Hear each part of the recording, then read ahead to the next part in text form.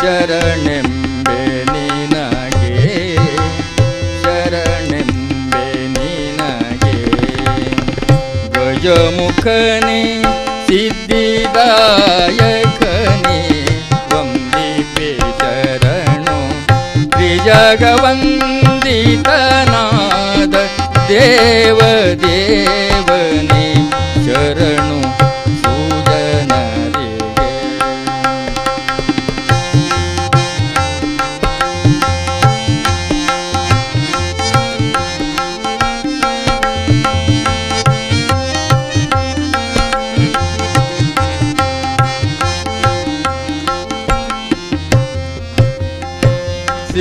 ಸಿದ್ಧಿದಾಯಕ ನಿನ್ನ ಅಪ್ಪಿ ಮೇರೆವೇನು ನಾನು ಸಿದ್ಧಿದಾಯಕ ನಿನ್ನ ಅಪ್ಪಿ ಮೇರೆವೇನು ನಾನು ಭಕ್ತಿ ಶಯನನ ಮಹಿಮೆ ಭದ್ರದಡಿ ಪೇನ ಶುದ್ಧಮತಿಯನು ಕೊಟ್ಟು ಉದ್ಧರಿಸಬೇಕೆನ್ನ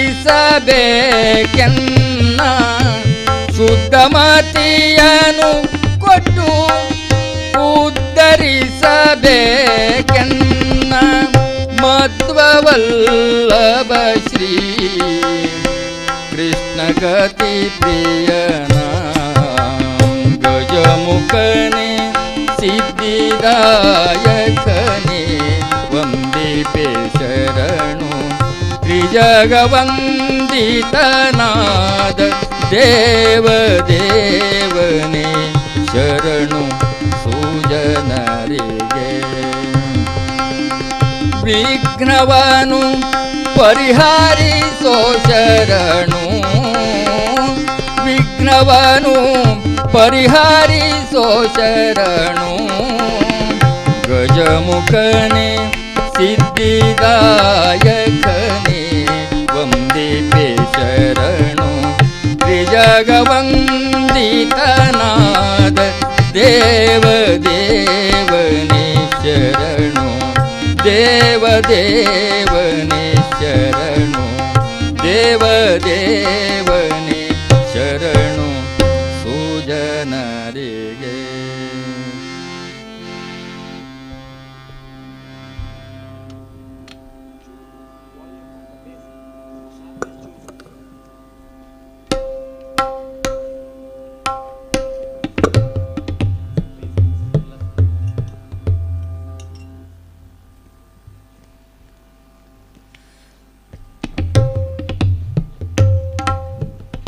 ಹರಿ ಓಂ.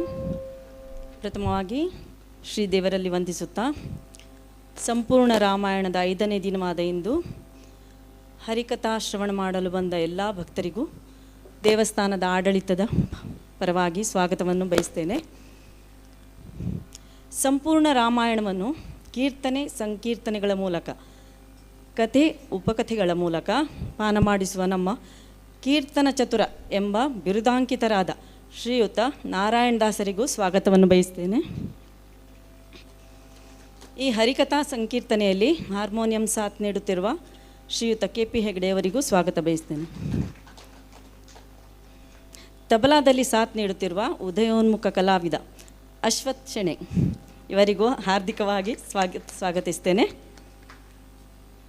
ಕಾರ್ಯಕ್ರಮ ಆರಂಭವಾಗುವ ಮೊದಲು ಹರಿದಾಸರಿಗೆ ಶ್ರೀಯುತ ಅಶ್ವತ್ಥಪುರದ ಪ್ರಭಾಕರ್ ಭಟ್ರು ಇವರು ಹಾರಾರ್ಪಣೆ ಮಾಡಿ ಸ್ವಾಗತಿಸಬೇಕಾಗಿ ಕೇಳ್ಕೊಳ್ತೇನೆ.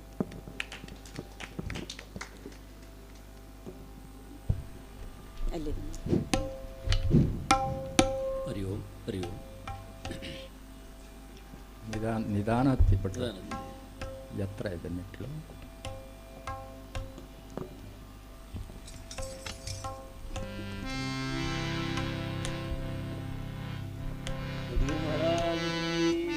ಜಯ. ಧನ್ಯವಾದಗಳು. ಇನ್ನು ಕಾರ್ಯಕ್ರಮವನ್ನು ಪ್ರಾರಂಭಿಸಬೇಕಾಗಿ ದಾಸರ ಹತ್ರ ವಿನಂತಿಸ್ಕೊಳ್ತೇನೆ.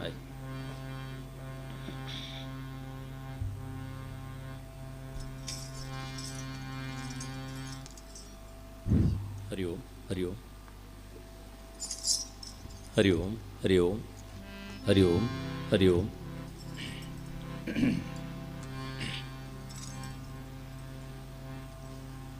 ಸಿದ್ಧಿವಿನಾಯಕ ಸ್ವಾಮಿ ಕೀ ಜಯ. ಲಕ್ಷ್ಮೀರಮಣ ಗೋವಿಂದ ಗೋವಿಂದ. ಸೀತಾರಾಮಚಂದ್ರ ಭಗವಾನ್ ಕೀ ಜಯ. ಪವನಸುತ ಹನುಮಾನ್ ಕೀ ಜಯ. ಸನಾತನ ಹಿಂದೂ ಧರ್ಮ ಕೀ ಜಯ. ಭಾರತ ಮಾತಾ ಕೀ ಜಯ. ಸಂತ ಸದ್ಗುರು ಮಹಾರಾಜ ಕೀ ಜಯ. ಹರಿ ಓಂ. ಗುರುಭ್ಯೋ ನಮಃ. ಪರಮ ಗುರುಭ್ಯೋ ನಮಃ.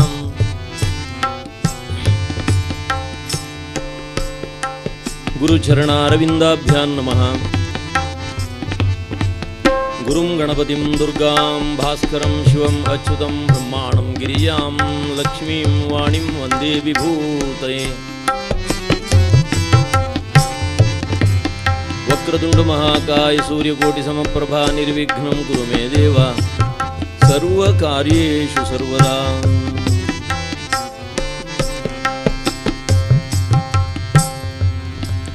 ಯಾ ದೇವಿ ಸರ್ವಭೂತೇಷು ಮಾತೃರೂಪೇಣ ಸಂಸ್ಥಿತಾ.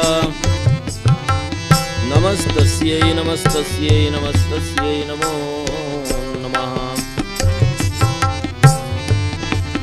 ಕಲ್ಯಾಣಾದ್ಭುತಗಾತ್ರಾಯ ಕಾಮಿತಾರ್ಥಪ್ರದಾಯಿನೇ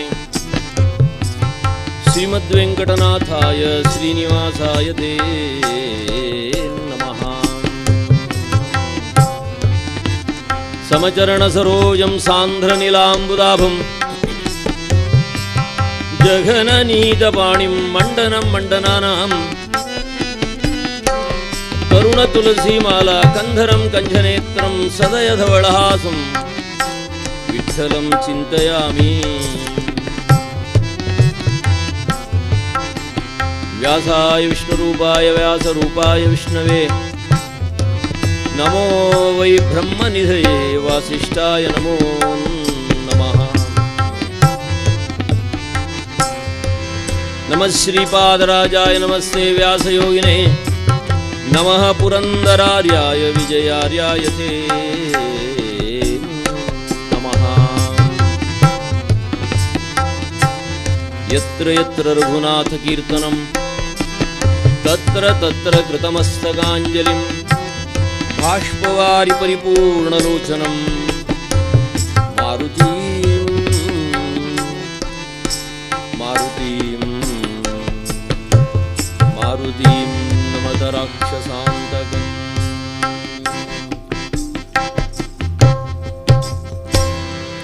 ಕೊಡು ಬೇಗ ದಿವ್ಯಮತಿ ಸರಸ್ವತಿ. ಕೊಡು ಬೇಗ ದಿವ್ಯಮತಿ ಸರಸ್ವತಿ.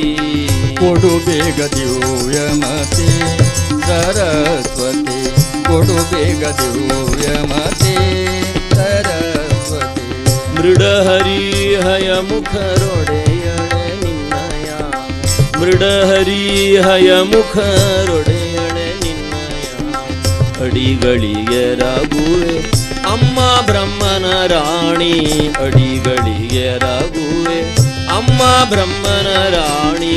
ಕೊಡು ಬೇಗ ದಿವ್ಯಮತಿ ಸರಸ್ವತಿ. ಕೊಡು ಬೇಗ ದಿವ್ಯಮತಿ ಸರಸ್ವತಿ.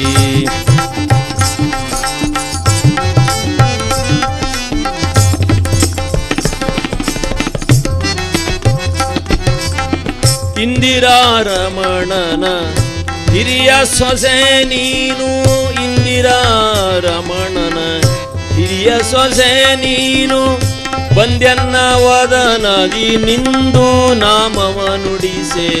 ಬಂದ್ಯನ್ನ ವದನದಿ ನಿಂದು ನಾಮವ ನುಡಿಸೆ. ಕೊಡು ಬೇಗ ದಿವ್ಯಮತಿ ಸರಸ್ವತಿ.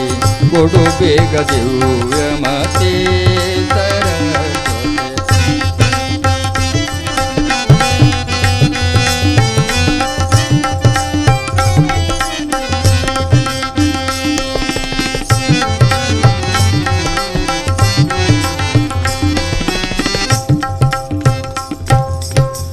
ಅಖಿಳ ವಿದ್ಯಾಭಿಮಾನಿ ಅಜನ ಪಟ್ಟದ ರಾಣಿ. ಅಖಿಳ ವಿದ್ಯಾಭಿಮಾನಿ ಅಜನ ಪಟ್ಟದ ರಾಣಿ. ಸುಖವಿತ್ತು ಸಲಹುನಿ ಸುಜನ ಶಿರೋಮಣಿ ಸುಖವಿತ್ತು ಸಲಹುನಿ ಸುಜನ ಶಿರೋಮಣಿ ಕೊಡು ಬೇಗ ದಿವ್ಯಮತಿ ಸರಸ್ವತಿ ಕೊಡು ಬೇಗ ದಿವ್ಯಮತಿ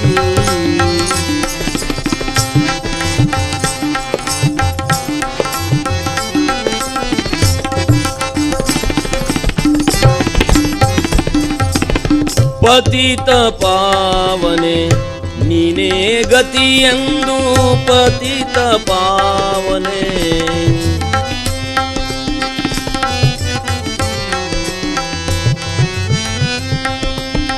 ಪತಿತ ಪಾವನೆ ನೀನೇ ಗತಿಯೆಂದು ಸತತ ಶ್ರೀ ಪುರಂದರ ವಿಠಲನ ತೋರೆ ಸತತ ಶ್ರೀ ಪುರಂದರ ವಿಠಲನ ತೋರೆ ಕೊಡು ಬೇಗ ದಿವ್ಯಮತಿ ದಿವ್ಯಮತಿ ದಿವ್ಯಮತಿ ಜಗಜ್ಜನನಿ ಶಾರದಾಂಬಾ ಮಹಾಮಾತಾ ಕೀ ಜೈ. ಮರೆಯಬೇಡ ಮನವೇ ನೀನು ರಾಮ ಸ್ಮರಣೆಯ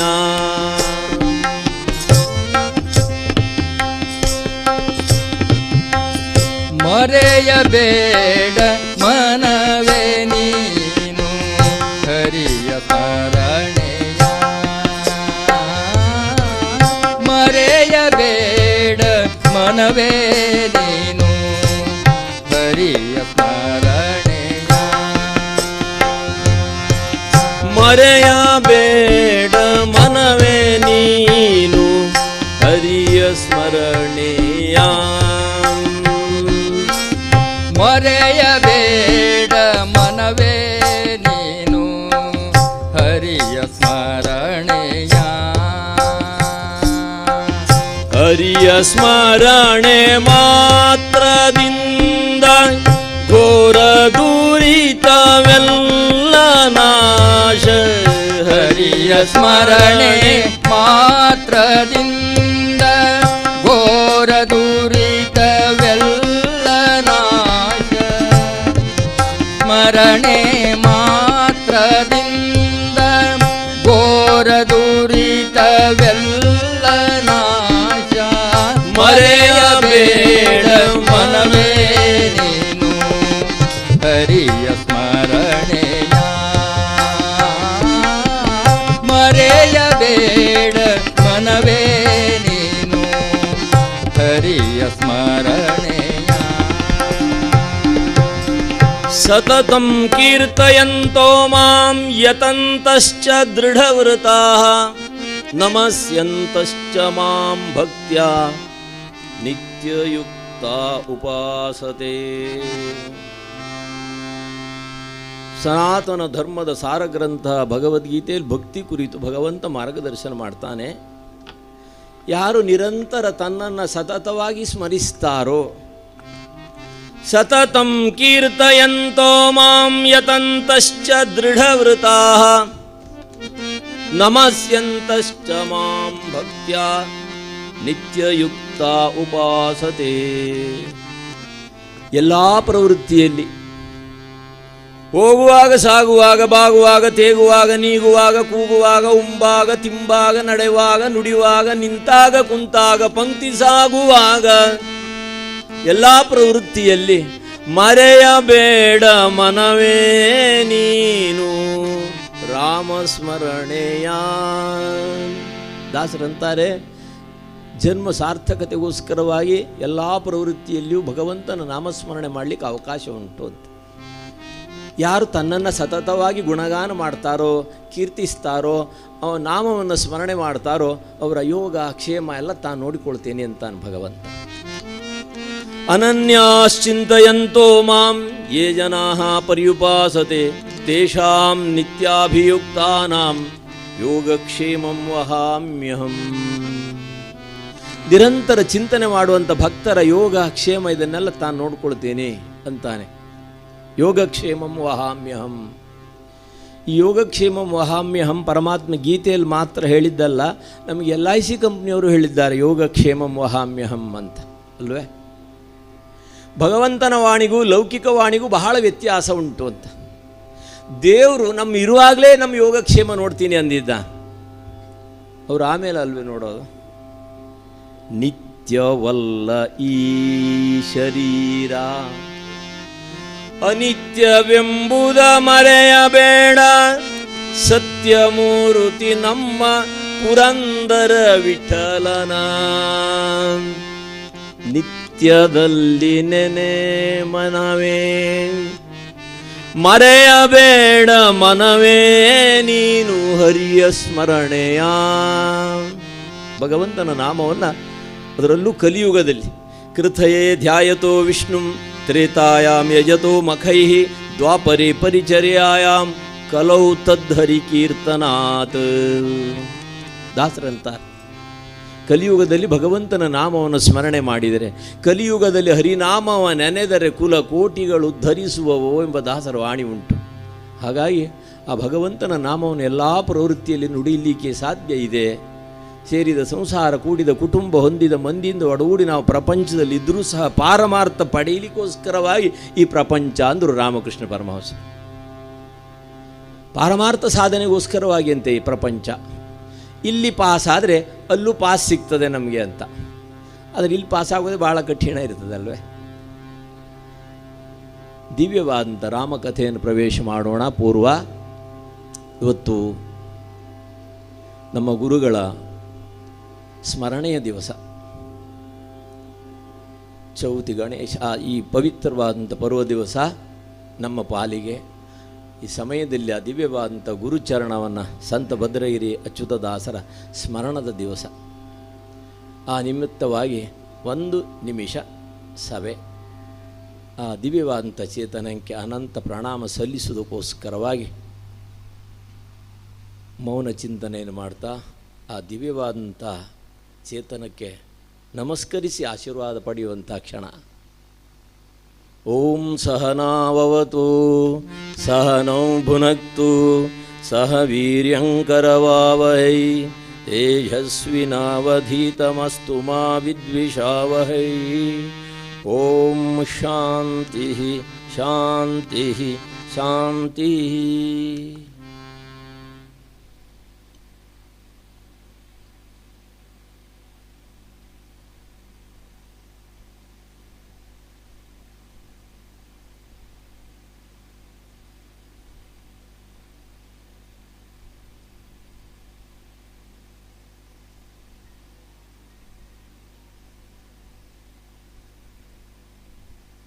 ಓಂ ಶಾಂತಿ ಶಾಂತಿ ಶಾಂತಿ.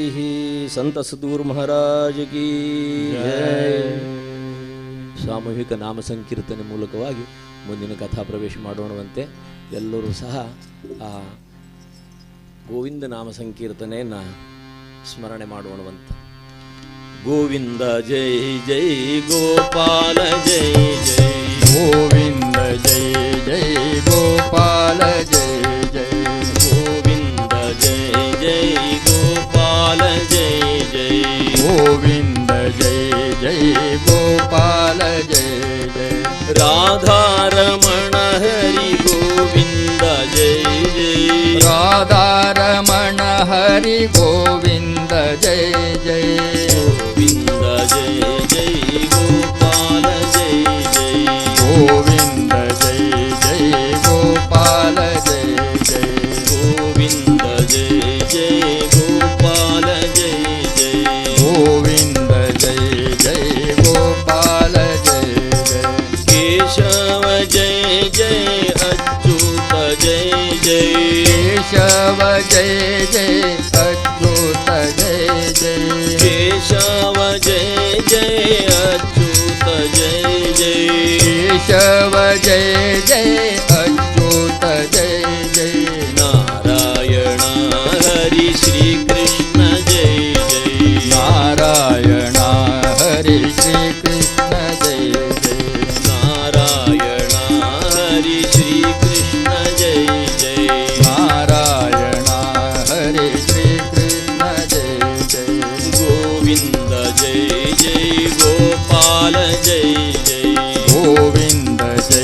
जय गोपाल जय जय राधारमण हरि गोविंद जय जय राधारमण हरि गोविंद जय जय राधारमण हरि गोविंद जय जय राधारमण हरि गोविंद जय जय गोविंद जय जय गोपाल जय जय गोविंद जय जय गोपाल जय जय गोविंद जय जय गोपाल जय जय गोविंद जय जय गोपाल जय जय राधा किशोर की जय रघुरामचंद्र भगवान की जय पवन सुत हनुमान की जय ಧರ್ಮ ರಕ್ಷಣೆಯ ಉದ್ದೇಶಕ್ಕಾಗಿ ರಾಮನಾಗಿ ಅವತರಿಸಿಹನು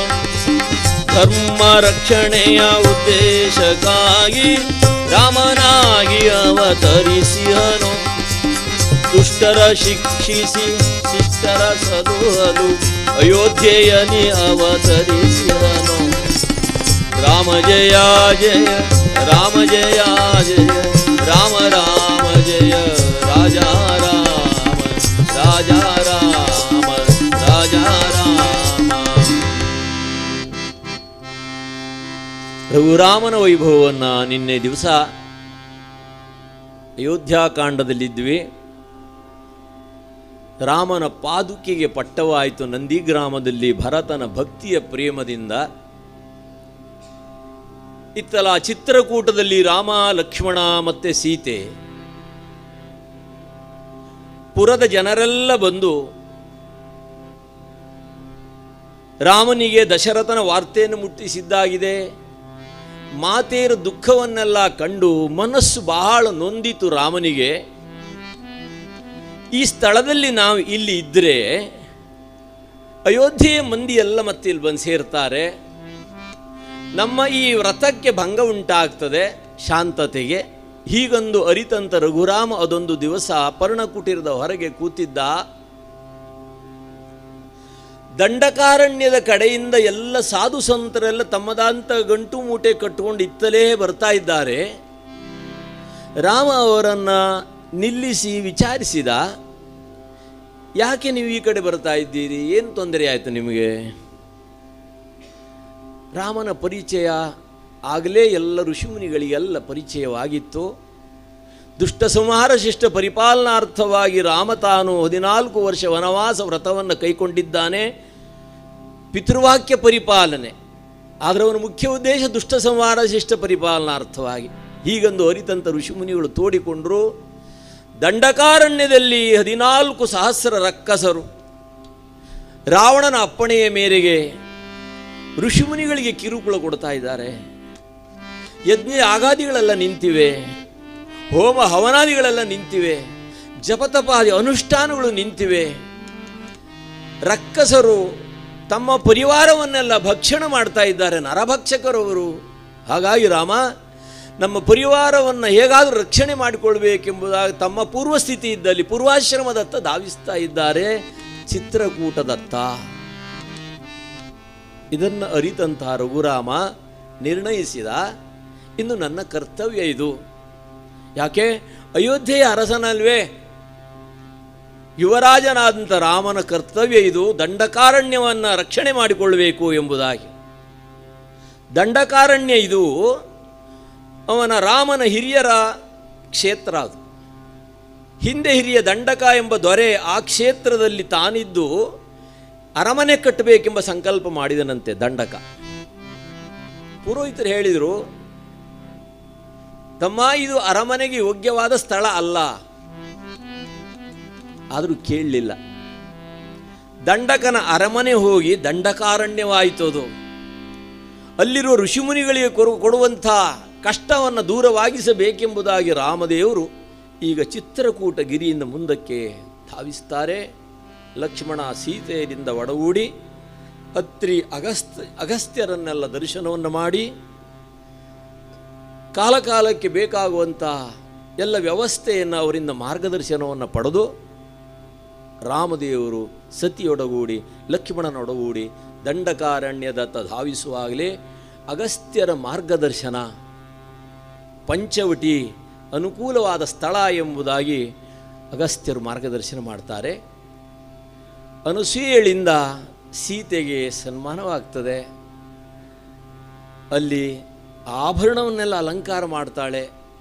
ಸೀತೆಗೆ ಬೀಳ್ಕೊಂಡಂತಹ ರಾಮ ಲಕ್ಷ್ಮಣ ಸೀತೆಯರು ದಂಡಕಾರಣ್ಯವನ್ನು ಪ್ರವೇಶ ಮಾಡ್ತಾರೆ. ಪಂಚವಟಿ, ಗೋದಾವರಿ ತಟಾಕ, ಈಗಿನ ತ್ರಯಂಬಕೇಶ್ವರ ಅಂದರೆ ನಾಸಿಕ ಈಗಲೂ ಉಂಟು. ಪಂಚವಟಿ ಕ್ಷೇತ್ರ ಗುಹೆಯಲ್ಲಿ ಸೀತೆ ಇರುವ ಈಗಲೂ ಹೋದ್ರಲ್ಲಿ ಯಾತ್ರಿಕರು ಹೋದರೆ ಇಲ್ಲೇ ಇದ್ದಂಥ ಸ್ಥಳ ಅಂತೆಂಬುದಾಗಿ ಪರಿಚಯಿಸುತ್ತಾರೆ. ಪಂಚವಟಿ ಕ್ಷೇತ್ರ. ದಿನಗಳು ಉರುಳುತ್ತಾ ಇವೆ. ಪ್ರತಿನಿತ್ಯ ಸೀತೆ ಪುಷ್ಪವನ್ನೆಲ್ಲ, ಕಾನನದ ಪುಷ್ಪವನ್ನು ತಂದು ಅಲಂಕಾರ ಮಾಡ್ತಿದ್ಲು. ರಾಮನಿಗೆ ಮಾಲೆ ಕಟ್ಟಿ ರಾಮನ ಕೊರಳಿಗೆ ಹಾಕ್ತಿದ್ಲು. ಕೈಗಳಿಗೆಲ್ಲ ಆ ಕಾನನದ ಪುಷ್ಪಮಾಲೆಯನ್ನು ಕಟ್ಟಿ ರಾಮನಿಗೆ ಅಲಂಕಾರ ಮಾಡಿ ಆ ಅಲಂಕಾರವನ್ನು, ಸುಂದರ ರೂಪವನ್ನು, ಆನಂದವನ್ನು ಅನುಭವಿಸ್ತಾ ಇದ್ಲು ಸೀತೆ ಕಾನನದಲ್ಲಿ. ಯಾಕೆ? ಅವನು ಮೊದಲೇ ಸುಂದರ ಮೂರ್ತಿ ಅಲ್ವೇ? ಆ ದಿವ್ಯವಾದಂಥ ರಾಮನ ದಿವ್ಯವಾದಂಥ ರೂಪವನ್ನು ಕಂಡು ಸಂತೋಷ ಪಡುವಂತಹ ಕಾಲ. ಆ ದಿನ ರಾಮದೇವರು ಏನು ಮಾಡಿದ ಗೊತ್ತೇ? ತನಗೆ ಹಾಕಿದ ಹಾರವನ್ನು ಸೀತೆಗೆ ಅಲಂಕಾರ ಮಾಡಿದನಂತೆ. ಸೀತೆ ಕೇಳಿದ್ಲು, ಯಾಕೆ ಇದು ಒಂದು ಕೇಳಿದ್ಲಂತೆ. ಸೀತೆ, ಇಷ್ಟು ದಿವಸ ರಾಮಾಯಣ, ಇನ್ಮೇಲೆ ಸೀತಾಯಣ. ನಿನ್ನ ಜವಾಬ್ದಾರಿ ಭಾಳ ದೊಡ್ಡದಿದೆ ಅಲ್ವೇ? ರಾಮನ ಅಯನ, ಅಯನ ಅಂದರೆ ಅವ ನಡೆದು ಬಂದಂಥ ಮಾರ್ಗದ ದಿವ್ಯವಾದಂಥ ಕ್ರಿಯೆ. ಇನ್ನು ಮೇಲೆ ನಿನ್ನ ಜವಾಬ್ದಾರಿ ದೊಡ್ಡದಿದೆ ಅಂಥೇಳಿ ಸೀತೆಗೆ ಹಾರ ಹಾಕಿದ್ನಂತೆ. ಅದಕ್ಕೆ ಅರ್ಥ ಆಗಲಿಲ್ಲ ಅವಳಿಗೆ. ಆದರೆ ದಂಡಕಾರಣ್ಯಕ್ಕೆ ಬಂದ ಮೇಲೆ ರಕ್ಕಸರ ಲೂಟಿ ಹೆಚ್ಚುತ್ತಾ ಇದೆ. ಅದೊಂದು ದಿವಸ ಪ್ರಾತಃ ಕಾಲ ನಿತ್ಯಾನಿಕವನ್ನು ಪೂರೈಸಿ ಸೀತಾರಾಮರು ಸೂರ್ಯನ ಪ್ರಭಾಕರನ ಕಿರಣಕ್ಕೆ ಮೈಯೊಡ್ಡಿ ಕಲ್ಲು ಬಂಡೆ ಮೇಲೆ ಕೂತಿದ್ರು. ಹಚ್ಚ ಹಸಿರು ಹುಲ್ಲುಗಾವಲಿನ ಮೇಲೆ ಮಂಜು ಹನಿಗಳೆಲ್ಲ ಬಿದ್ದಿವೆ.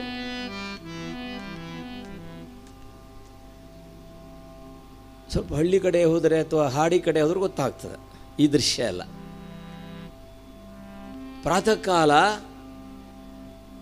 ಆ ಹಸಿರು ಹುಲ್ಲು, ಆಗ ಮಾತ್ರ ಮೊಕ್ಕೆ ಬಂದಂಥ ಹುಲ್ಲು, ಸ್ವಲ್ಪ ಒಂದು ಇಲ್ಲೆಲ್ಲ ಕಾಣ್ತದೆ ನೋಡಿ ಸುತ್ತಮುತ್ತ, ಅದೇ ಥರ ಅದರ ಮೇಲೆ ಬೆಳಗ್ಗೆ ಆ ಮಂಜು ಹನಿಗಳೆಲ್ಲ ಬಿದ್ದಿವೆ. ಅದರಲ್ಲಿ ಪ್ರಭಾಕರನ ಕಿರಣ ಸಂಚಾರ ಇದೆ. ಮುತ್ತು ಕೂಡಿಸಿಟ್ಟ ಕಾಣ್ತದೆ. ಸೀತೆಗೆ ಈ ಸೌಂದರ್ಯ, ಪ್ರಕೃತಿ ಸೌಂದರ್ಯವನ್ನೆಲ್ಲ ರಾಮ ಹೇಳ್ತಾ ಸೀತೆ ನೋಡು, ಅಲ್ಲೊಂದು ಒಣ ಮರ ಕಾಣ್ತಾ ಇದೆ, ಕಾಣ್ತದೋ ನಿನಗೆ? ಹೌದು ಸ್ವಾಮಿ ಅಂದ್ಲು. ಆ ಒಣಗಿದ ಮರಕ್ಕೆ ಒಂದು ಹಸಿರು ಬಳ್ಳಿ ಹಬ್ಬಿಕೊಂಡಿದೆ, ಕಾಣ್ತದ? ಹೌದು ಅಂದ್ಲು. ಆ ಒಣ ಮರಕ್ಕೆ ಹಸಿರಾದ ಬಳ್ಳಿ ಹಬ್ಬಿಕೊಂಡಿರೋಣ, ಆ ಮರಕ್ಕೊಂದು ಸೌಂದರ್ಯ ಬಂದಿದೆ ನೋಡು ಅಂದ ರಾಮ.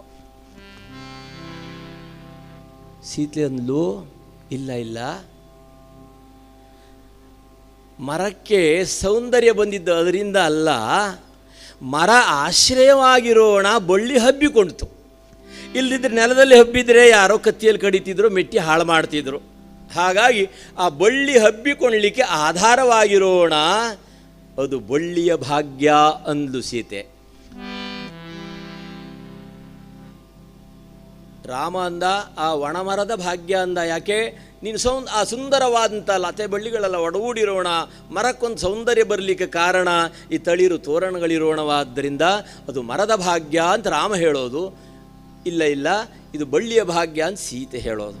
ಇವರಿಬ್ಬರಲ್ಲಿ ನಿರ್ಣಯ ಆಗಲಿಲ್ಲ. ಪಕ್ಕದಲ್ಲಿ ಲಕ್ಷ್ಮಣ ಕೂತಿದ್ದ. ಲಕ್ಷ್ಮಣ, ಈ ನಿರ್ಣಯವನ್ನು ನೀನು ಹೇಳು ಅಂತ ಹೇಳಿದರು ಇಬ್ಬರು ಸೇರಿ.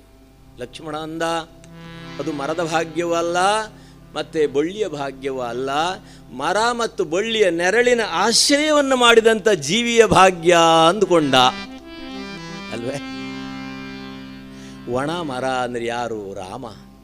ಎಲ್ಲ ರಾಜ್ಯದ ಎಲ್ಲ ಭೋಗ ಭಾಗ್ಯಗಳನ್ನೆಲ್ಲ ಕಳ್ಕೊಂಡು ಒಣ ಮರದಂತಾಗಿದ್ದಾನೆ ರಘುರಾಮ. ಆದರೆ ಈ ಒಣ ಮರಕ್ಕೆ ಅಲಂಕಾರ ಬಂದಿದ್ಯಾರಿಂದ? ಲೋಕಮಾತೆ ಸೀತೆಯಿಂದ. ಹೀಗಂದು ಚಿಂತನೆ ಮಾಡಿದ್ದಾರೆ. ಆದರೆ ಲಕ್ಷ್ಮಣ ಏನಂದ? ಇದು ಎರಡರ ಭಾಗ್ಯ ನಮಗೆ ಯಾಕೆ? ಅದರ ಅಡಿಯಲ್ಲಿರುವಂಥ ನಾವು ಸೇವೆ ಮಾಡುವಂಥ ಭಾಗ್ಯ ನಮ್ಮ ಪಾಲಿಗೆ ಪ್ರಾಪ್ತಿ ಆಯ್ತಲ್ಲ ಅಂತ ಲಕ್ಷ್ಮಣ ತಾನು ಆ ಭಾಗ್ಯವನ್ನು ಹೇಳಿಕೊಂಡ.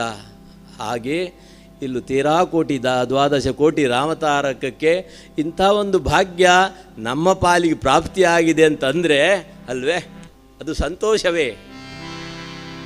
ಇದು ದೊಡ್ಡ ಭಾಗ್ಯ. ಇದು ಭಾಗ್ಯ, ಇದು ಭಾಗ್ಯ, ಇದು ಭಾಗ್ಯವಯ್ಯ. ಪದುಮನಾಭನ ಪಾದ ಭಜನೆ ಸುಖವಯ್ಯ ಅಂತಂದರು ದಾಸರು. ಹಾಗಾಗಿ ಆ ಭಾಗ್ಯ ಬಹುಶಃ ಮುಲ್ಕಿ ಮಂದಿಗೆ ಇಷ್ಟೇ ಸಿಗ್ತದೋ ಅಥವಾ ಈ ಮೂಲಕವಾಗಿ ಮತ್ತೆಷ್ಟು ಸಿಗ್ತದೋ ಗೊತ್ತಿಲ್ಲ ಅಲ್ವೇ. ದರ್ಶನದ ಮೂಲಕವಾಗಿ ಅಂತೂ ಸಕಲರಿಗೂ ಸನ್ಮಂಗಲ ಉಂಟಾಗಲಿ ಎಂಬುದೇ ರಾಮನ ಇಚ್ಛೆ. ಹೀಗೆ ದಿನಗಳು ಉರುಳುತ್ತಿರುವಂಥ ಸಮಯ, ಪಂಚವಟಿಗೆ ಅದೊಂದು ದಿವಸ ರಾವಣನ ಸಹೋದರಿ ಶೂರ್ಪನಖಿ ಧಾವಿಸ್ತಾಳೆ. ಕಾಮರೂಪಿಣಿ, ಬೇಕಾದ ರೂಪವನ್ನು ಬಯಸುವಂತಹ ಸ್ಥಿತಿಯುಳ್ಳಂಥ ಆಕೆ ರಾಮನ ಸುಂದರವಾದ ರೂಪವನ್ನು ನೋಡಿಲ್ಲಂತೆ. ಕಾಮಾತುರಾಣಂ ನ ಭಯಂ ನ ಲಜ್ಜಾ ಸುಭಾಷಿತ ವರ್ಣನೆ ಮಾಡ್ತದೆ. ರಾಮರೂಪವನ್ನು ಕಂಡಾಕ್ಷಣ ಆಕೆಗನಿಸಿತು. ಈ ರೂಪವನ್ನು ತನ್ನವನ್ನಾಗಿಸಿಕೊಳ್ಳಬೇಕೆಂಬ ಸಂಕಲ್ಪವನ್ನು ತೊಟ್ಟಳು ಆಕೆ ಶೂರ್ಪನಖಿ. ಶೂರ್ಪನಖಿ, ಈಗ ಶೂರ್ಪನಖಿ ಯಾರಿಲ್ಲ, ಶಾರ್ಪನಖಿ ಅಂತಿದ್ದಾರೆ ಅಲ್ವೇ. ಒಂದೊಂದು ಉಗುರು ಬೆಳೆಸ್ತಾರೆ, ಎಷ್ಟೆಷ್ಟುದ್ದ ಶಾರ್ಪನಕ, ಶಾರನಕ ಅಂತೆ. ಸುಂದರವಾದ ರೂಪ ಧರಿಸಿ ಬಂದಿದ್ದಾಳೆ ರಾಮನೆಡೆ. ರಾಮ, ನಿನ್ನ ರೂಪವನ್ನು ನೋಡಿ ನಾನು ನಿನ್ನನ್ನು ವಿವಾಹವಾಗಿಸಿಕೊಳ್ಳಬೇಕೆಂಬ ಸಂಕಲ್ಪವನ್ನು ತೊಟ್ಟು ಬಂದಿದ್ದೀನಿ. ರಾಮ ಅಂದ, ನಾನು ವ್ರತಸ್ಥನಾಗಿದ್ದೇನೆ. ಏಕವಚನ ಏಕ ಬಾಣ ಏಕ ಪತ್ನಿ ವ್ರತ ನಿಯಮ ಅಂದ. ಆ ನಿಮಿತ್ತವಾಗಿ ನನಗೆ ಅನುಕೂಲಳಾದಂಥ ನಾನು ಧರ್ಮಪತ್ನಿ, ಈಕೆ ಸೀತೆ ಇದ್ದಾಳೆ. ಆದ್ದರಿಂದ ನಾನು ನಿನ್ನನ್ನು ವರಿಸಿಕೊಳ್ಳುವ ಹಾಗಿಲ್ಲ. ನನಗಿಂತ ಕೋಟಿ ಲಾವಣ್ಯ ಇದೋ ನನ್ನ ತಮ್ಮನಿದ್ದಾನೆ, ಅವನ ಬಳಿ ಹೋಗುವಂತ ಕಳಿಸ್ತಾಳ ರಾಮ. ಲಕ್ಷ್ಮಣ ಕತ್ತಿ ಮಸೀತಾ ಇದ್ದ. ಅವನಿಗೆ ಗೊತ್ತು ಈ ರಕ್ಕಸರ ಮಾಯೆ ಏನು ಎಂಬುದಾಗಿ. ಅವ ಅಂದ, ನೋಡು, ನೀನು ಈ ದಾಸನನ್ನು ಮದುವೆ ಆದರೆ ನಿನಗೇನು ವ್ಯವಸ್ಥೆ ಇರೋದಿಲ್ಲ. ನಾನು ಅವನು ಸೇವಕ, ನೀನು ಕೆಲಸ ಮಾಡ್ತಾ ಇರಬೇಕಾಗ್ತದೆ ಅಷ್ಟೇ. ಹೀಗಂದು ನಾನಾ ಪರಿಯಲ್ಲಿ ವಿರೋಧ ಸ್ಥಿತಿಯನ್ನು ಲಕ್ಷ್ಮಣ ಅಂದುಕೊಂಡ. ಆಕೆ ಅಲ್ಲಿಂದ ಮತ್ತೆ ರಾಮನ ಕಡೆಯೇ ಬಂದಳು. ಸೀತೆಯನ್ನು ಕೊಂದು ಬಿಟ್ಟರೆ ಹಾಗಾದರೂ ನನ್ನನ್ನು ವರಿಸಿಕೊಳ್ಳಬಹುದು ಎಂಬುದಾಗಿ ವಿಚಾರ ಮಾಡುವ ಸಮಯ ಸೀತೆಯತ್ತ ಧಾವಿಸ್ತಾಳೆ. ಆಕೆಯನ್ನು ಕೊಲ್ಲಬೇಕೆಂಬ ಸಂಕಲ್ಪವನ್ನು ಮಾಡಿ ಮುಂದಕ್ಕೆ ಧಾವಿಸ್ತಾಳೆ. ಆಗಲೇ ರಾಮ ಆಕೆಯ ಕರವನ್ನು ಪಿಡಿದು ಲಕ್ಷ್ಮಣನ ಕಡೆಗೆ ನೂಕುವಾಗಲೇ ಲಕ್ಷ್ಮಣ ತಕ್ಕ ಶಿಕ್ಷೆಯನ್ನು ಮಾಡಿದ. ನಾಸಿಕವನ್ನು ಮತ್ತೆ ಕರ್ಣವನ್ನು ಛೇದಿಸಿಬಿಟ್ಟ. ನಾಸಿಕ ಛೇದನವಾಯಿತು. ವಿಕಾರ ರೂಪವನ್ನು ಧರಿಸಿಬಿಟ್ಲು. ಕಾಮರೂಪಿಣಿ ಅವಳು. ಯಾವ ಸಮಯದಲ್ಲಿ ಯಾವ ರೂಪವನ್ನು ಧರಿಸುವ ಸಾಮರ್ಥ್ಯವುಳ್ಳಂಥ ಶೂರ್ಪನಖಿ ಕಿರಿಚಿಕೊಂಡು ರಕ್ತದ ಓಕಳಿಯಿಂದ ಕಾನನನ್ನು ಪ್ರವೇಶ ಮಾಡಿ ತನ್ನ ಸಹೋದರರಾದಂಥ ಕರದೂಷಣರ ಬಳಿ ತನ್ನ ದುಃಖವನ್ನು ತೋಡ್ಕೊಳ್ತಾಳೆ. ಆಗಲೇ ಕರದೂಷಣರು ಈ ಸ್ಥಿತಿಯನ್ನು ಅರಿತು, ಒಬ್ಬ ಮಾನವನಿಂದ ಈ ಸ್ಥಿತಿ ನಿನಗುಂಟಾಯಿತೆ. 14,000 ರಕ್ಕಸರನ್ನ ಕರದೂಷಣ ತ್ರಿಶಿರರನ್ನ ಸಹಿತವಾಗಿ ರಾಮದೇವರ ರಾಮಬಾಣ ಕ್ಷಣ ಮಾತ್ರದಲ್ಲಿ ಧ್ವಂಸ ಮಾಡಿತು. ಯಾರೂ ರಕ್ಷಕರಿಲ್ಲ. ಧಾವಿಸಿದಳು, ಲಂಕೆಯತ್ತ ಧಾವಿಸಿದಳು. ಅಣ್ಣ ಅಣ್ಣ ಒಬ್ಬೆ ಇಟ್ಲು. ಮೂಗನ್ನು ತೋರಿಸ್ತಾಳೆ, ಮೂಗೇ ಇಲ್ಲ. ಕಿವಿಯನ್ನು ತೋರಿಸ್ತಾಳೆ, ಕಿವಿಯೇ ಇಲ್ಲ. ಆಗಲೇ ದುರ್ವಾಸನೆಗಳು ಅಲ್ವೇ. ಅಣ್ಣ, ಒಬ್ಬ ಮಾನವ ಅಯೋಧ್ಯೆಯ ದೊರೆಯ ಮಗನಂತೆ, ರಾಮ ಎಂಬುದಾಗಿ ಅವನ ನಾಮವಂತೆ, ಇದೋ ನನ್ನ ಮೂಗನ್ನು ಕತ್ತರಿಸಿ ಕಳುಹಿದರು ಅಣ್ಣ ಸಹೋದರರಿಬ್ಬರು ಸೇರಿ. ಆತನ ಬಳಿಯಲ್ಲೊಂದು ಸುಂದರ ಸ್ತ್ರೀ ಇದ್ದಾಳೆ. ಪ್ರಪಂಚದ ಸುವಸ್ತುಗಳೆಲ್ಲ ತನ್ನದಾಗಬೇಕೆಂಬುದಾಗಿ ಬಯಕೆ ತೊಟ್ಟಂಥ ನಿನಗೋಸ್ಕರವಾಗಿ ಆ ಸ್ತ್ರೀಯನ್ನು ತರಬೇಕೆಂಬುದಾಗಿ ನಾನು ಮುಂದಕ್ಕೆ ಧಾವಿಸುವಾಗ ನನಗೆ ಈ ಸ್ಥಿತಿಯನ್ನು ಮಾಡಿದರು ಅಂತ ದುಃಖಿಸಿದಳು, ಬೊಬ್ಬೆ ಇಟ್ಲು, ಕಿರಿಚಾಡಿದಳು. ಅವಳು ಅಂತಿಂಥ ಸ್ತ್ರೀ ಅಲ್ಲ, ಅವಳನ್ನು ಮುಟ್ಟಬೇಕಾದ್ರೆ ಕೈ ತೊಳೆದು ಮುಟ್ಟಬೇಕು, ಅಂಥ ರೂಪ ಅವಳದ್ದು. ಅವಳೇನಾದರೂ ಮುಟ್ಟಿದರೆ ವೃದ್ಧಾಪ್ಯ ಬರೋದಿಲ್ವಂತೆ. ಅಂಥ ದಿವ್ಯವಾದಂಥ ರೂಪವನ್ನು ಕಂಡೇ ಈ ವಸ್ತು ನಮ್ಮ ಬಳಿ ಇರಬೇಕು, ಅಣ್ಣನ ಬಳಿ ಇರಬೇಕು, ಪ್ರಪಂಚದ ಸುವಸ್ತುಗಳೆಲ್ಲ ತನ್ನದಾಗಬೇಕೆಂಬ ಬಯಕೆ ತೊಟ್ಟಂಥ ರಾವಣನ ಬಳಿ ಇರಬೇಕೆಂಬುದಾಗಿ ನಾನು ಪ್ರಯತ್ನಿಸಿದೆ. ಅಣ್ಣ, ಪ್ರಯತ್ನ ವಿಫಲವಾಯಿತು ಅಂದ್ಲು. ಮೂಗು ನಂದು ಮಾತ್ರ ಹೋದದ್ದಲ್ಲ, ಮೂಗು ನಿಂದು ಹೋದ ಹಾಗೆ, ಅಷ್ಟೇ ಅಲ್ಲ ಲಂಕೆಯ ಮೂಗೆ ಹೋದ ಹಾಗೆ ಅಂದ್ಲು. ಅವನನ್ನು ಪ್ರಚೋದನಗೊಳಿಸಿದಳು. ಒಂದು ಕ್ಷಣ ಪೂರ್ವದನ್ನು ಜ್ಞಾಪಕ ಮಾಡಿಕೊಂಡ. ಅಂದು ಹರಧನಸ್ಸನ್ನು ಎತ್ತುವಾಗ, ಸೀತೆ, ತುಂಬಿದ ಸಭೆಯಲ್ಲಿ ನಿನ್ನನ್ನು ಗೆದ್ದು ಒಯ್ಯದಿದ್ದರೆ ಒಂದು ದಿವಸ ಸಮಯ ಬಂದಾಗ ಕದ್ದು ಒಯ್ಯುವೆನೆಂಬುದಾಗಿ ಶಪಥ ಮಾಡಿದಂತಹ ಸ್ಥಿತಿ ಜ್ಞಾಪಕವಾಯಿತು ರಾವಣನಿಗೆ. ಕ್ಷಣವೂ ತಡ ಮಾಡಲಿಲ್ಲ. ಇದಕ್ಕೆ ನನಗೆ ಯಾರು ಸಹಕಾರ ಮಾಡೋರಿದ್ದಾರೆ? ಮಾವ ಮಾರೀಚ. ಅವ ಬೇಕಾದ ರೂಪವನ್ನು ಧರಿಸಬಲ್ಲ, ಮಾಯಾರೂಪವನ್ನು ಧರಿಸಬಲ್ಲ. ಹೀಗಂದುಕೊಂಡು ಗೋಕರ್ಣದಲ್ಲಿರುವಂಥ ಮಾರೀಚನತ್ತ ತಪದಿಂದ ಒಡಗೂಡಿ ತಾನು ಕಾಲ ಕಳೀತಾ ಇದ್ದಾನೆ. ಒಂದು ರಾಮಬಾಣದ ಮಾನವಾಸ್ತ್ರದಿಂದ ಯಜ್ಞರಕ್ಷಣೆಗಾಗಿ ಬಂದಂಥ ಸಮಯದಲ್ಲಿ ರಾಮಬಾಣದ ಪರಿಚಯವನ್ನು ಹೊಂದಿದ ಮಾರೀಚ ಅಂದಿನಿಂದ ವೃಕ್ಷೇ ಚ ಪಶ್ಯಾಮಿ ಪಾಶಹಸ್ತಮಿವಾಂತಕಂ, ಮರಮರದಲ್ಲಿ ರಾಮನ ವೈಭವವನ್ನು ಕಂಡು ಕಾಲ ಕಳೆಯುವಂಥ ಮಾರೀಚ ಗೋಕರ್ಣದಲ್ಲಿದ್ದ. ರಾವಣ ಧಾವಿಸಿದನಂತೆ.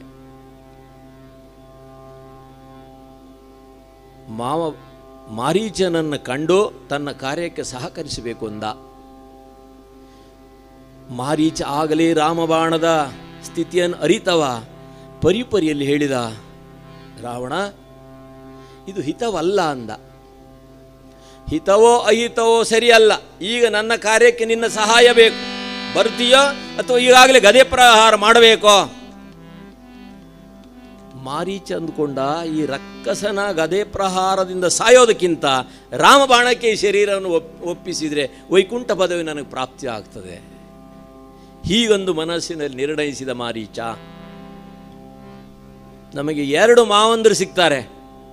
ರಾಮಾಯಣದಲ್ಲಿ ಒಂದು ಮಾವ ಸಿಗ್ತಾನೆ, ಮಹಾಭಾರತದಲ್ಲೂ ಒಂದು ಮಾವ ಸಿಗ್ತಾನೆ. ಅಲ್ಲಿ ಶಕುನಿ ಮಾವ, ಇಲ್ಲಿ ಮಾರೀಚ ಮಾವ. ಇವರು ಇಬ್ಬರನ್ನ ನಂಬಿದಂಥ ಅಳಿಯರು ಒಬ್ಬರೂ ಉಳಿದಿಲ್ಲ. ಹಾಗಾಗಿ ಮಾವನ ಮೇಲೆ ಭರವಸೆ ಇಟ್ಟವರಿದ್ದರೆ ಸ್ವಲ್ಪ ಎಚ್ಚರಿಕೆ ಅಷ್ಟೇ ಅಲ್ವೇ. ನಮಗೆ ಆದರ್ಶವನ್ನು ಕೊಡುವಂಥದ್ದು ಇವೆಲ್ಲ ರಾಮಾಯಣ, ಭಾರತ, ಭಾಗವತ, ಭಗವದ್ಗೀತೆ, ಉದ್ಗ್ರಂಥ ಸದ್ಗ್ರಂಥಗಳು ನಮ್ಮ ಜೀವನಕ್ಕೆ ಆಶ್ರಯ, ಆಧಾರ ಕೊಡುವಂಥವು. ಮಾರೀಚ ಮಾವ ರಾವಣನಿಂದ ಪೆಟ್ಟು ತೆಂದು ಸಾಯೋದಕ್ಕಿಂತ ರಾಮದೇವರ ದಿವ್ಯವಾದ ಹಸ್ತದಿಂದ ಈ ಶರೀರವನ್ನು ಮುಕ್ತವಾಗಿಸಿಕೊಂಡರೆ ಜನ್ಮ ಸಾರ್ಥಕವಾಗ್ತದೆ ಎಂಬುದಾಗಿ ನಿರ್ಣಯಿಸಿ ಕಾರ್ಯಕ್ಕೆ ಒಪ್ಪಿಗೆ ನಿಟ್ಟ. ಧಾವಿಸಿದರು ಪಂಚವಟಿಯತ್ತ.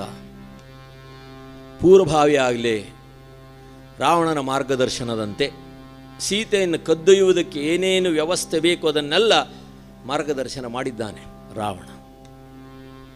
ಸುಂದರವಾದಂಥ ಮಾಯಾ ಜಿಂಕೆಯ ರೂಪವನ್ನು ಧರಿಸುವಂತೆ ರಾವಣನ ಸೂಚನೆಯಂತೆ ಸಿದ್ಧನಾದ ಮಾರೀಚ ಅಲ್ಲಿಗೆ 13 ವರ್ಷಗಳು ಉರುಳಿ ಹೋಗಿತ್ತು. ಇನ್ನೂ 1 ವರ್ಷ ಮರಳಿ ಹೋಗೋದಕ್ಕೆ ಅವಕಾಶ ಬೇಕೆಂಬುದಾಗಿ ಸೀತೆಯು ತನ್ನ ಎಲ್ಲ ವಸ್ತು ಸಂಗ್ರಹಗಳನ್ನೆಲ್ಲ ಕಟ್ಟಿಕೊಂಡು ಹೊರಡುವ ಸಿದ್ಧತೆಯಲ್ಲಿ ಈ ಮಾಯಾರೂಪವನ್ನು ಕಂಡಳು. ಈಗ ನಾನು ಅರಮನೆ ಹೋದಾಗ ಇಂತಹ ಒಂದು ಬಂಗಾರದ ಬುಟ್ಟುಳ್ಳ ಜಿಂಕೆ, ಮಾಯಾ ಜಿಂಕೆ ಇದೆ, ಈ ರೂಪದ ಜಿಂಕೆಯಲ್ಲೂ ಸಿಗೋದಿಲ್ಲ ನೋಡೋದಕ್ಕೆ. ಅರಮನೆಗೆ ತೆಗೆದುಕೊಂಡು ಹೋದರೆ ಅರಮನೆ ಮಂದಿಯೆಲ್ಲ ಭಾಳ ಸಂತೋಷ ಪಡ್ತಾರೆ. ಹೀಗೊಂದು ಮಾಯೆ ಯೋಚನೆ ಮಾಡಿದಳು. ಮಾಯೆಗೆ ಮಾಯೆ ಅಡ್ಡ ಬಂದಿದೆ ನೋಡಿ. ಯಾಕೆ? ಇದು ಪ್ರಕೃತಿಯ ನಿಯಮ, ಇದು ವಿಧಿಲಿಖಿತ.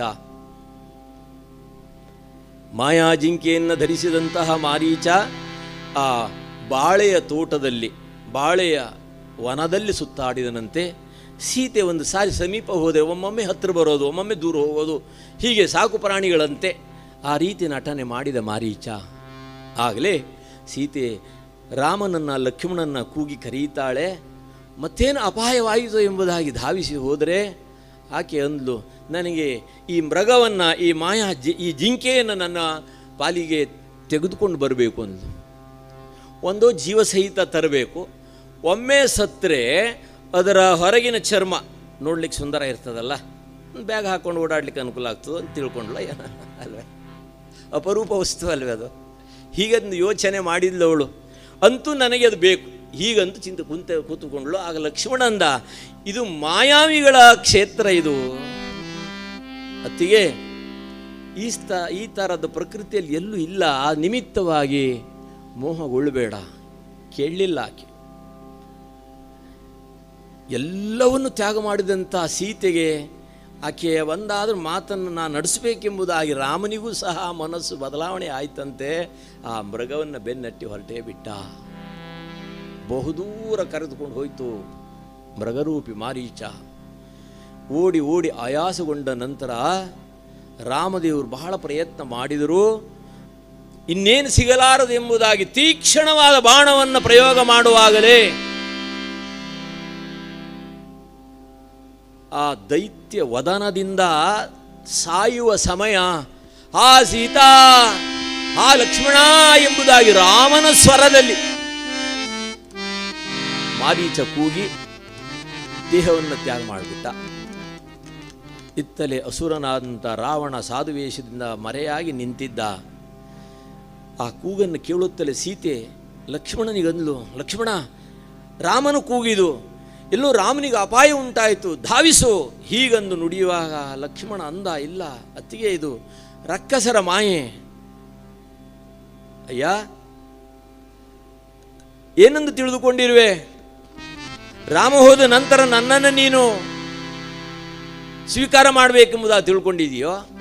ನಾನಾ ಪರಿಯಲ್ಲಿ ನಿಂದೆ ಮಾಡ್ತಾಳೆ ಲಕ್ಷ್ಮಣನಿಗೆ. ಎರಡು ಬೆರಳನ್ನು ಕಿವಿ ಒತ್ಕೊಂಡ್ಬಿಟ್ಟ. ಆ ವಾರ್ತೆಯನ್ನು ಕೇಳೋದಲ್ಲ, ಅಣ್ಣ ಇಲ್ಲಿ ರಕ್ಷಣೆಗಾಗಿ ನನ್ನನ್ನು ಬಿಟ್ಟಿದ್ದಾನೆ, ಇಲ್ಲ ಅಣ್ಣನಿಗೇನೋ ಅಪಾಯ ಆಗಿದೆ, ಧಾವಿಸು, ನಾನು ನಿನಗೆ ಸಿಗುವವನಲ್ಲ, ಅಗ್ನಿಗೆ ಆಹುತಿ ಆಗಿ ಕೊಡ್ತೇನೆ, ಅಗ್ನಿ ಪ್ರವೇಶ ಮಾಡ್ತೇನೆ ಅಂದ್ಲು. ನಾನಾ ಪರಿಯಲ್ಲಿ ನಿಂದ ಅಪವಾದವನ್ನು ನುಡಿಯುವಾಗ ಲಕ್ಷ್ಮಣ ಕೊನೆಯದಾಗಿ ರೇಖೆ ಹಾಕಿದ. ಅತ್ತಿಗೆ, ಈ ರೇಖೆಯನ್ನು ದಾಟಬೇಡ ಅಂದ. ಆ ರೇಖೆ ಎಲ್ಲರ ಮನೆ ಅಡುಗೆ ಕೋಣೆಯವರೆಗೂ ಬಂದಿದೆ ಈಗ ಅಲ್ವೇ? ಲಕ್ಷ್ಮಣ ರೇಖೆ. ಸಾಧುವೇಷದಿಂದ ರಾವಣ ಬರ್ತಾನೆ ಮುಂದಕ್ಕೆ. ರೇಖೆಯಿಂದ ಹೊರಗೆ ಬಂದು ಕೊಡುವಂದ. ಆಕೆ ಬಂದವ ವೇಷಧಾರಿ, ಮನೆ ಬಾಗಿಲು ಬಂದವರು ದಾನ ಕೊಡಬೇಕಲ್ವೇ, ಅತಿಥಿಗಳು ಸೇವೆ ಮಾಡಬೇಕಲ್ವೇ. ಹಾಗಾಗಿ ಆ ಲಕ್ಷ್ಮಣನ ಮಾತನ್ನು ಧಿಕ್ಕರಿಸಿ ದಾಟ್ತಾಳೆ. ಮನೆ ಬಾಗಿಲಿಗೆ ಬಂದವರು ಏನಾದರೂ ದಾನ ಕೊಡಬೇಕು ಅಂತ ನಿಯಮ ಇದೆ. ಹಸಿದವರಿಗೆ ಅಶನವೀಯಲು ಬೇಕು ಅಂತ, ಹಸಿದು ಬಂದವನಿಗೆ ಅಶನವೀಯಲು ಬೇಕು, ದಾಸರವಾಣಿ ಉಂಟು. ಅದರೀಗ ಸಮಾಜದಲ್ಲಿ ಸ್ವಲ್ಪ ದಾನ ಬುದ್ಧಿಯೆಲ್ಲ ಕಡಿಮೆ ಆಗ್ತಾ ಬಂದಿದೆ. ಸಂಗ್ರಹ ಬುದ್ಧಿಯೇ ಜಾಸ್ತಿ, ದಾನ ಬುದ್ಧಿ ಬಹಳ ಕಡಿಮೆ ಅಲ್ವೇ? ಹಿಂದೆಲ್ಲ ನೋಡಿ, ಮನೆಯಲ್ಲಿ ಎಲ್ಲ ಮಂದಿ ಊಟವಾದ ಮೇಲೆ ಅನ್ನ ಸಾರು ಹಾಳಾಗ್ತದೆ ಅಂಥೇಳಿ ಪಕ್ಕದ ಮನೆಯವ್ರನ್ನಾದರೂ ಕರೆದು ಅನ್ನ ಸಾರು ಕೊಡ್ತಿದ್ರು. ಈಗ ಕೊಡ್ತಾರೋ? ಮೊನ್ನೆ ದೀಪಾವಳಿಗೆ ಫ್ರಿಜ್ ತಂದಿದ್ಮೇಲೆ ಹಿಂದಿನ ವರ್ಷದ್ದು ದೀಪಾವಳಿ ಫ್ರಿಜ್ಜು, ಆ ಫ್ರಿಜ್ಜಲ್ಲಿ ಇಡುವಂತಾರೆ ಅಲ್ವೇ? ಫ್ರಿಜ್ಜಲ್ಲಿ ಇಡುವಂತಾರೆ. 8 ದಿವಸ ತಂಗಳೇ ತಿನ್ನೋದು, ಬಿಸಿದಿದ್ದರೂ ತಂಗಳೇ ತಿನ್ನೋದು. ಯಾಕೆ? ಸಂಗ್ರಹ ಬುದ್ಧಿ. ಅದಕ್ಕೆ 500 ವರ್ಷದ ಹಿಂದೆ ದಾಸರಂದಿದ್ದಾರೆ, ಪುರಂದ್ರದಾಸ, ಧರ್ಮಕ್ಕೆ ಕೈವಾರ ಈ ಕಾಲ, ಪಾಪ ಕರ್ಮಕ್ಕೆ ಮನ ಸೋಲ್ವದೀ ಕಾಲ.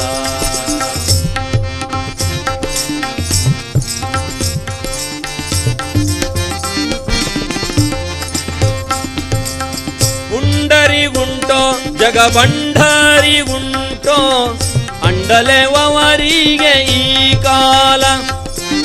ಪುಂಡರಿಗುಂಟೋ ಪುಂಡರೀಕಾಕ್ಷ ಶ್ರೀ ಪುರಂದರ ವಿಠಲನ ನೆನೆವವರಿಗಿಲ್ಲವೋ ಈ ಕಾಲ. ಕರ್ಮಕ್ಕೆ ಕೈಬಾರ ಈ ಕಾಲ, ಪಾಪ ಕರ್ಮಕ್ಕೆ ಮನಸೋಲ್ವದೀ ಕಾಲ.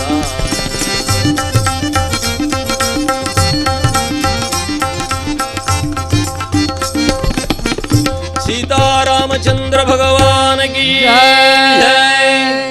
ಮನೆ ಬಾಗಿಲಿಗೆ ಬಂದವರಿಗೆ ಏನಾದರೂ ದಾನ ಕೊಡಬೇಕು ಅಂತ ಶಾಸ್ತ್ರ ಹೇಳ್ತದೆ. ಹಸಿದು ಬಂದವನಿಗೆ ಅಶನವೀಯಲು ಬೇಕು. ದಿನದಿಂದ ದಿನಕ್ಕೆ ಇವತ್ತು ನಮ್ಮಲ್ಲಿ ದಾನ ಬುದ್ಧಿ ಬಹಳ ಕಡಿಮೆಯಾಗಿದೆ. ಇನ್ನೊಂದು ಕಡೆ ದಾಸರಂತಾರೆ, ದಾನವೇ ಭೂಷಣ ಎರಡೂ ಹಸ್ತಂಗಳಿಗೆ, ಮಾನವೇ ಭೂಷಣ ಮಾನವರಿಗೆ. ಆದರೆ ಇವತ್ತು ಸಮಾಜದಲ್ಲಿ ದಾನ ಯಾರಿಗೆ ಕೊಡಬೇಕು ಅದೊಂದು ವಿಶೇಷವೇ. ನಾಲ್ಕು ಬೀದಿ ಮಧ್ಯದಲ್ಲಿ ಒಬ್ಬ ಕೂತಿದ್ದ, ಕಣ್ಣಿಲ್ಲ ಬಾಬು ಕಣ್ಣಿಲ್ಲ ಬಾಬು ಕಣ್ಣಿಲ್ಲ ಬಾಬು ಅಂತ ಕೂಗ್ತಾ ಇದ್ದ. ಯಾರೋ ದಾನಿ ಕಣ್ಣಿಲ್ಲ ಅಂತ ಕುರುಡ ಕೂಗ್ತಾ ಇದ್ದಾನಲ್ಲ ಅಂದ ಒಂದು 10 ರೂಪಾಯಿ ಹಾಕಿದ. ಅದು ಪಾತ್ರಕ್ಕೆ ಬೀಳದೆ ಕೆಳಗೆ ಬಿತ್ತು. ಈ ಕಣ್ಣಿಲ್ಲ ಅಂತ ಬೊಬ್ಬೆ ಹೊಡಿತಾ ಇದ್ದಾವ, ಆ ಕೆಳಗೆ ಬಿದ್ದಂಥ ಹಣವನ್ನು ಪಾತ್ರೆ ಹಾಕ್ಕೊಂಡ. ದಾನಿಯಲ್ಲೇ ನಿಂತಿದ್ದ. ಏನಯ್ಯ ಕಣ್ಣಿಲ್ಲ ಅಂತ ಬೊಬ್ಬೆ ಹೊಡೀತಿ, ಕೆಳಗೆ ಬಿದ್ದ ಹಣ ಹ್ಯಾಕೆ ಕಾಣ್ತು ನಿನಗೆ? ಸ್ವಾಮಿ ಬೇಸರ ಮಾಡಬೇಡಿ, ನನಗೆ ಚೆನ್ನಾಗಿ ಕಣ್ಣು ಕಾಣ್ತದೆ. ನಿನ್ನೆ ದಿವಸ ಇಲ್ಲೊಬ್ಬ ಕುರುಡ ಕೂತಿದ್ದ, ಅವ ಇವತ್ತು ಬಂದಿಲ್ಲ, ಈ ಜಾಗ ಯಾಕೆ ಖಾಲಿ ಬಿಡೋದಂತ ನಾನು ಕೂತಿದ್ದೆ ಅಂದ. ಕುರುಡ ಎಲ್ಲಿ ಹೋಗಿದ್ದಾನೋ?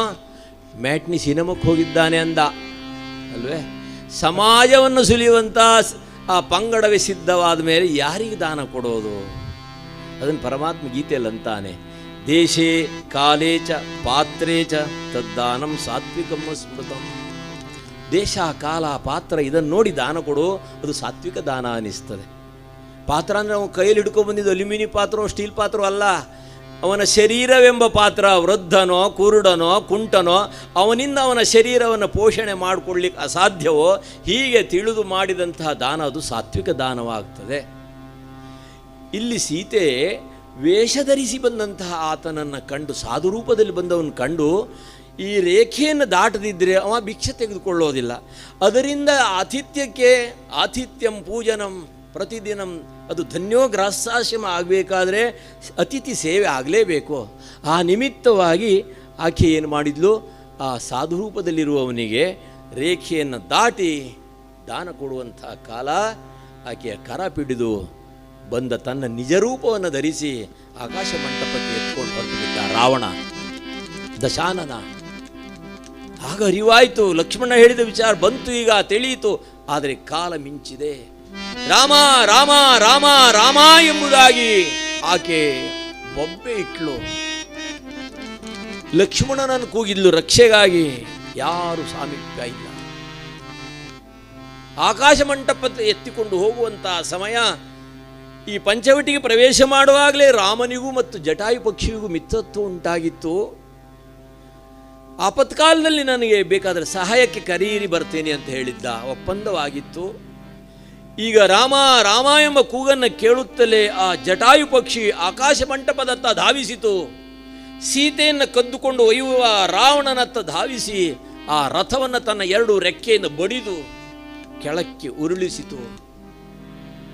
ತನ್ನ ಆ ಪಂಜಿನಿಂದ ಉಗುರಿನಿಂದ ರಾವಣನನ್ನು ನಾನಾ ಪರಿಯಲ್ಲಿ ಪರಿಚಿ ಅವನ ಸಾರಥ್ಯವನ್ನು ಸಂಹಾರ ಮಾಡಿ ಎಲ್ಲ ರಥವನ್ನು ಛಿದ್ರ ಮಾಡಿಬಿಡ್ತು ಜಟಾಯು ಪಕ್ಷಿ. ಆದರೆ ಅಸುರನಾದಂಥ ರಾವಣ ಜಟಾಯುವಿನ ರೆಕ್ಕೆಯನ್ನು ಕತ್ತರಿಸಿ ನೆಲಕ್ಕೆ ಉರುಳಿಸಿಬಿಟ್ಟ. ರಾಮ ರಾಮ ರಾಮ ಎಂಬ ನಾಮವನ್ನು ಸ್ಮರಣೆ ಮಾಡ್ತಾ ರಾಮನ ದರ್ಶನಕ್ಕಾಗಿ ಕಾತರಿಸುವಂಥ ಜಟಾಯು ಪಕ್ಷಿ ಆಕಾಶ ಮಂಟಪದಲ್ಲಿ ಮತ್ತೆ ತನ್ನ ಮಾಯೆಯಿಂದ ಸಿದ್ಧವಾಗಿ ಹೊರಟೇ ಬಿಟ್ಟ. ಆಕೆ ಮಂದಲೆಯನ್ನು ಹಿಡಿದು ಧಾವಿಸ್ತಾ ಇದ್ದಾನೆ.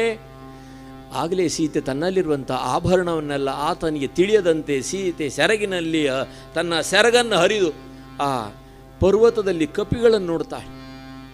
ಎಲ್ಲವನ್ನು ಎಸೆದು ಬಿಟ್ಲು. ಋಷ್ಯಮುಖ ಪರ್ವತದಲ್ಲಿ ಕಪಿಗಳನ್ನು ಕಂಡು ಋಷಿಪತ್ನಿಗಳು ಕೊಟ್ಟಂಥ ಎಲ್ಲ ಆಭರಣ ತನಗಿನ ಅಲಂಕಾರಕ್ಕೆ ಯಾಕೆ ಎಂಬುದಾಗಿ ತನ್ನ ಸೀರೆಯ ಸೆರಗಿನಲ್ಲಿ ಅದನ್ನ ಹಾಕಿ ಚೆಲ್ಲಿದ್ಲು. ಇತ್ತಲ ಧಾವಿಸಿದ ರಾಮಲಕ್ಷ್ಮಣರು ನೋಡ್ತಾರೆ, ಆಶ್ರಮದಲ್ಲಿ ಸೀತೆ ಇಲ್ಲ. ಪರ್ಣಕುಟೀರದಲ್ಲಿ ಸೀತೆ ಸೀತೆ ಎಂಬುದಾಗಿ ಹೋಗಿದ, ಎಲ್ಲಿಯೂ ಸೀತೆ ಸುಳಿವು ಸಿಕ್ಕಿಲ್ಲ. ಧಾವಿಸ್ತಾನೆ, ಗೋದಾವರಿ ತಟಾಕಕ್ಕೆ ನೀರಿಗೆ ಏನಾದರೂ ಹೋಗಿದ್ದಾಳೋ? ಇಲ್ಲ, ಎಲ್ಲಿಯೂ ಸೀತೆಯ ಸುಳಿವು ಸಿಕ್ಕಿಲ್ಲ. ಇಡೀ ವನದಲ್ಲಿ ಪ್ರತಿಧ್ವನಿ ಕೇಳಿ ಬರೋ ರೀತಿಯಲ್ಲಿ ರಾಮ ಲಕ್ಷ್ಮಣರು ಸೀತೆಯನ್ನು ಕೂಗುವ ಸಮಯ, ರಾಮದೇವರು ವಿರಹ ವೇದನೆಯಿಂದ ಸೀತೆ ಇನ್ನು ಯಾವ ರಕ್ಕಸರೇನಾದರೂ ತಿಂದರೋ ಸೀತೆಯನ್ನು, ಹಾಗೆ ಸಂಚರಿಸುತ್ತಾ ಮುಂದಕ್ಕೆ ಬರುವಾಗ ರಕ್ತಸಿಕ್ತವಾದಂಥ ಎಲ್ಲ ಗುರುತುಗಳು ನೋಡ್ತಾರೆ. ಮುಂದಕ್ಕೆ ಬಂದು ನೋಡುವಾಗ ಜಟಾಯು ಪಕ್ಷಿಯನ್ನು ಕಂಡು ನಡೆದಂಥ ವಾರ್ತೆಯನ್ನು ಅರಿತು ಆ ಅಂತ್ಯಕಾಲದಲ್ಲಿ ರಾಮದರ್ಶನವನ್ನು ಮಾಡಿದ್ದಂಥ ಜಟಾಯು ಪಕ್ಷಿಗೆ ಮುಕ್ತಿಯನ್ನು ಕೊಟ್ಟು ಅನುಗ್ರಹವನ್ನು ಮಾಡಿ ಜಟಾಯುವಿನ ದೇಹಕ್ಕೆ ಅಂತ್ಯ ಸಂಸ್ಕಾರವನ್ನು ಪೂರೈಸಿ ರಾಮಲಕ್ಷ್ಮಣರು ಸೀತಾನ್ವೇಷಣಕ್ಕಾಗಿ ಮುಂದಕ್ಕೆ ಧಾವಿಸುತ್ತಾರೆ. ಕದಂಬ ವಿರಾಧಾದಿಗಳನ್ನು ಮರ್ಧಿಸಿ ಸೀತಾನ್ವೇಷಣೆಗೋಸ್ಕರವಾಗಿ ಹೊರಟಂಥ ರಾಮಲಕ್ಷ್ಮಣರು ಋಷ್ಯಮುಖ ಪರ್ವತದತ್ತ ಧಾವಿಸುತ್ತಾರೆ.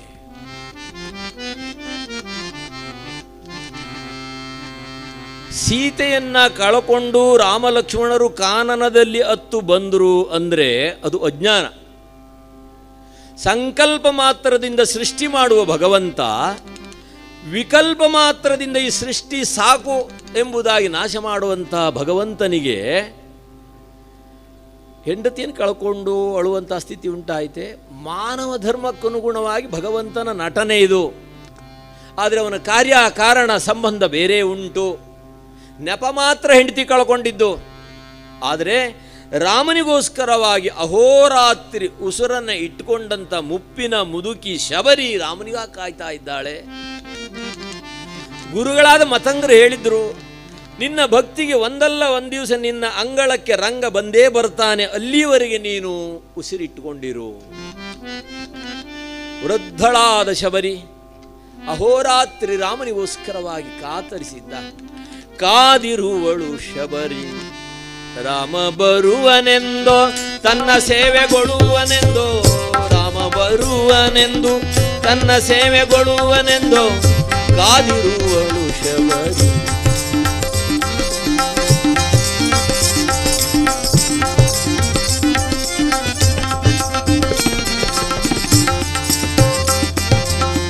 ಮುಪ್ಪಿನ ಮುದುಕಿ ರಾಮನಿಗೋಸ್ಕರವಾಗಿ ಕಾದಸಿದ್ದಾಳೆ. ಅಹೋರಾತ್ರಿ ಉಸುರುಸುರಿಗೆ ರಾಮನಾಮವನ್ನು ಸ್ಮರಣೆ ಮಾಡ್ತಾ ಕಾಲ ಕಳೆಯುವಂಥ ಶಬರಿಯ ಭಕ್ತಿಗೆ ಮೆಚ್ಚಿ ನೆಪ ಹೆಂಡತಿ ಕಳ್ಕೊಂಡಿದ್ದು ಬಂದಿದ್ದೆಲ್ಲಿ ಆ ಶಬರಿಯ ಬಡ ಗುಡಿಸಲಿಗೆ ಬಾಗಿ ಒಳ ಪ್ರವೇಶ ಮಾಡ್ತಾನೆ. ಯಾವಾತನ ಪಾದಕ್ಕೆ ಜಗತ್ತು ಬಾಗ್ತದೋ ಅವ ಎಲ್ಲಿ ಬಾಗಬೇಕು? ತನ್ನ ಭಕ್ತರಿಗ ಬಾಗ್ತಾನೆ. ಅದಕ್ಕೆ ಅವನಿಗೆ ನಾಮ ಉಂಟು, ಭಕ್ತವತ್ಸಲ, ಆಪದ್ಬಾಂಧವ, ಅನಾಥರಕ್ಷಕ. ಸ್ವಾಮಿಯ ನಾಮ ಅಖಿಲಾಂಡ ಕೋಟಿ ಬ್ರಹ್ಮಾಂಡ ನಾಯಕ ಅಘಟಿತ ಘಟನನಾದಂಥ ರಘುರಾಮ ಬರುತ್ತಾನೆ ಎಂಬುದಾಗಿ ಪ್ರತಿನಿತ್ಯ ಕಾತರಿಸಿ ಕಾದು ನಿಂತಂಥ ಶಬರಿಗೆ ದರ್ಶನ ಕೊಡುವುದಕ್ಕೋಸ್ಕರವಾಗಿ ನೆಪ ಹೆಂಡತಿ ಕಳ್ಕೊಂಡಿತ್ತು. ಶಬರಿ ಪ್ರತಿನಿತ್ಯ ಮನೆ ಬಾಗಿಲಿನ ಸಾರಿಸೋದು, ರಂಗವಲಿಯನ್ನು ಇಡೋದು, ರಂಗನಿಗಾಗಿ ಕಾದು ಕೂತ್ಕೊಳ್ಳೋದು. ರಂಗ ಒಲಿ, ಅದಕ್ಕೆ ರಂಗವಲಿ ಅಲ್ವೇ? ತರಗೆಲೆ ಸಪ್ಪಳ ಆಯ್ತು ಅಂದ್ರೆ ಕಣ್ಣಚ್ಚಿ ನೋಡ್ತಾಳಂತೆ, ನನ್ನ ರಾಮ ಬಂದನೆ. ಇಷ್ಟು ಆತುರತೆ ರಾಮನಿಗೋಸ್ಕರವಾಗಿ ಭಕ್ತಿ ಸಾಹಿತ್ಯ ಮುಂದುವರೆದು ವರ್ಣನೆ ಮಾಡ್ತದೆ. ಶಬರಿ ರಾಮನಿಗೋಸ್ಕರವಾಗಿ ಪ್ರತಿನಿತ್ಯ ಬೋರೆ ಹಣ್ಣನ್ನು ಇಟ್ಟು ಕಾದು ಕೂತಿದ್ದಳು. ಭಕ್ತವತ್ಸಲನಾದ ರಘುರಾಮ ನೆಪ ಹೆಂಡತಿ ಕಳ್ಕೊಂಡಿದ್ದು ಬಂದಿದ್ದು ಬಡಗುಡಿಸಲಿಗೆ ಶಬರಿಯ ಆತಿಥ್ಯ ಪಡೆಯುವುದಕ್ಕೋಸ್ಕರವಾಗಿ. ಬಂದಂತಹ ರಘುರಾಮನಿಗೆ ಆತಿಥ್ಯ ಮಾಡ್ತಾಳೆ. ಮೂಲ ರಾಮಾಯಣದಲ್ಲಿ ಶಬರಿ ಆತಿಥ್ಯ ಮಾಡಿದಳು, ಇಷ್ಟೇ, ಹಣ್ಣು ಕೊಟ್ಟಿದ್ದೆಲ್ಲ ಇಲ್ಲ. ಹಾಗಾದ್ರೆ ಎಲ್ಲಿಂದ ಬಂತು? ಉತ್ತರದ ಸೂರದಾಸರು ಗುಣಗಾನ ಮಾಡಿದ್ದಾರೆ. ಶಬರಿ ಬೋರೆ ಹಣ್ಣು ಕೊಟ್ಲು, ಬೋರೆ ಹಣ್ಣನ್ನು ಕಚ್ಚಿ ಕೊಟ್ಲು. ಉಂಟೆ? ದೇವರ ದರ್ಶನ ಆಗೋದೇ ಅದೆಷ್ಟೋ ಜನ್ಮದ ಸುಕೃತದ ಪುಣ್ಯದ ಫಲ. ಅಂತಹ ಸ್ವಾಮಿ ಮನೆ ಬಾಗಿಲಿಗೆ ಬಂದಾಗ ಹಣ್ಣು ಕಚ್ಚಿಕೊಡುವಷ್ಟು ಅಜ್ಞಾನಿಯೇ ಶಬರಿ. ರಾಮನಿಗೋಸ್ಕರವಾಗಿ ಹಣ್ಣು ಇಟ್ಕೊಂಡಿದ್ಲು ಅನ್ನೋಣ. ಬೇರೆ ಬೇರೆ ಮರದ ಹಣ್ಣನ್ನು ಬೇರೆ ಬೇರೆ ಬುಟ್ಟಿಯಲ್ಲಿ ಇಟ್ಕೊಂಡಿದ್ಲು. ಒಂದು ಹಣ್ಣನ್ನು ನೋಡ್ತಾಳೆ, ಆ ಮರದ ಹಣ್ಣಿನ ರುಚಿ ಗೊತ್ತಾಗ್ಬಿಡ್ತದೆ. ಇದು ಸಿಹಿ ಇಲ್ಲ, ಇದು ಬಹಳ ಹುಳಿ ಉಂಟಿದು, ನನ್ನ ರಾಮನಿಗೆ ಕೊಡೋದು ಬೇಡ. ಮತ್ತೊಂದು ಬುಟ್ಟಿ ಹಣ್ಣು ನೋಡ್ತಾಳೆ, ಇದು ಬಹಳ ಸಿಹಿ ಉಂಟು, ಅಂದರೆ ಕಚ್ಚಿದ ಹಣ್ಣನ್ನೇ ಕೊಟ್ಲು ಅಂತಲ್ಲ, ಉಚ್ಚಿಷ್ಟ ಮಾಡಿಕೊಟ್ಲು ಅಂತ ಅಲ್ಲ, ಶಿಷ್ಟ. ಒಂದು ಬುಟ್ಟಿಯಿಂದ ಹಣ್ಣನ್ನು ಎತ್ತಿ ಶಿಷ್ಟ ಭಾಗವನ್ನು ಆತಿಥ್ಯ ಮಾಡಿದ್ಲು ಅಂತ ಸಮಾಧಾನ. ಆದರೆ ಕಚ್ಚಿದ ಹಣ್ಣನ್ನೇ ಶಬರಿ ರಾಮನಿಗೆ ಕೊಟ್ಲು ಅಂದರೆ ಸಮಾಧಾನ ಉಂಟೆ? ಅದು ಇದು ಬಹಳ ಪ್ರಚಲಿತವಾಗಿಬಿಟ್ಟಿದೆ. ಶಬರಿ ಭಕ್ತಿ ಎಷ್ಟು ಪ್ರಚಲಿತ ಆಗಿದೆ ಅಂತಂದರೆ ಎಲ್ಲರ ಮನೆ ಅಡುಗೆ ಕೋಣೆವರೆಗೂ ಬಂದಿದೆ ಈ ಶಬರಿ ಭಕ್ತಿ. ಅಡುಗೆ ಮನೆಯಲ್ಲಿ ಸಾಂಬಾರು ಕುದಿಯುವಾಗಲೇ ಸೌಟಿಂದಲೇ ಶಬರಿ ಭಕ್ತಿ ಮಾಡಿದ ಹೊರತು ಯಜಮಾನ್ರಿ ಊಟ ಇಲ್ಲ, ಅಡುಗೆ ಇಲ್ಲ ಅಲ್ವೇ? ತಪ್ಪಲ್ಲ, ಒಳ್ಳೆ ರುಚಿಕರವಾದ ಅಡುಗೆಯನ್ನು ಬಡಿಸ್ಬೇಕೆಂಬುದಾಗಿ ಅವರ ಉದ್ದೇಶ ತಾಯಂದಿರದ್ದು. ಆದರೆ ಇಂಥವ್ರ ಕೈಯಲ್ಲಿ ಸತ್ಯನಾರಾಯಣ ಪ್ರಸಾದ, ಸತ್ಯಗಣಪತಿ ಪ್ರಸಾದ ಎಲ್ಲ ಮಾಡಿಸಬಾರ್ದು. ಯಾಕೆ? ಇವರು ಮೊದಲೇ ಶಬರಿ ಭಕ್ತಿ ಮಾಡಿದ್ರೆ ದೇವರಿ ನೈವೇದ್ಯ ಯಾವ್ದು ಇಡೋದು ಹೇಳಿ? ಶಬರಿ ಹಣ್ಣು ಕಚ್ಚಿ ಕೊಟ್ಟಿದ್ದೇ ಇಲ್ಲ. ಮೂಲ ರಾಮಾಯಣದಲ್ಲಿ ಆತಿಥ್ಯ ಮಾಡಿದ್ಲು. ಇದನ್ನು ಉತ್ತರ ಸೂರದಾಸರಂತಾರೆ. ಶಬರಿ ಕೆ ಬೋರ सुदाम के चावल, शबरी के बोर सुदाम के चावल, रुचि रुचि भोग लगावे, हरि तुम विदुर घर जाए, हरि तुम विदुर घर जाए।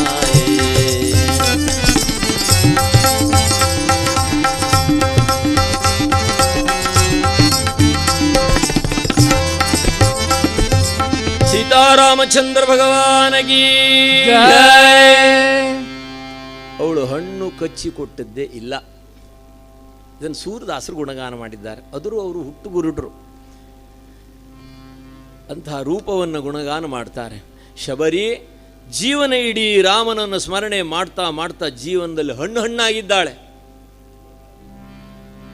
ಜೀವನದಲ್ಲಿ ಸಾಧನೆ ಮಾಡಿ ಮಾಡಿ ಹಣ್ಣಾದಾಗ ಮಾತ್ರ ರಾಮ ದರ್ಶನ. ಆದರೆ ನಮ್ಮಲ್ಲಿ ಲೌಕಿಕದಲ್ಲಿ ಆ ನಿಯಮ ಇಲ್ಲ. ಬಾಲ್ಯದಲ್ಲಿ ಅಂತಾನೆ ಹಣ್ಣು ಹಣ್ಣು ಹಣ್ಣು ಅಂದ, ಪ್ರಾಯಕ್ಕೆ ಬಂದ ಮೇಲೆ ಹೆಣ್ಣು ಹೆಣ್ಣು ಹೆಣ್ಣು ಅಂದ, ಮುಪ್ಪು ಬಂತೋ ಇದೆಲ್ಲ ಮಣ್ಣು ಅಂದ ಅಲ್ವೇ? ಈ ಸ್ಥಿತಿ ಬಂದಾಗ ಭಗವಂತನ ದರ್ಶನ ನಮಗೆ ಅಂತಾರೆ ರಾಮಕೃಷ್ಣ ಪರಮಹಂಸರು. ಭಾಳ ಸುಂದರ ದೃಷ್ಟಾಂತವನ್ನು ಜನಮನಕ್ಕೆ ಮಾರ್ಗದರ್ಶನ ಮಾಡ್ತಾರೆ. ರಾಮಕೃಷ್ಣರ ಕೀರ್ತಿ ಎಲ್ಲೆಡೆಯಲ್ಲೂ ಪ್ರಚಾರ ಇತ್ತು. ಅವರು ದಕ್ಷಿಣೇಶ್ವರದಿಂದ ಮುಂದೆ ಗಂಗಾ ನದಿಯನ್ನು ದಾಟಬೇಕಾಗಿತ್ತು. ಗಂಗಾ ನದಿಯನ್ನು ದಾಟಬೇಕಾದ್ರೆ ದೋಣಿ ಮೇಲೆ ಪ್ರಯಾಣ ಮಾಡ್ತಾ ಇದ್ದರು. ಆ ಊರಿನಲ್ಲಿ ಒಬ್ಬ ದೊಡ್ಡ ಸಾಧಕ ಇದ್ದ. ಅವ ರಾಮಕೃಷ್ಣರ ಕೀರ್ತಿಯನ್ನು ಕೇಳಿ ಊರು ಮಂದಿಯೆಲ್ಲ ಅವ್ರನ್ನ ಕಾಲಿ ಮುಟ್ಟಿ ನಮಸ್ಕಾರ ಮಾಡ್ತಾರೆ, ಗುರುಗಳು ಗುರುಗಳು ಅಂತಾರೆ.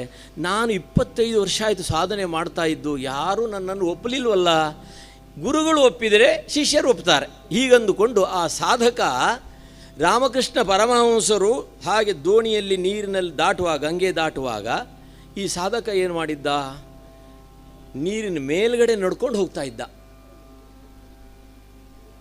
ಅಂಥ ಒಂದು ವಿದ್ಯೆಯನ್ನು ಸಾಧನೆ ಮಾಡಿಕೊಂಡಿದ್ದ ಈ ಸಾಧಕ. ರಾಮಕೃಷ್ಣರು ಇದನ್ನು ನೋಡ್ತಾ ಇದ್ದಾರೆ. ನಾವು ದೋಣಿ ಮೇಲೆ ಹೋಗ್ತಾ ಇದ್ದೀವಿ, ಅವ ನೀರಿನ ಮೇಲೆ ನಡ್ಕೊಂಡೇ ಹೋಗ್ತಾ ಇದ್ದಾನೆ. ರಾಮಕೃಷ್ಣರು ಇನ್ನೊಂದು ತಟವನ್ನು ಮುಟ್ಟಿದರು, ದೋಣಿಯಿಂದ ಕೆಳಕ್ಕೆ ಇಳಿದರು. ಆತನು ಸಾಧಕ ಬಂದು ಅವರ ಸಮ್ಮುಖದಲ್ಲಿ ನೀರಿನಿಂದ ಕೆಳಕ್ಕೆ ನೆಲವನ್ನು ಮೆಟ್ಟಿ ನಿಂತ. ರಾಮಕೃಷ್ಣರು ಕೇಳಿದರು, ತಮ್ಮ ನಿನ್ನ ಸಾಧನೆ ಬಹಳ ದೊಡ್ಡದಿದೆಯಲ್ಲಪ್ಪ, ಯಾರಿಂದಲೂ ಸಾಧ್ಯವಿಲ್ಲದಂಥ ಸಾಧನೆಯನ್ನು ಮಾಡಿದ್ದೀನಿ ನೀನು. ನೀರಿನ ಮೇಲೆ ನಡ್ಕೊಂಡು ಹೋಗೋದೇನು ಸಾಮಾನ್ಯವೇನೋ, ನಿನ್ನ ಸಾಧನೆ ಬಹಳ ದೊಡ್ಡದಿದೆ. ಈ ಸಾಧನೆಗೆ ನೀನು ಜೀವನದಲ್ಲಿ ಎಷ್ಟು ಸಮಯ ತೆಗೆದುಕೊಂಡೆ ಅಂತ ಕೇಳಿದರು ರಾಮಕೃಷ್ಣ. ಆಹಾ, ಗುರುಗಳು ನನ್ನ ಕುರಿತು ಭಾಳ ಚಿಂತನೆ ಮಾಡ್ತಾರೆ ಅಂದುಕೊಂಡು ಭಾಳ ಉತ್ಸಾಹದಿಂದ ಅಂದ, ಗುರುಗಳೇ ನಾನು 25 ವರ್ಷ ಸಾಧನೆ ಮಾಡಿದ್ದೇನೆ, ನೀರಿನ ಮೇಲೆ ನಡ್ಕೊಂಡು ಹೋಗುವಂಥ ಸಾಧನೆ ಮಾಡಿದ್ದೇನೆ ಅಂದ. ತಮ್ಮ ಒಂದು 25 ಪೈಸೆ ಈತನಿಗೆ ಕೊಟ್ಟುಬಿಟ್ಟಿದ್ರೆ, ದೋಣಿಯವನಿಗೆ ಕೊಟ್ಟಿದ್ದರೆ ನಿಂದು 25 ವರ್ಷ ನಿನ್ನ ಪಾಲಿ ಉಳಿತಿತ್ತಲ್ಲೋ ಸಾಧನೆಗೆ.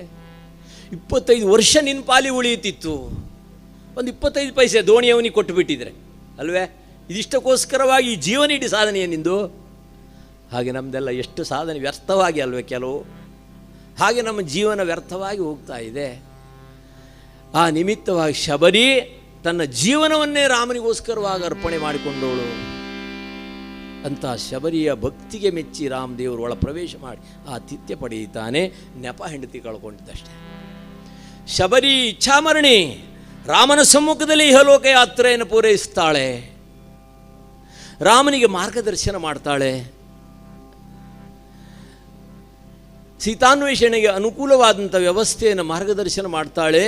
ಋಷ್ಯಮುಖ ಪರ್ವತದಲ್ಲಿ ಸುಗ್ರೀವನೆಂಬ ವಾನರನಿದ್ದಾನೆ, ಸಂಗಡ ಮಂತ್ರಿ ಮಹೋದಯ ಹನುಮನಿದ್ದಾನೆ.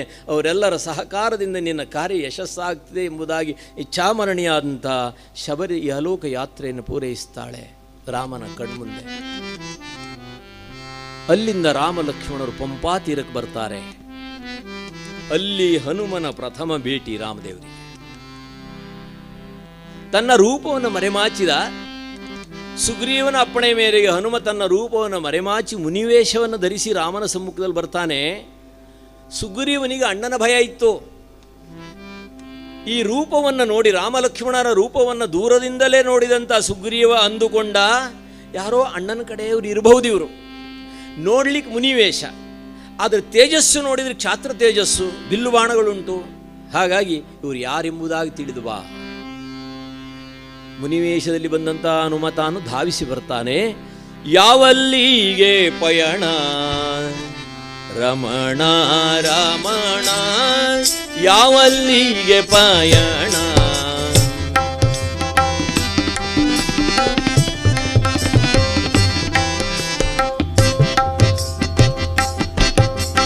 ಯಾರು ನೀವು? ಯಾವಲ್ಲಿಗೆ ನಿಮ್ಮ ಪ್ರಯಾಣ? ಎಲ್ಲಿಂದ ಬಂದಿದ್ದು? ಹೀಗೆಲ್ಲ ಸುಸಂಸ್ಕೃತವಾದ ವಾಣಿಯಿಂದ ಹನುಮ ತಾನು ರಾಮದೇವರನ್ನ ಲಕ್ಷ್ಮಣರನ್ನ ಭೇಟಿ ಆಗ್ತಾನೆ. ರಾಮದೇವರು ಇವನನ್ನು ಹನುಮನನ್ನು ನೋಡಿದ ಕ್ಷಣ, ತಮ್ಮ ನೋಡೋ, ಇವನು ಸಾಮಾನ್ಯನಲ್ಲ, ಇವನ ವಿನಯ, ಇವನ ವಿದ್ಯಾ, ಇವನ ಒಪು ಅಷ್ಟೇ ಅಲ್ಲ, ಇವನು ನೋಡಿದರೆ 3 ವೇದಗಳನ್ನು ಕಲಿತಾಗಿದೆ. ಅಷ್ಟೇ ಅಲ್ಲ ತಮ್ಮ, ಅವನ ಕಿವಿಯಲ್ಲಿರುವಂಥ ಕರ್ಣಕುಂಡಲವನ್ನು ನೋಡೋ. ಹೀಗನ್ನುವಾಗ ಹನುಮನಿಗೆ ಅಚ್ಚರಿ ಆಯ್ತಂತೆ. ನನ್ನ ಅಮ್ಮ ಹೇಳಿದ್ಲು, ನನ್ನ ಕಿವಿಯಲ್ಲಿರುವಂಥ ಕರ್ಣಕುಂಡಲ ಯಾರು ನೀನು ಪರಿಚಯಿಸ್ತಾರೋ ಅವರೇ ನಿನಗೆ ಆರಾಧ್ಯ ದೇವರು ಎಂಬುದಾಗಿ ತಾಯಿ ಅಂಜನಾದೇವಿ ಹೇಳಿದ್ಲು. ಹಾಗಾಗಿ ಈ ಸಮಯ ಹೃದಯಾಂಗಣದಲ್ಲಿ ಆ ಮಂಗಳವಾದಂಥ ರಾಮನ ರೂಪವನ್ನು ಪ್ರತಿಷ್ಠೆ ಮಾಡಿಕೊಂಡ. ಪ್ರಪ್ರಥಮ ರಾಮದರ್ಶನ. ಹನುಮ ತನ್ನ ಪರಿಚಯವನ್ನು ಹೇಳ್ಕೊಳ್ಬೇಕಲ್ಲ ರಾಮನಿಗೆ. ನಮ್ಮ ಗುರುಗಳ ಸಹೋದರರು ಭದ್ರಗಿರಿ ಕೇಶವದಾಸರು ಇಂಗ್ಲೀಷ್ನಲ್ಲೇ ಹರಿಕತೆ ಮಾಡೋದು. ಅವರು ಬೆಂಗಳೂರಿಗೆ ಬಂದಾಗ ಕೀರ್ತನ ಕಾಲೇಜಿನಲ್ಲಿ ಮಕ್ಕಳಿಗೆಲ್ಲ ಶಿಬಿರ ತೆಗೆದುಕೊಳ್ಳೋದಿರ್ತಿತ್ತು. ಅಲ್ಲಿ ಆ ಭಾಷೆಯಲ್ಲಿ ಆ ಜನಾಂಗಕ್ಕೆ ಹೇಗೆ ಇಂಗ್ಲೀಷ್ ಭಾಷೆಯಲ್ಲಿ ಕೀರ್ತನೆ ಮಾಡ್ತಾರೋ ಅದನ್ನು ಒಂದು ಚುಟುಕು ಮಾರ್ಗದರ್ಶನ ಮಾಡ್ತಿದ್ರು. ಹನುಮ ತನ್ನ ಪರಿಚಯವನ್ನು ರಾಮದೇವರಿಗೆ ಹೇಗೆ ಹೇಳಿಕೊಂಡ ಅನ್ನೋ ಘಟ್ಟ. This is my biography. My father famous Vayudeva. This is my biography. My father famous Vayudeva. My name is Anjaneya. This is my biography. ಪರಮಾತ್ಮ ಸರ್ವಭಾಷಾ ಪ್ರಿಯನಲ್ವೇ? ತೂ ಮಾಜಾ ಯಜಮಾನ. ಅಲ್ಲಿ ಹನುಮ ತನ್ನ ರಾಮದೇವರ ಚರಣಕ್ಕೆ ಸಾಷ್ಟಾಂಗ ಪ್ರಣಾಮ ಮಾಡ್ತಾನೆ. ಆಗಲೇ ತನ್ನ ಶರೀರವನ್ನು ಅಲ್ಲಿ ಬೆಳೆಸಿದ. ರಾಮಲಕ್ಷ್ಮಣರನ್ನು ಭುಜದಲ್ಲಿ ಕುಳ್ಳಿರಿಸಿಕೊಂಡು ಸುಗ್ರೀವನಿಗೆ ಸಖ್ಯವಾಗಿಸಬೇಕೆಂಬುದಾಗಿ. ಸುಮ್ಮನೆ ಕಪಿಯಲ್ಲ, ಅಣಿಮ ಮಹಿಮಾ ಗರಿಮಾ ಲಘಿಮಾದಿ ಮಹಾಸಿದ್ಧಿಯನ್ನು ಪಡೆದವ, ಅಷ್ಟಮಹಾಸಿದ್ಧಿಯನ್ನು ಪಡೆದಂತಹ ಆಂಜನೇಯ ರಾಮಕಾರ್ಯಕ್ಕೋಸ್ಕರವಾಗಿ ತನ್ನನ್ನು ತಾನು ಸಿದ್ಧಗೊಳಿಸಿಕೊಂಡ. ರಾಮಲಕ್ಷ್ಮಣರನ್ನು ಭುಜದಲ್ಲಿ ಕುಳ್ಳಿರಿಸಿಕೊಂಡ. ಆಗಲೇ ಋಷ್ಯಮುಖದತ್ತ ಕರೆತರ್ತಾನೆ. ಸುಗ್ರೀವನಿಗೂ ರಾಮದೇವರಿಗೂ ಮಿತ್ರತ್ವ ಉಂಟು ಮಾಡ್ತಾನೆ. ಅಗ್ನಿ ಸಾಕ್ಷಿಯಾಗಿ ಅಗ್ನಿಯ ಸಮ್ಮುಖದಲ್ಲಿ. ಯಾಕಂದರೆ ಸುಗ್ರೀವ ಅಂದರೆ ಜೀವಾತ್ಮ, ರಾಮ ಅಂದರೆ ಪರಮಾತ್ಮ. ಈ ಜೀವಾತ್ಮ ಮತ್ತು ಪರಮಾತ್ಮನನ್ನು ಒಂದುಗೂಡಿಸುವ ಯಾರು ಅಂದರೆ ಮುಖ್ಯ ಪ್ರಾಣ. ಇವನ ಜವಾಬ್ದಾರಿ ಬಹಳ ದೊಡ್ಡದಿದೆ ಪ್ರಪಂಚದಲ್ಲಿ. ಮುಖ್ಯ ಪ್ರಾಣನ ಜವಾಬ್ದಾರಿ ಶಾಸ್ತ್ರ ಹೇಳುತ್ತದೆ, ಪ್ರತಿಯೊಬ್ಬರ ಹೃದಯಾಂಗಣದಲ್ಲಿ ಮುಖ್ಯ ಪ್ರಾಣ ತಾನಿದ್ದು 21,600 ಶ್ವಾಸಗಳ ಮೂಲಕವಾಗಿ ಜಪ ಎಣಿಸ್ತಾ ಇರ್ತಾನೆ.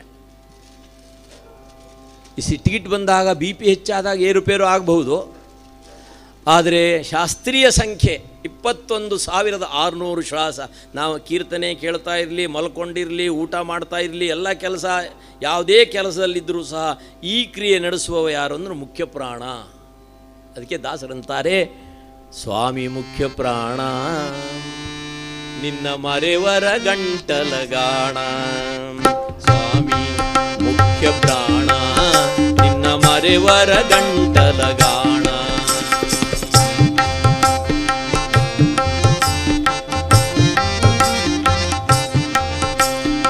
ಏಕಾದಶಿಯ ರುದ್ರ ನೀ ಒಯ್ದೆಯೋ ರಾಮರ ಮುದ್ರ.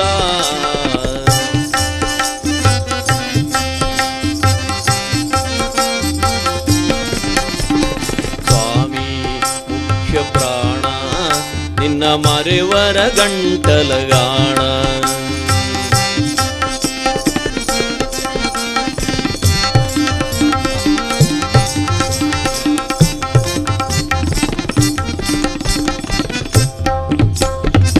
ಪವನ ಸುತ ಹನುಮಾನಗಿ ಜಯ.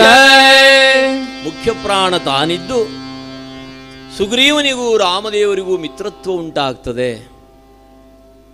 ಅಗ್ನಿಸಾಕ್ಷಿಯಾಗಿ. ನಮ್ಮಲ್ಲಿ 2 ಕಡೆ ಅಗ್ನಿಸಾಕ್ಷಿಯ ಮಿತ್ರತ್ವ ನಡೀತದೆ ಹಿಂದೂ ಸಂಪ್ರದಾಯದಲ್ಲಿ. ಒಂದು ವಿವಾಹದ ಸಮಯದಲ್ಲಿ ಧರ್ಮೇಚ ಅರ್ಥೇಚ ಕಾಮೇಚ ನಾತಿ ಚರಾಮಿ ಎಂಬುದಾಗಿ ಅಗ್ನಿಸಾಕ್ಷಿಯಾಗಿ ಮಿತ್ರತ್ವ ನಡೆಯುತ್ತದೆ ವಧೂವರರಿಗೆ. ಇಲ್ಲಿ ರಾಮಾಯಣದಲ್ಲೊಂದು ನಡೆಯಿತು, ಸುಗ್ರೀವನಿಗೂ ಮತ್ತು ರಾಮದೇವರಿಗೂ ಅಗ್ನಿಸಾಕ್ಷಿಯಾಗಿ ಮಿತ್ರತ್ವ. ಮುಖ್ಯ ಪ್ರಾಣ ತಾನು ಸುಗ್ರೀವನ ಮಂತ್ರಿಯಾಗಿ ಸೇವೆ ಮಾಡ್ತಾ ಇದ್ದ, ಸುಗ್ರೀವನ ಸಖ್ಯದಲ್ಲಿ ಕಾಲ ಕಳೀತಾ ಇದ್ದ, ಸುಗ್ರೀವನ ಹಿತಕ್ಕಾಗಿಯೇ ತನ್ನನ್ನು ತಾನು ಸಮರ್ಪಣೆ ಮಾಡಿಕೊಂಡು ನಿಂತಿದ್ದ. ಈಗ ರಾಮ ಸೇವೆಗೋಸ್ಕರವಾಗಿ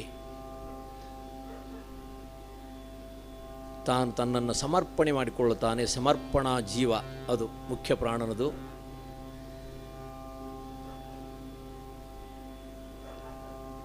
ಸುಗ್ರೀವ ಸಖ್ಯವಾಗಿದೆ, ವಾಲಿಯನ್ನು ನಿಗ್ರಹಿಸಿದ್ದು ಆಗಿದೆ.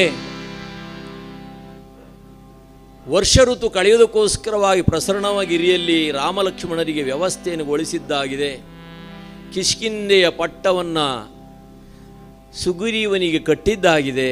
ವರ್ಷ ಋತುವನ್ನು ಕಳೆದು ಸ್ವಚ್ಛಂದವಾದಂಥ ಆಕಾಶ ಮಂಟಪ, ಭೂಮಿ ಹಚ್ಚು ಹಸಿರಿನಿಂದ ಕಂಗೊಳಿಸ್ತಾ ಇದೆ. ಸುಗ್ರೀವ ಸುಖಭೋಗದಲ್ಲಿ ಇರುವಂತಹ ಸ್ಥಿತಿಯನ್ನು ಅರಿತಂಥ ಲಕ್ಷ್ಮಣ ಯೋಚನೆ ಮಾಡ್ತಾನೆ. ಎಲ್ಲವನ್ನೂ ಮರೆತಂಥ ಸುಗ್ರೀವ ರಾಮಕಾರ್ಯಕ್ಕೆ ತಡೆಯಾಗಿ ನಿಂತಿದ್ದಾನೆ. ಧಾವಿಸಿ ಬರುತ್ತೇನೆ ಅಂತ ಮಾತು ಕೊಟ್ಟಿದ್ದ. ಆ ನಿಮಿತ್ತವಾಗಿ ರಾಮನ ಇಚ್ಛೆಯಂತೆ ಲಕ್ಷ್ಮಣ ದ್ವಾರಬಾಗಿಲಿಗೆ ಬಂದು ಧನುಷ್ಠಿಂಕಾರ ಮಾಡ್ತಾನೆ. ಬುದ್ಧಿಯಲ್ಲಿ ಚತುರನಾದ ಹನುಮ ಸುಗ್ರೀವನಿಗೆ ಜಾಗೃತಗೊಳಿಸಿದ. ಆಗಲೇ ತನ್ನ ಪರಿವಾರ ಸಹಿತವಾಗಿ 77 ಕೋಟಿ ಕಪಿನಾಯಕರಿಂದ ಒಡಗೂಡಿ ತಾನು ರಾಮದರ್ಶನಕ್ಕಾಗಿ ಧಾವಿಸ್ತಾನೆ. ಸುಗ್ರೀವ ರಾಮ ಕಾರ್ಯಕ್ಕೋಸ್ಕರವಾಗಿ ಸಿದ್ಧನಾಗಿ ನಿಂತಿದ್ದಾರೆ. ಎಷ್ಟು 77 ಕೋಟಿ ಕಪಿನಾಯಕರು. ಸುಗ್ರೀವ ಕಪಿಗಳಿಗೆ ಕಪಿ ಕಟಕಕ್ಕೆ ಆಜ್ಞೆ ಮಾಡಿದ. ತಿಂಗಳೊಳಗಾಗಿ ಚತುರ್ದಶ ಭುವನದಲ್ಲಿ ಸೀತೆ ಎಲ್ಲೇ ಇರಲಿ ಆಕೆ ಇರುವಂಥ ಸುಳಿವನ್ನು ತಿಳಿಸಬೇಕೆಂಬುದಾಗಿ ಸುಗ್ರೀವನ ಆಜ್ಞೆ. ಸುಗ್ರೀವನ ಆಜ್ಞೆ ಬಹಳ ಕಠಿಣವಾದದ್ದು. ಯುಗ ಯುಗ ಕಳೆದರೂ ನಾವು ಸುಗ್ರೀವಾಜ್ಞೆ ಉಳಿಸ್ಕೊಂಡಿದ್ದೀವಿ ನೋಡಿ. ರಾಮಧಾಮಗಳೆಲ್ಲ ಗಲಾಟೆಯಲ್ಲುಂಟು. ಅಯೋಧ್ಯೆ ಅಂದ್ರೆ ಗಲಾಟೆ, ಚಿತ್ರಕೂಟ ಅಂದ್ರೆ ಗಲಾಟೆ, ನಂದಿಗ್ರಾಮ ಅಂದ್ರೆ ಗಲಾಟೆ, ಸರಯೂ ತೀರ ಅಂದ್ರೆ ಗಲಾಟೆ. ಆದರೆ ಸುಗ್ರೀವಾಜ್ಞೆ ರಾತ್ರಿ ಬೆಳಗಾಗೋದ್ರೊಳಗಾಗಿ ಡೆಲ್ಲಿಯಿಂದ ಮುಲ್ಕಿಯವರೆಗೂ ಬರ್ತದೆ. ಯುಗ ಯುಗ ಕಳೆದರೂ ನಾವು ಇದನ್ನು ಉಳಿಸ್ಕೊಂಡಿದ್ದೀವಿ ಅಂತ ಸುಗ್ರೀವಾಜ್ಞೆಯನ್ನು. ಅಷ್ಟೊಂದು ಕಠಿಣವಾದಂಥ ಆಜ್ಞೆ ಸುಗ್ರೀವನ ಆಜ್ಞೆ. ತಿಂಗಳೊಳಗಾಗಿ ಸೀತೆಯ ಸುಳಿವನ್ನು ಮುಟ್ಟಿಸಬೇಕೆಂಬುದಾಗಿ ಆಜ್ಞೆ ಉಂಟಾಗಿದೆ ಸುಗ್ರೀವನದು. ಆದರೆ ಕಪಿಗಳಿಗೆ ರಾಮದರ್ಶನವಾಗಿಸಬೇಕೆಂಬುದಾಗಿ ಕರೆತರ್ತಾನೆ. ರಘುರಾಮನ ದಿವ್ಯವಾದಂಥ ದರ್ಶನವನ್ನು ಕಪಿ ಕಟಕಗಳು ಮಾಡುತ್ತಿರುವಂತೆ ವದನದಲ್ಲಿ ಹೊರಹೊಮ್ಮಿತು. ಕಪಿಗಳ ವದನದಿಂದ ಜೈ ಜೈ ರಘುವೀರ ಸಮರ್ಥ ಎಂಬ ನಾಮಘೋಷ ಕಪಿಗಳ ವದನದಿಂದ ಹೊರಹೊಮ್ಮುತ್ತಾ ಇದೆ. ಆಗಲೇ ರಾಮದೇವರು ಹಾಗೆ ತನ್ನ ದಿವ್ಯವಾದಂಥ ದೃಷ್ಟಿಯನ್ನು ಕಪಿ ಕಟಕಗಳ ಮೇಲೆ ದೃಷ್ಟಿ ಹಾಯಿಸುವಂಥ ಕಾಲ, ಎಲ್ಲಿಲ್ಲದ ಶಕ್ತಿ ಕಪಿಗಳಿಗೆ ಪ್ರಾಪ್ತಿಯಾಯಿತು ರಾಮದರ್ಶನದಿಂದ. ರಾಮದೇವರು ನೋಡಿದ, ಈ ಕಾರ್ಯ ಯಾರಿಂದ ಸಾಧ್ಯ? ಮುಖ್ಯ ಪ್ರಾಣನ ನೋಡ್ತಾನೆ. ಹನುಮನಿಂದಲೇ ಈ ಕಾರ್ಯ ಸಾಧ್ಯ ಎಂಬುದಾಗಿ ಹನುಮನನ್ನ ಬಳಿ ಕರೆದು ತನ್ನಲ್ಲಿರುವಂಥ ಮುದ್ರಿಕೆ, ನಾಮ ಮುದ್ರಿಕೆಯ ಆ ಉಂಗುರವನ್ನು, ಮುದ್ರಿಕೆಯನ್ನು ಹನುಮನ ಬೊಗಸೆಯಲ್ಲಿಟ್ಟ. ಹನುಮನಿಗೆ ಸಂತೋಷವಾಯಿತು. ರಾಮಕಾರ್ಯಕ್ಕೋಸ್ಕರವಾಗಿ ರಾಮದೇವರು ನನ್ನನ್ನು ಆಯ್ಕೆ ಮಾಡಿಕೊಂಡಿದ್ದಾನೆ. ಹೀಗಂದು ರಾಮನ ಪಾದಧೂಳಿಯನ್ನು ಶಿರಧಾರಣ ಮಾಡಿ ರಾಮನಿಗೆ ಪ್ರದಕ್ಷಿಣೆಯನ್ನು ಮಾಡಿ ರಾಮನಾಮವನ್ನು ಘೋಷೆ ಮಾಡಿದನಂತೆ ಒಂದು ಸಾರಿ. ರಾಮಾನುಗ್ರಹ ತನ್ನ ಪಾಲಿಗೆ ಪ್ರಾಪ್ತಿಯಾಯಿತೆಂಬ ಸಂತಸದಿಂದ ತನ್ನ ಜೀವನ ಧನ್ಯ ಎಂಬುದಾಗಿ ರಾಮನ ಚರಣಾರವಿಂದದಲ್ಲಿ ಹೊರಳಾಡಿ ಆ ದಿವ್ಯವಾದ ಮುದ್ರಿಕೆಯನ್ನು ಭದ್ರವಾಗಿಸಿಕೊಂಡ.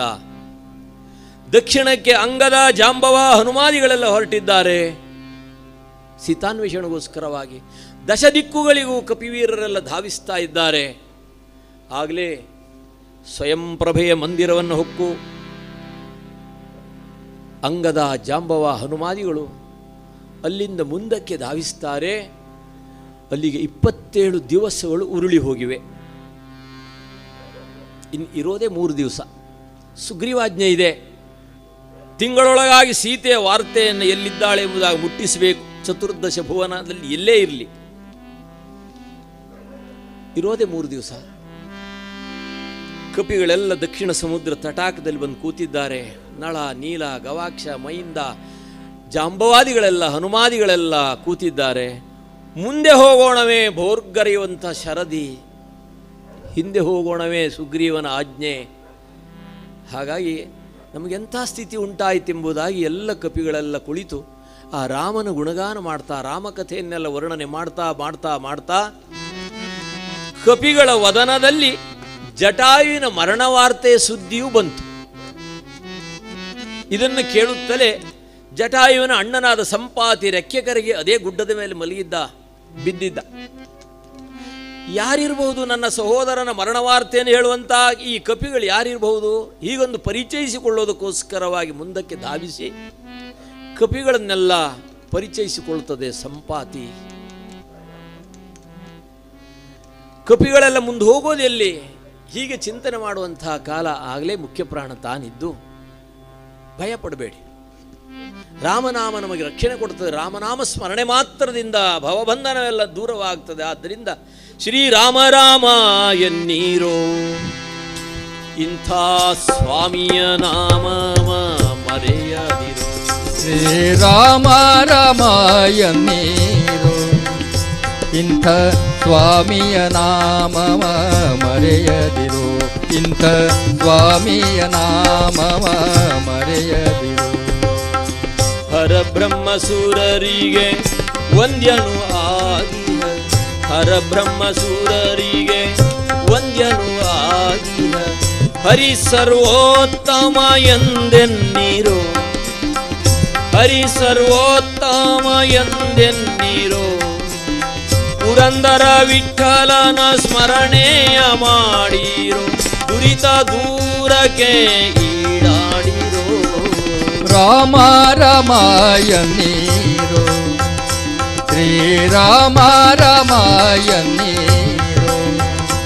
ಇಂಥ ಸ್ವಾಮಿಯ ನಾಮ ಮರೆಯದಿರೋ. ಇಂಥ ಸ್ವಾಮಿಯ ನಾಮ ಮರೆಯದಿರೋ. ಶ್ರೀರಾಮ ಜಯ ರಾಮ ಜಯ ಜಯ ರಾಮ. ಶ್ರೀರಾಮ ಜಯ ರಾಮ ಜಯ ಜಯ ರಾಮ. ಶ್ರೀರಾಮ ಜಯ ರಾಮ ಜಯ ಜಯ ರಾಮ. ರಾಮ ಜಯ ಜಯ ರಾಮ. ಶ್ರೀರಾಮ ಜಯ ರಾಮ ಜಯ ಜಯ ರಾಮ. ಶ್ರೀರಾಮ ಜಯ ರಾಮ ಜಯ ಜಯ ರಾಮ.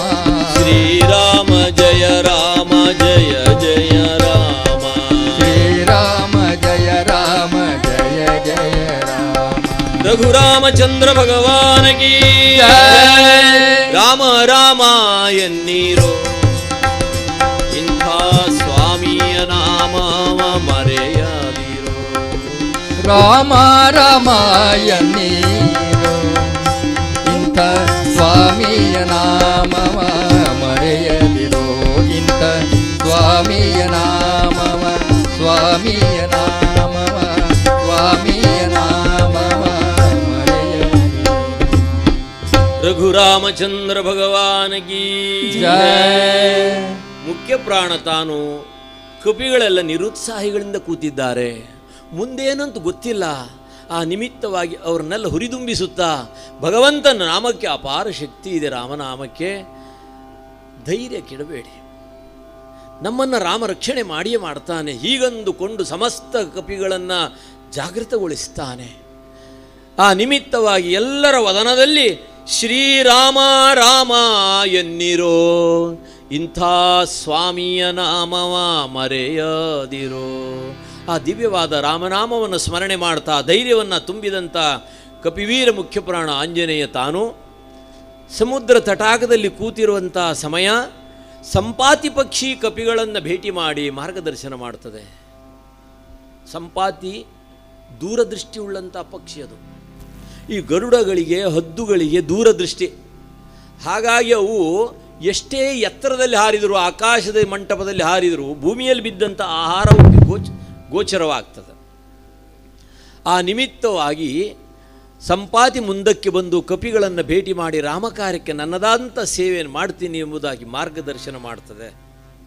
ಶತಯೋಜನ ವಿಸ್ತೀರ್ಣದ ಶರದಿಯ ಆಚೆಯಲ್ಲಿ ಭುವನದಲ್ಲಣನಾದ ಲಂಕಾಧೀಶ ತನ್ನ ಅರಮನೆಯ ಹೊರವಲಯದ ಅಶೋಕವನದಲ್ಲಿ ಲೋಕಮಾತೆ ಸೀತೆಯನ್ನು ಇಟ್ಟಿದ್ದಾನೆ ಎಂಬ ವಾರ್ತೆಯನ್ನು ಕಪಿಗಳಿಗೆ ಮಾರ್ಗದರ್ಶನ ಮಾಡುವ ಸ್ಥಿತಿಯಲ್ಲಿ ಸಂಪಾತಿ ಅಂದುಕೊಂಡಿತು. ಎಲ್ಲಿ ಇದ್ದಾಳೆ ಎಂಬ ವಾರ್ತೆ ಮಾರ್ಗದರ್ಶನವಾಗಿದೆ ಸಂಪಾತಿಯಿಂದ. ಆದರೆ ಬೋರ್ಗರಿಯುವಂಥ ಶರದಿಯನ್ನು ದಾಟೋದು ಯಾರು?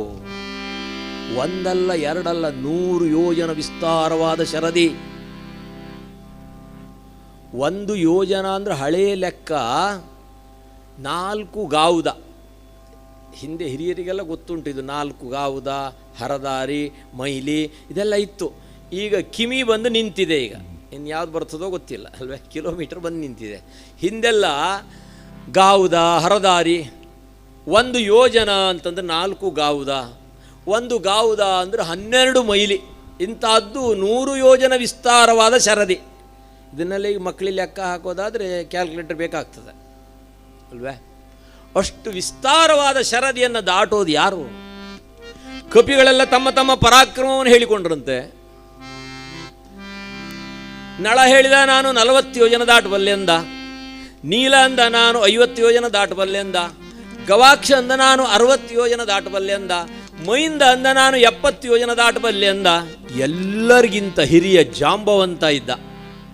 ಜಾಂಬವಂತ ಅಂದ, ಜಾಂಬವಜ್ಜ ಅವ ಅಂದ ನಾನು 90 ಯೋಜನ ದಾಟಬಲ್ಲೆ ಅಂದ.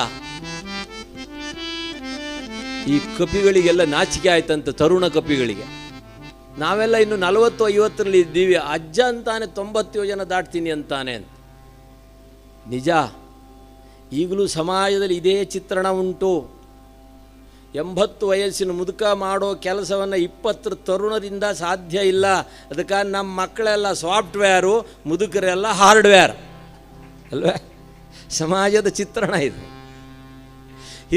ಹಿರಿಯನಾದ ಜಾಂಬವಂದ ನಾನು 90 ಯೋಜನ ದಾಟಬಲ್ಲೆ ಅಂದ. ಆಗ ಈ ತರುಣ ಚಿಕ್ಕ ಚಿಕ್ಕ ಕಪಿಗಳೆಲ್ಲ ಹೋಗಿ ಮುದುಕನನ್ನು ತಲಾಟೆ ಮಾಡಿದರು. ಅಜ್ಜ ನೀನು ಅಷ್ಟು ದೂರ ಹಾರ್ತಿ ಅಂತೀಯಲ್ಲೋ, ನಿನ್ನ ವಯಸ್ಸು ಎಷ್ಟು ಅಂತ ಕೇಳಿದರು. ಚಿಕ್ಕ ಚಿಕ್ಕ ಕಪಿಗಳೆಲ್ಲ ಮುದುಕನನ್ನು ತಲಾಟೆ ಮಾಡಿದರು. ನಮ್ಮಲ್ಲೂ ಸಂಸಾರದಲ್ಲಿ ಇದೇ ಚಿತ್ರಣ ಇದೆ. ಈಗ ಮನೆಯಲ್ಲಿ ಬಹಳ ಚಿಕ್ಕವರಂದ್ರೆ ಯಾರು? ಮೊಮ್ಮಕ್ಕಳು. ಮೊಮ್ಮಕ್ಕಳು ಬಹಳ ಲೂಟಿ ಕೊಡೋದು ಯಾರಿಗೆ ಗೊತ್ತೇ? ಯಾರು ಅಂದರೆ ಅಜ್ಜ ಅಜ್ಜಿಗೆ ಅಂತಾರೆ ನೋಡಿ ಹಿಂದ್ಗಡೆ. ಹೌದು ಹೌದು ಸರಿ, ಅವರು ಅನುಭವಿಸಿರ್ತಾರಲ್ಲ. ಅಜ್ಜ ಅಜ್ಜಿ ಅಂದರೆ ಭಾಳ ಖುಷಿಯಿಂದ ಇರ್ತಾರೆ. ಅಪ್ಪ ಅಮ್ಮನ ಕಂಡ್ರೆ ಭಯ. ಯಾಕೆ? ಈಗೊಂದು ವಿದ್ಯಾಭ್ಯಾಸ ಬಂದಿದೆ, ಆ ಮಕ್ಕಳು ಸ್ಕೂಲಿಂದ ಬರಲಿಕ್ಕೆ ಪುರುಸೋತಿಲ್ರಿ. ಹೊಟ್ಟೆ ಹಾಕೋ ಮೊದಲೇ ಹೋಮ್ವರ್ಕು ಅಂತ ಬಾಗಿಲಲ್ಲಿ ನಿಂತಿರ್ತಾರೆ. ಹಾಗಾಗಿ ಅಪ್ಪ ಅಮ್ಮನ ಬಳಿ ಸುಳಿಯೋದೇ ಇಲ್ಲ ಮಕ್ಕಳು. ಅಜ್ಜ ಅಜ್ಜನ ಭಾಳ ಖುಷಿಯಿಂದ ಇರ್ತಾರೆ. ರಜೆ ಬಿತ್ತು ಅಲ್ಲ ಹಳ್ಳಿಗೆ ಬಂದ್ಬಿಡ್ತಾರೆ. ನಮ್ಮ ಹಳ್ಳಿ ಪಟ್ಟಣದಲ್ಲಿ ಸ್ವಲ್ಪ ಆದರೂ ಬೇಕು. ದೊಡ್ಡ ದೊಡ್ಡ ಪಟ್ಟಣದಲ್ಲಿ ನೋಡ್ಬೇಕ್ರಿ ಒಬ್ಬೊಬ್ಬರು ವ್ಯವಸ್ಥೆ. ಮಕ್ಕಳಿಗೆ ವಿದ್ಯಾಭ್ಯಾಸ ಕಲಿಸೋದು ಅಂದರೆ ತಾಯಂದಿರಿಗೆ ಒಂದು ಅಶ್ವಮೇಧ ಮಾಡಿದ ಹಾಗೆ.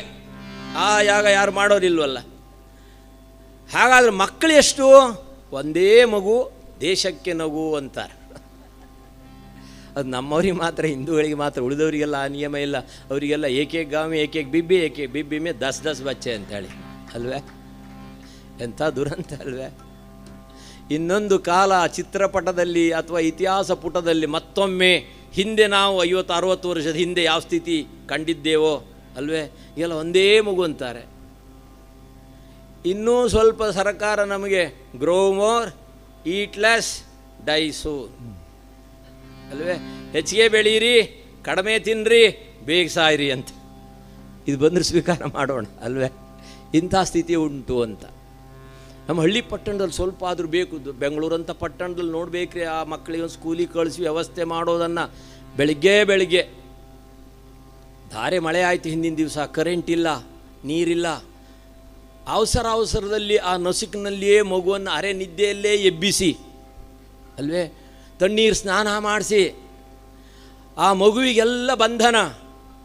ಕಾಲಿಗೊಂದು ಬೂಟ್ ಕಟ್ಟೋದಕ್ಕೆ ವ್ಯವಸ್ಥೆ, ಅದೊಂದು ಕ್ಲಿಪ್ ಹಿಗ್ಗಿಸಿ ಆಮೇಲೆ ಆ ಬೂಟನ್ನು ಹಾಕಿ ಕಟ್ಟುವ ವ್ಯವಸ್ಥೆ ಇರ್ತದೆ. ಕರೆಂಟ್ ಇಲ್ಲದ್ರಿಂದ ಆ ಕ್ಲಿಪ್ ಅಗಲಿಸ್ಲಿಕ್ಕೆ ಸಿಗಲೇ ಇಲ್ಲ. ಅಡುಗೆ ಮನೆಯಿಂದ ಹೋಗಿ ಖಾಲಿ ಸುಟ್ಕ ತಂದುಕೊಂಡು ಹಾಗೆ ಹೀಗೂ ಬೂಟನ್ನು ಹಿಗ್ಗಿಸಿ ಅಲ್ಲೊಂದು ಬೂಟ್ ಕಟ್ಟಿ ಅಲ್ಲೊಂದು ಬಂಧನ.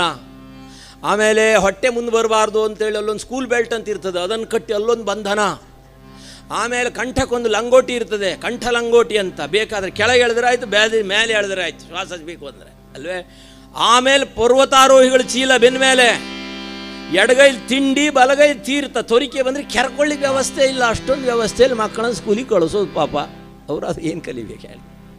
ಎಂಥ ದುರಂತ ಅಲ್ವೇ. ಆ ಮಗು ಇನ್ನು ತಾಯಿ ಮೋರೆ ನೋಡೋ ಸಂಜೆ 5 ಗಂಟೆ 6 ಗಂಟೆ ಮೇಲೆ. ಅದಕ್ಕಾಗಿ ಒಂದು ಸಾರಿ ಹಾಗೆ ತಾಯಿ ಮೋರೆ ನೋಡೋಣ ಅಂದರೆ ಸಾಕ್ಷಾತ್ ಕಟೀಲು ದುರ್ಗಾ ಪರಮೇಶ್ವರಿ ತಾಯಿ ಕಾಳಿ ಕಾಣ್ತಾಳೆ ಆ ಕೆದರ ಮಂಡೇಲಿ. ಮಗುವಿನ ಸ್ಕೂಲಿಗೆ ಕಳಿಸೋ ತಯಾರಿ ಅಲ್ವೇ. ಅವಸರ ಏನಾದರೂ ಬಸ್ ತಪ್ಪಿದ್ರೆ ಮತ್ತೆ ಯಜಮಾನಿ 10 ಕಿಲೋಮೀಟ್ರ್ ಕರ್ಕೊಂಡು ಹೋಗಬೇಕಲ್ಲ ಸ್ಕೂಟ್ರ್ ಮೇಲೆ. ಅವನು ಅವಸರ ಗಡ್ಡ ಕೆರೀತಾ ಇದ್ದ ಕನ್ನಡಿ ಮುಂದೆ ನಿಂತು. ಬೆಡ್ ಕಾಪಿ ತಂದಿಡೆ ಅಂತ ಹೇಳಿದ್ದ, ಅವಳು ಅವಸರದಲ್ಲಿ ತಂದಿಟ್ಟಿದ್ದಾಳೆ, ನೋಡಲೇ ಇಲ್ಲ. ಕರೆಂಟ್ ಇಲ್ಲ, ಇವ ಅದ್ದಿ ಬ್ರಷ್ ಹೊಡಿತಾ ಇದ್ದಾನೆ.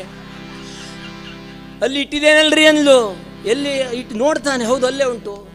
ಕುಡಿತಾನೆ. ಇವತ್ತೇನೆ ನೆಸಿಗೆ ಬಾರಿ ವ್ಯತ್ಯಾಸ ಆಗಿಬಿಟ್ಟಿದ್ದೆಲ್ಲೇ ಅಂದ್ಲ. ಬ್ರಷ್ ಹೊಡೆದಿದ್ದು ಅದರೊಳಗೆ ಅದ್ದಿದ್ದು, ಕರೆಂಟ್ ಇಲ್ಲದೆ ಅಲ್ವೇ. ನಮ್ಮ ತನ ಎಷ್ಟು ಸುಧಾರಣೆ ಆಗಿದೆ ಪ್ರಪಂಚ. ನಮ್ಮದಾದಂಥ ಅಸ್ತಿತ್ವ ಇದು. ಆ ಮಗು ಇನ್ನೇನು ಬಾಗಿಲು ದಾಟಬೇಕು ಅನ್ನುವಾಗ ಅಜ್ಜ ಈಜಿ ಚೇರಲ್ಲಿ ಕೂತು ಕಾಫಿ ಕುಡಿತಾ ಪೇಪರ್ ಓದ್ತಾ ಇದ್ದ. ಈ ಮೊಮ್ಮಗನ ದೃಷ್ಟಿ ಅಜ್ಜನ ಮೇಲೆ ಬಿತ್ತು. ಅಮ್ಮ ನನ್ನನ್ನು ಯಾಕೆ ನನ್ನನ್ನು ಮಾತ್ರ ಯಾಕೆ ಸ್ಕೂಲಿಗೆ ಕಳಿಸ್ತೆ? ಅಜ್ಜನೂ ನನ್ನ ಸಂಗಡ ಪಾಟಿ ಚೀಲ ಕಳಿಸು. ಅಜ್ಜಂದೆಲ್ಲ ಭೂತಕಾಲ ಅಂತ ಗೊತ್ತಿಲ್ಲ ಮಗುವಿಗೆ. ನಾನು ಒಬ್ಬನೇ ಹೋಗಬೇಕಲ್ಲ ಅಂತ ಇಷ್ಟೆಲ್ಲ ಶಿಕ್ಷೆ ಮಾಡಿ ನಾನು ಒಬ್ಬನೇ ಕಳಿಸ್ತಾ ಇದ್ದಾರಲ್ಲ ಅಂತ ಅಲ್ವೇ ಆ ಮಗುವಿಗೆ ಕಾಣೋದು. ಇಂಥ ದುರಂತ ಉಂಟ್ರಿ. ಹಿಂದೆಲ್ಲ 10-12 ಮಕ್ಕಳು. ನಮ್ಮ ತಾಯಿಗೆಲ್ಲ 10-12 ಮಕ್ಕಳು. ನೋಡಲೇ ಇಲ್ಲ ಅವರು ಯಾವ ವಿದ್ಯೆ ಮಾಡಿದ್ದು. ನಾವಂತೂ SSLCಯಲ್ಲಿ ಒಂದು ಕನ್ನಡದಲ್ಲಿ 40 ಮಾರ್ಕು. ಹಾಗಾಗಿ ಈ ವೇದಿಕೆ ಕೂತ್ಕೊಳ್ಳಿಕ್ಕೆ ಅನುಕೂಲವಾಯ್ತು ನಮಗೆ. ಹೌದ್ರಿ, ನನ್ನ ಮಗಳಿಗೆ ತೋರಿಸ್ತೇನೆ. ನಮ್ಮದು ಎಲ್ಲಿ ಮಾರ್ಕ್ಸ್ ಕಾರ್ಡು ಇಲ್ವೇ, ಒಂದು ಮಾತ್ರ ಪಾಸ್. ಕನ್ನಡದಲ್ಲಿ 40-42 ಬಿದ್ದು, ಬಾಕಿದೆಲ್ಲ ನಾವು ದೊಡ್ಡ ಉದ್ಧಾರ ಆಗಿಬಿಟ್ಟಿದ್ರೆ ಇನ್ನು ಎಲ್ಲೆಲ್ಲಿ ಬ್ಯಾಂಕ್ನೇ ಇರಬೇಕಾಗಿತ್ತೋ ಇಲ್ಲ, ಅಥವಾ ಏನು ಕೆಲಸ ಇತ್ತು ನಮಗೆ ಗೊತ್ತಿಲ್ಲ. ಫೇಲ್ ಆಗಿದ್ದಕ್ಕೆ ಇದು ಅನುಕೂಲ ಆಯಿತು ನಮಗೆ. ಇಷ್ಟೊಂದು ವ್ಯವಸ್ಥೆ, ಭಗವಂತನ ವ್ಯವಸ್ಥೆ ಹೀಗಿರುತ್ತದೆ. ಚಕ್ರವತ್ ಪರಿವರ್ತಂತೆ ತೇನ ವೀಣಾ ತೃಣಮಪಿ ನ ಚಲತಿ. ನಮ್ಗೆ ಗೊತ್ತುಂಟೆ? ಇಲ್ವೇ ಇಲ್ಲ. ಸಮಾಜ ಬಾಂಧವರಿಗಿಲ್ಲ, ಮಕ್ಕಳಿಗಿಲ್ಲ, ಯಾವುದೋ ಸಂಬಂಧ ಅಲ್ವೇ. ಆ ನಿಮಿತ್ತವಾಗಿ ಹಿರಿಯನಾದಂಥ ಜಾಂಬವನನ್ನು ಚಿಕ್ಕ ಕಪಿಗಳೆಲ್ಲ ತಲಾಟೆ ಮಾಡಿದರು. ಅಜ್ಜ ಅಷ್ಟು ದೂರ ಹೋಗ್ತಿ ಅಂತೀಯಲ್ಲ, ಎಂಥ ದುರಂತ ಅಲ್ವ ನಮ್ಮದು ಸಮಾಜದ ಚಿತ್ರಣ ಹಿಂತಿರುಗಿ ನೋಡಿದರೆ. ಗಂಡ ಹೆಂಡತಿ ಬೆಳಗ್ಗೆ ಬೆಳಗ್ಗೆ ಜಗಳ.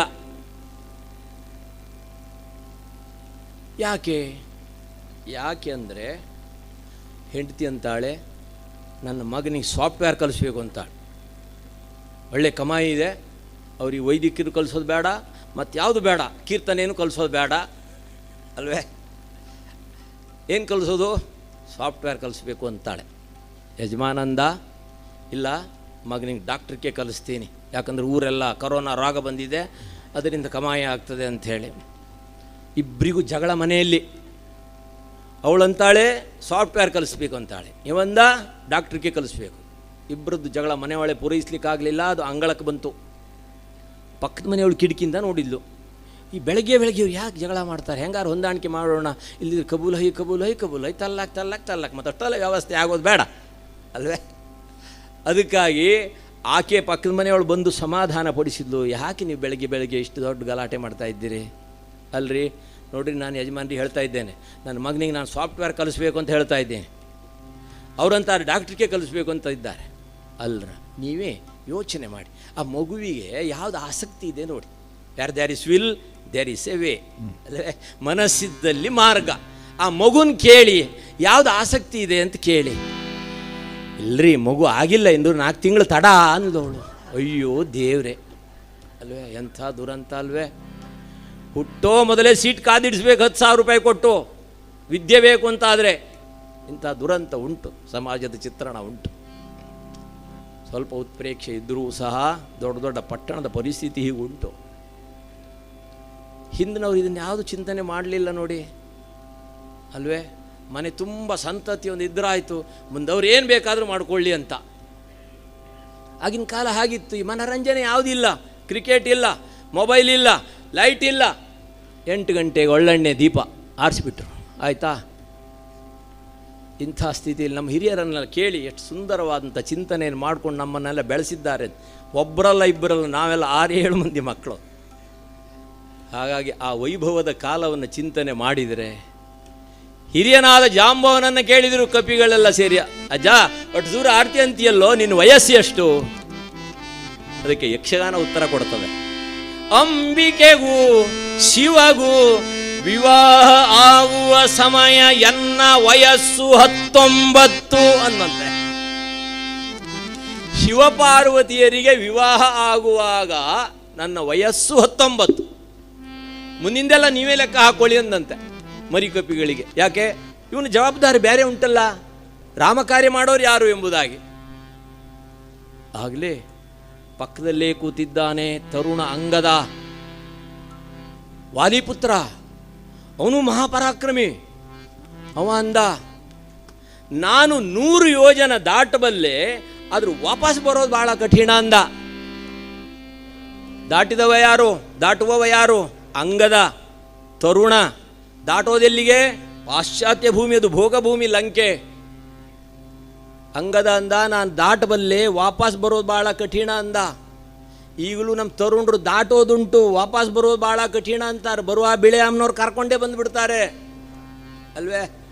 ನಮಗೆ ಎಂಥವ್ರು ಬೇಕು? ನಮ್ಮ ವೈಭವನಲ್ಲಿ ಮುಟ್ಟಿಸಿ ವಾಪಸ್ ಬರೋರು ಬೇಕು. ಯಾರು? The great Hindu monk Swami Vivekanandaji. 1893 September 11 ಅಪರಿಚಿತ ವ್ಯಕ್ತಿಯಾಗಿ ಸರ್ವಧರ್ಮ ಸಮ್ಮೇಳನಕ್ಕೆ ಹಿಂದೂ ಧರ್ಮದ ರಾಯಭಾರಿಯಾಗಿ ಸ್ವಾಮಿ ವಿವೇಕಾನಂದರು ಅಪರಿಚಿತ ವ್ಯಕ್ತಿಯಾಗಿ ಹೋಗಿದ್ದಾರೆ. ಸಭೆಯ ಕೊನೆಯಲ್ಲಿ ಅವಕಾಶ, ಎಲ್ಲ ಲೇಡೀಸ್ ಆ್ಯಂಡ್ ಜೆಂಟ್ಲ್ಮ್ಯಾನ್ ಎಂಬುದಾಗಿ ಪ್ರಾರಂಭ ಮಾಡಿದರೆ ಕೊನೆಯದಾಗಿ 3 ನಿಮಿಷದ ಅವಕಾಶ. ನಿಲುವಂಗಿಯ ಕೇಸರಿಯ ಸನ್ಯಾಸಿ ವೇದಿಕೆಗೆ ಬರುವಾಗಲೇ ಚಪ್ಪಾಳೆಯ ಸುರಿಮಳೆ. ಅಂತಹ ಒಂದು ತೇಜಸ್ಸನ್ನು ಹೊತ್ತಂಥ ಭಾರತದ ಭವ್ಯತೆಯನ್ನು, ಹಿಂದೂ ಸಂಸ್ಕೃತಿಯನ್ನು ಹೊತ್ತು ತೆಗೆದುಕೊಂಡು ಹೋಗಿ ಸಭೆ ಆ ವೇದಿಕೆಯನ್ನೇರುವಂತಹ ಸನ್ಯಾಸಿಯನ್ನು ಕಂಡೇ ಚಪ್ಪಾಳೆ ಬಾರಿಸಿದೆ. Sisters and brothers of America ಎಂಬ ಶಬ್ದ ಆ ಸಭೆಯನ್ನೇ ದಂಗುಪಡಿಸಿತು. ಚಪ್ಪಾಳೆಯ ಸುರಿಮಳೆ. ಸ್ವಾಮೀಜಿಯವರು ಒಂದೊಂದು ನುಡಿಯು ರೋಮಾಂಚನವಾಗ್ತದೆ. I thank you in the most of monks in the world. ಜಗತ್ತಿನ ಶ್ರೇಷ್ಠ ಸನ್ಯಾಸಿಗಳಿಗೆ ನನ್ನ ಧನ್ಯತೆ ಅಂದರು. ಆ ಪರಂಪರೆಯನ್ನು ಸ್ಮರಣೆ ಮಾಡಿದರು. I thank you in the mother of religions. ಮಾತೆಯ ಧರ್ಮ, ಮಾತೃಧರ್ಮಕ್ಕೆ ವಂದಿಸಿದರು, ಧನ್ಯತೆಯನ್ನಿಟ್ಟರು. ಜನನಿ ಜನ್ಮಭೂಮಿಶ್ಚ ಸ್ವರ್ಗಾದಪಿ ಗರೀಯಸಿ. I thank you in the mother and motherland. ಮಾತೃಭೂಮಿಗೆ ಧನ್ಯತೆಯನ್ನು ಅರ್ಪಣೆ ಮಾಡಿದರು. I thank you in the millions and millions of Hindu peoples, all of the Hindu class. ಜಾತಿ ಮತ ಪಂಥ ಭೇದವೇ ಇಲ್ಲದಂಥ ನನ್ನ ಹಿಂದೂ ಬಾಂಧವರಿಗೆ ಧನ್ಯತೆಯನ್ನು ಕೊಟ್ಟರು. ಎಂಥ ಧನ್ಯತೆ ಅಲ್ವೇ ಅದು. ತರುಣರಿಗೊಂದು ಕರೆ ಕೊಟ್ಟರು. Arise, awake and stop not till the goal is reached. ಹೇಳಿ, ಎದ್ದೇಳಿ, ಗುರಿ ಮುಟ್ಟುವವರೆಗೆ ಹಿಂದಿರುಗದಿರಿ. ಉತ್ತಿಷ್ಠತ ಜಾಗ್ರತ. ಸ್ವಾಮಿ ವಿವೇಕಾನಂದರ ಧೀರವಾಣಿ. The land Hindustana is my own body. Kanyakumari is my feet. Himalaya is my head. From my hair flows the Ganga. Men and women are my heart. East and west are my arms. When I breathe, I feel it is India breathing. When I walk, I feel it is India walking. ನಾನು ಯಾವಾಗ ಉಸಿರಾಡ್ತೇನೋ ನನ್ನ ಭವ್ಯವಾದಂಥ ಭಾರತ ಮಾತೆ ಉಸಿರಾಡ್ತಾಳೆ. ನಾನು ಯಾವಾಗ ನಡೀತೇನೋ ನನ್ನ ಭವ್ಯವಾದಂಥ ಭಾರತ ಮಾತೆ ನಡೀತಾಳೆ. ಹಾ ನನ್ನ ಭಾರತ ಬಾಲ್ಯದ ತೊಟ್ಟಿಲು, ಹಾ ನನ್ನ ಭಾರತ ಯೌವನದ ವೃಂದಾವನ, ಹಾ ನನ್ನ ಭಾರತ ವೃದ್ಧಾಪ್ಯದ ವಾರಣಾಸಿ ಎಂಬುದಾಗಿ ಗುಡುಗಿದ ಶ್ರೇಷ್ಠ ಸನ್ಯಾಸಿ ದ ಗ್ರೇಟ್ ಹಿಂದೂ ಮೋಂಕ್ ಸ್ವಾಮಿ ವಿವೇಕಾನಂದಜಿ. ಹೇಳಿ, ಎದ್ದೇಳಿ, ಗುರಿ ಮುಟ್ಟುವವರೆಗೆ ಹಿಂದಿರುಗದಿರಿ. 100 ವರ್ಷದ ಹಿಂದೆ ತರುಣರಿಗೊಂದು ಕರೆ ಕೊಟ್ಟರು. ಆದರೆ ತರುಣರು ಹೇಳಲಿಕ್ಕೆ ಬಹಳ ತಡ ಆಯಿತು. ಎಷ್ಟು ತಡ ಆಯಿತು ಗೊತ್ತೇ? 2014 ಏಪ್ರಿಲ್ 26 ನಮೋ ಎಂಬ 2 ಅಕ್ಷರ ಪ್ರಪಂಚಕ್ಕೆ ಸಿಗಬೇಕಾದ್ರೆ ನಮ್ಮ ತರುಣರ ಕಾರಣ. ತರುಣರಿದ್ದರೆ ಚಪ್ಪಾಳೆ ಹೊಡ್ಕೊಳ್ಳಿ, ಯಾಕಂದ್ರೆ ಕೀರ್ತನೆ ಬರೋರಲ್ಲ 60 ಮೇಲಿನವರೇ, ಹೇಳುವವರು 60 ದಾಟಿದವರು. ಹಾಗಾಗಿ ಚಪ್ಪಾಳೆ ಹೊಡ್ಕೊಳ್ಳಿ ಎಲ್ಲ ಅವಕಾಶ ಇದೆ ಅಲ್ವೇ?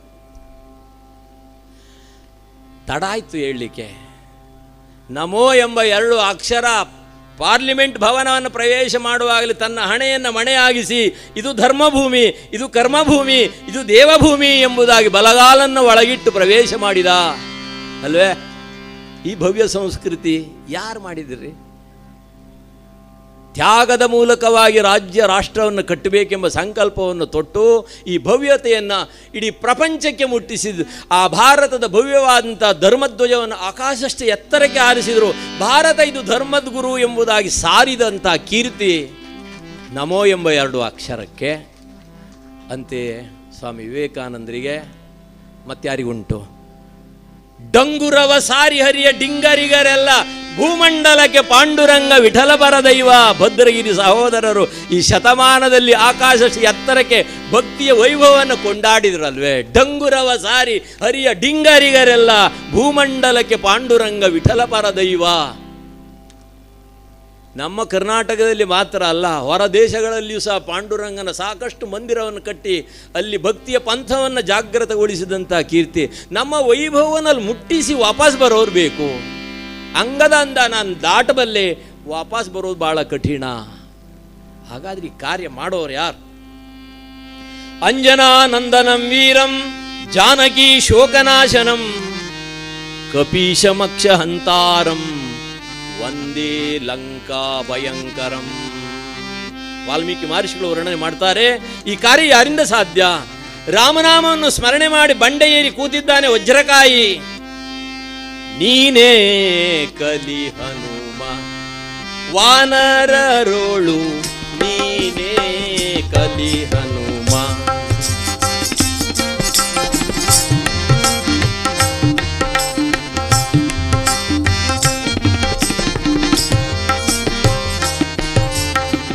ನೀನೇ ಕಲಿಯು ನಮ್ಮ ವಾನರರೊಳಗೆಲ್ಲ.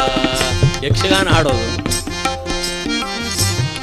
ಗುರುಗಳು ಪಾಠ ಮಾಡಿದ್ರು. ನೀನೇ ಕಲಿ ಎಮ್ಮ ವಾನರರೊಳಗೆಲ್ಲ, ನೀನೇ ಕಲಿ ಹನುಮ ವಾನರರೋಳು, ನೀನೇ ಕಲಿ ಹನುಮ.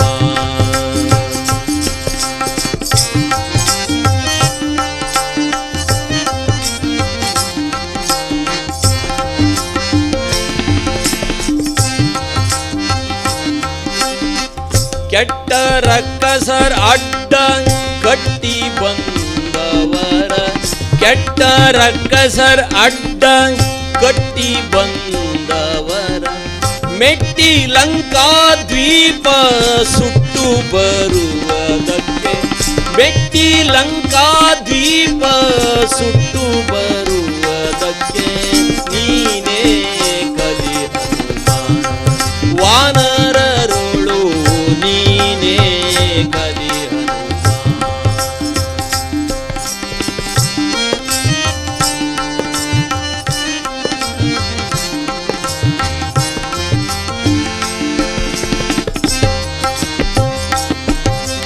ತಡೆದರೆ ತಿಕ್ಕಿ ಶಿರಮುರಿದಿಕ್ಕಿ ಅಸುರರ ಕುಕ್ಕಿ ಮೆರೆವನ ಸೊಕ್ಕಿ,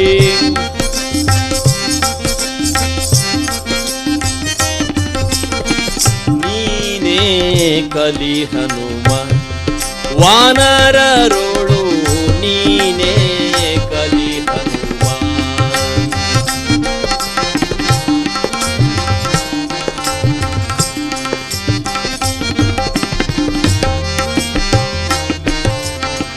ಪವನ ಸುತ ಹನುಮಾನಕಿ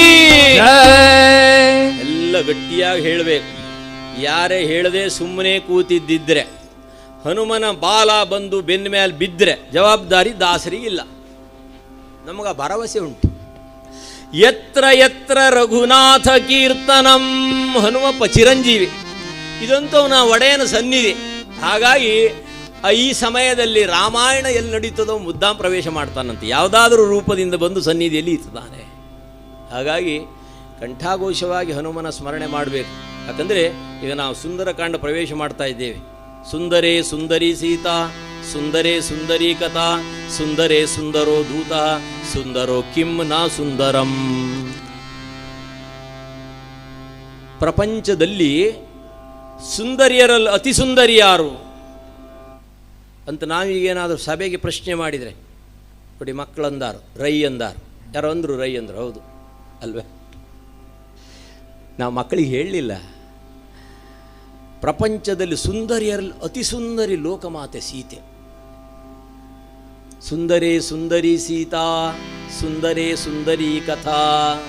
ಸುಂದರ ಕಾಂಡಕ್ಕೆ ಪ್ರವೇಶ ಮಾಡುವಾಗಲೇ ಮಹರ್ಷಿಗಳಂತಾರೆ, ಪ್ರಪಂಚದಲ್ಲಿ ಸುಂದರಿಯರಲ್ಲಿ ಅತಿ ಸುಂದರಿ ಲೋಕಮಾತೆ ಸೀತೆ. ಹಾಗಾಗಿ ಅಸುರನಾದ ರಾವಣ ತನ್ನ ಅರಮನೆಯಲ್ಲಿ ಅಂತಃಪುರದಲ್ಲಿ ಸಾವಿರಾರು ದೇವಾಂಗನೆಯರಿದ್ದರೂ ಸಹ ಸೀತೆಯನ್ನು ಹೋಲುವಂಥ ಸ್ತ್ರೀಯನ್ನು ಯಾರನ್ನೂ ಕಂಡಿಲ್ಲ, ಅಂಥ ಸೌಂದರ್ಯವುಳ್ಳಂಥ ಸ್ತ್ರೀಯನ್ನು ಕಂಡಿಲ್ಲ. ಹಾಗಾಗಿ ಸೀತೆಯನ್ನು ಕದ್ಕೊಂಡು ಹೋದ ಅಂತ ವರ್ಣನೆ ಮಾಡ್ತಾರೆ. ಸುಂದರೇ ಸುಂದರಿ ಸೀತಾ. ಹಾಗಾಗಿ ರಾಮಾಯಣದಲ್ಲಿ ಈ ಭಾಗಕ್ಕೆ ಆ ನಾಮವನ್ನು ಇಡ್ಲಿಕ್ಕೆ ಕಾರಣ ಇದೆ. ಅದರಲ್ಲಿಯೂ ಸುಂದರನ ನಾಮವನ್ನು ಇಟ್ಟರು, ಹನುಮಪ್ಪನ ನಾಮವನ್ನು ಇಟ್ಟರು. ಹನುಮನಿಗೆ ಸಹಸ್ರನಾಮದಲ್ಲಿ 901ನೇ ನಾಮ ಸುಂದರಾಯ ನಮಃ.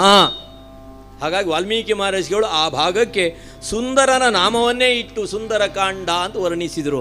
ಇನ್ಯಾವುದೋ ಹೆಸರು ಇಡ್ಬೋದಿತ್ತು, ಸಮುದ್ರ ಉಲ್ಲಂಘನ ಅಂತ ಇಡ್ಬೋದಿತ್ತು, ಮುದ್ರಿಕಾ ಪ್ರಧಾನ ಅಂತ ಇಡ್ಬೋದಿತ್ತು, ಲಂಕಾದಹನ ಅಂತ ಇಡ್ಬೋದಿತ್ತು. ಹಾಗಿಡದೆ ರಾಮಾಯಣದ ಹೃದಯ ಭಾಗ ಸುಂದರಕಾಂಡ. ಸುಂದರಕಾಂಡ ಕಥಾ ಶ್ರವಣ ಮಾಡಿದ ಸಂಪೂರ್ಣ ರಾಮಾಯಣ ಶ್ರವಣ ಮಾಡಿದ ಫಲ ಎಂಬುದಾಗಿ ವಾಲ್ಮೀಕಿ ಮಹರ್ಷಿಗಳು ಫಲಶ್ರುತಿಯಲ್ಲಿ ವರ್ಣನೆ ಮಾಡ್ತಾರೆ. ಹಾಗಾಗಿ ನಮ್ಮಲ್ಲಿ ಏನಾದರೂ ಗ್ರಹದೋಷಗಳಿದ್ದರೆ ನಮ್ಮಲ್ಲಿ ವೈದಿಕ ಪರಂಪರೆಯಲ್ಲಿ ಈಗಲೂ ಉಂಟು. ಗೋಷ್ಠಿಯಲ್ಲಿ, ಗ್ರಹಗಳಲ್ಲಿ ಅಥವಾ ಕ್ಷೇತ್ರಗಳಲ್ಲಿ ಏನಾದರೂ ಗ್ರಹ ಪೀಡೆಗಳಿದ್ದಲ್ಲಿ ಒಂದು ಸುಂದರಕಾಂಡ ಪಾರಾಯಣ ಹೇಳ್ಕೊಂಬಿಡಪ್ಪ ಅಂತ ಹೇಳ್ತಾರೆ. ಸುಂದರನ ವೈಭವ ಅಷ್ಟೊಂದು ಮಹತ್ವ ಇದೆ ಪ್ರಪಂಚದಲ್ಲಿ. ಸುಂದರೇ ಸುಂದರಿ ಸೀತಾ, ಸುಂದರೇ ಸುಂದರಿ ಕಥಾ, ಸುಂದರೇ ಸುಂದರೋ ದೂತ, ಸುಂದರೋ ಕಿಂ ನ ಸುಂದರಂ. ಅಂತಹ ಸುಂದರನ ಪ್ರವೇಶ, ಹನುಮಪ್ಪನ ಪ್ರವೇಶ ಆಗಿದೆ. ಆ ನಿಮಿತ್ತವಾಗಿ ಅವನನ್ನು ಸ್ಮರಣೆ ಮಾಡಬೇಕು. ಅದರಲ್ಲೂ ನಮ್ಮ ಗುರುಗಳ ಸುಂದರಕಾಂಡದ ಪ್ರೀತಿಯ ಹಾಡು ಯಾವುದು ಗೊತ್ತೇ? ಅಂಜನಿ ನಂದನ ಸ್ವಾಮಿ ಮುಖ್ಯ ಪ್ರಾಣ, ನೀಡು ಅಭಯದಾನ, ದಯಾ ಸಂಪೂರ್ಣ. ಅಂಜನಿ ನಂದನ ಸ್ವಾಮಿ ಮುಖ್ಯ ಪ್ರಾಣ, ನೀಡು ಅಭಯದಾನ, ದಯಾ ಸಂಪೂರ್ಣ, ನೀಡು ಅಭಯದಾನ, ದಯಾ ಸಂಪೂರ್ಣ. ಅಂಜನಿ ನಂದನ ಸ್ವಾಮಿ ಮುಖ್ಯ ಪ್ರಾಣ ನೀಡು ಅಭಯದಾನ ದಯಾ ಸಂಪೂರ್ಣ ನೀಡು ಅಭಯದಾನ ದಯಾ ಸಂಪೂರ್ಣ ಸಂತ ಜನ ಪ್ರೇಮಿ ಮಂತ್ರ ಸಿದ್ಧ ಕರುಣಿ ಸಂತ ಜನ ಪ್ರೇಮಿ ಮಂತ್ರ ಸಿದ್ಧ ಕರುಣಿ ಚಿಂತೆ ಬಿಡಿಸಯ್ಯ ಹನುಮಂತ ಮಹಿಮತ್ರಾಣಿ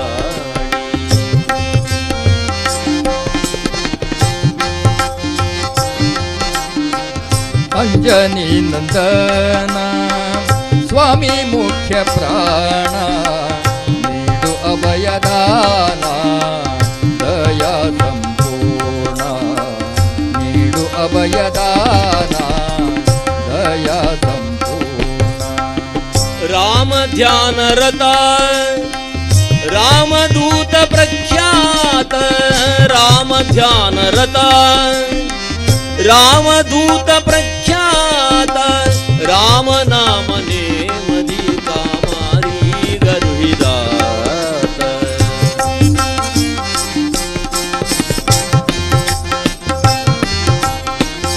ಅಂಜನಿ ನಂದನ ಸ್ವಾಮಿ ಮುಖ್ಯ ಪ್ರಾಣ ನೀಡು ಅಭಯದಾನ ದಯಾ ಸಂಪೂರ್ಣ ನೀಡು ಅಭಯದಾನ ದಯಾ ಸಂಪೂರ್ಣ ಧನ್ಯ ವಾಯುನಂದನ ಧನ್ಯ ವಾಯುನಂದನ ಜ್ಞಾನ ಭಕ್ತಿ ಪೂರ್ಣ ಮಾನ್ಯ ಮೂಲ ನಾರಾಯಣ ಮಾನ್ಯ ಮೂಲ ನಾರಾಯಣ ನಾಮ ಪ್ರೇಮ ಸಂಪನ್ನ ಮಾನ್ಯ ಮೂಲ ನಾರಾಯಣ ಮಾನ್ಯ ಪ್ರೇಮ ಸಂಪನ್ನ ಅಂಜನಿ ನಂದನ ಸ್ವಾಮಿ ಮುಖ್ಯ ಪ್ರಾಣ ನೀಡು ಅಭಯದಾನ ದಯಾ ಸಂಪೂರ್ಣ ನೀಡು ಅಭಯದಾನ ದಯಾ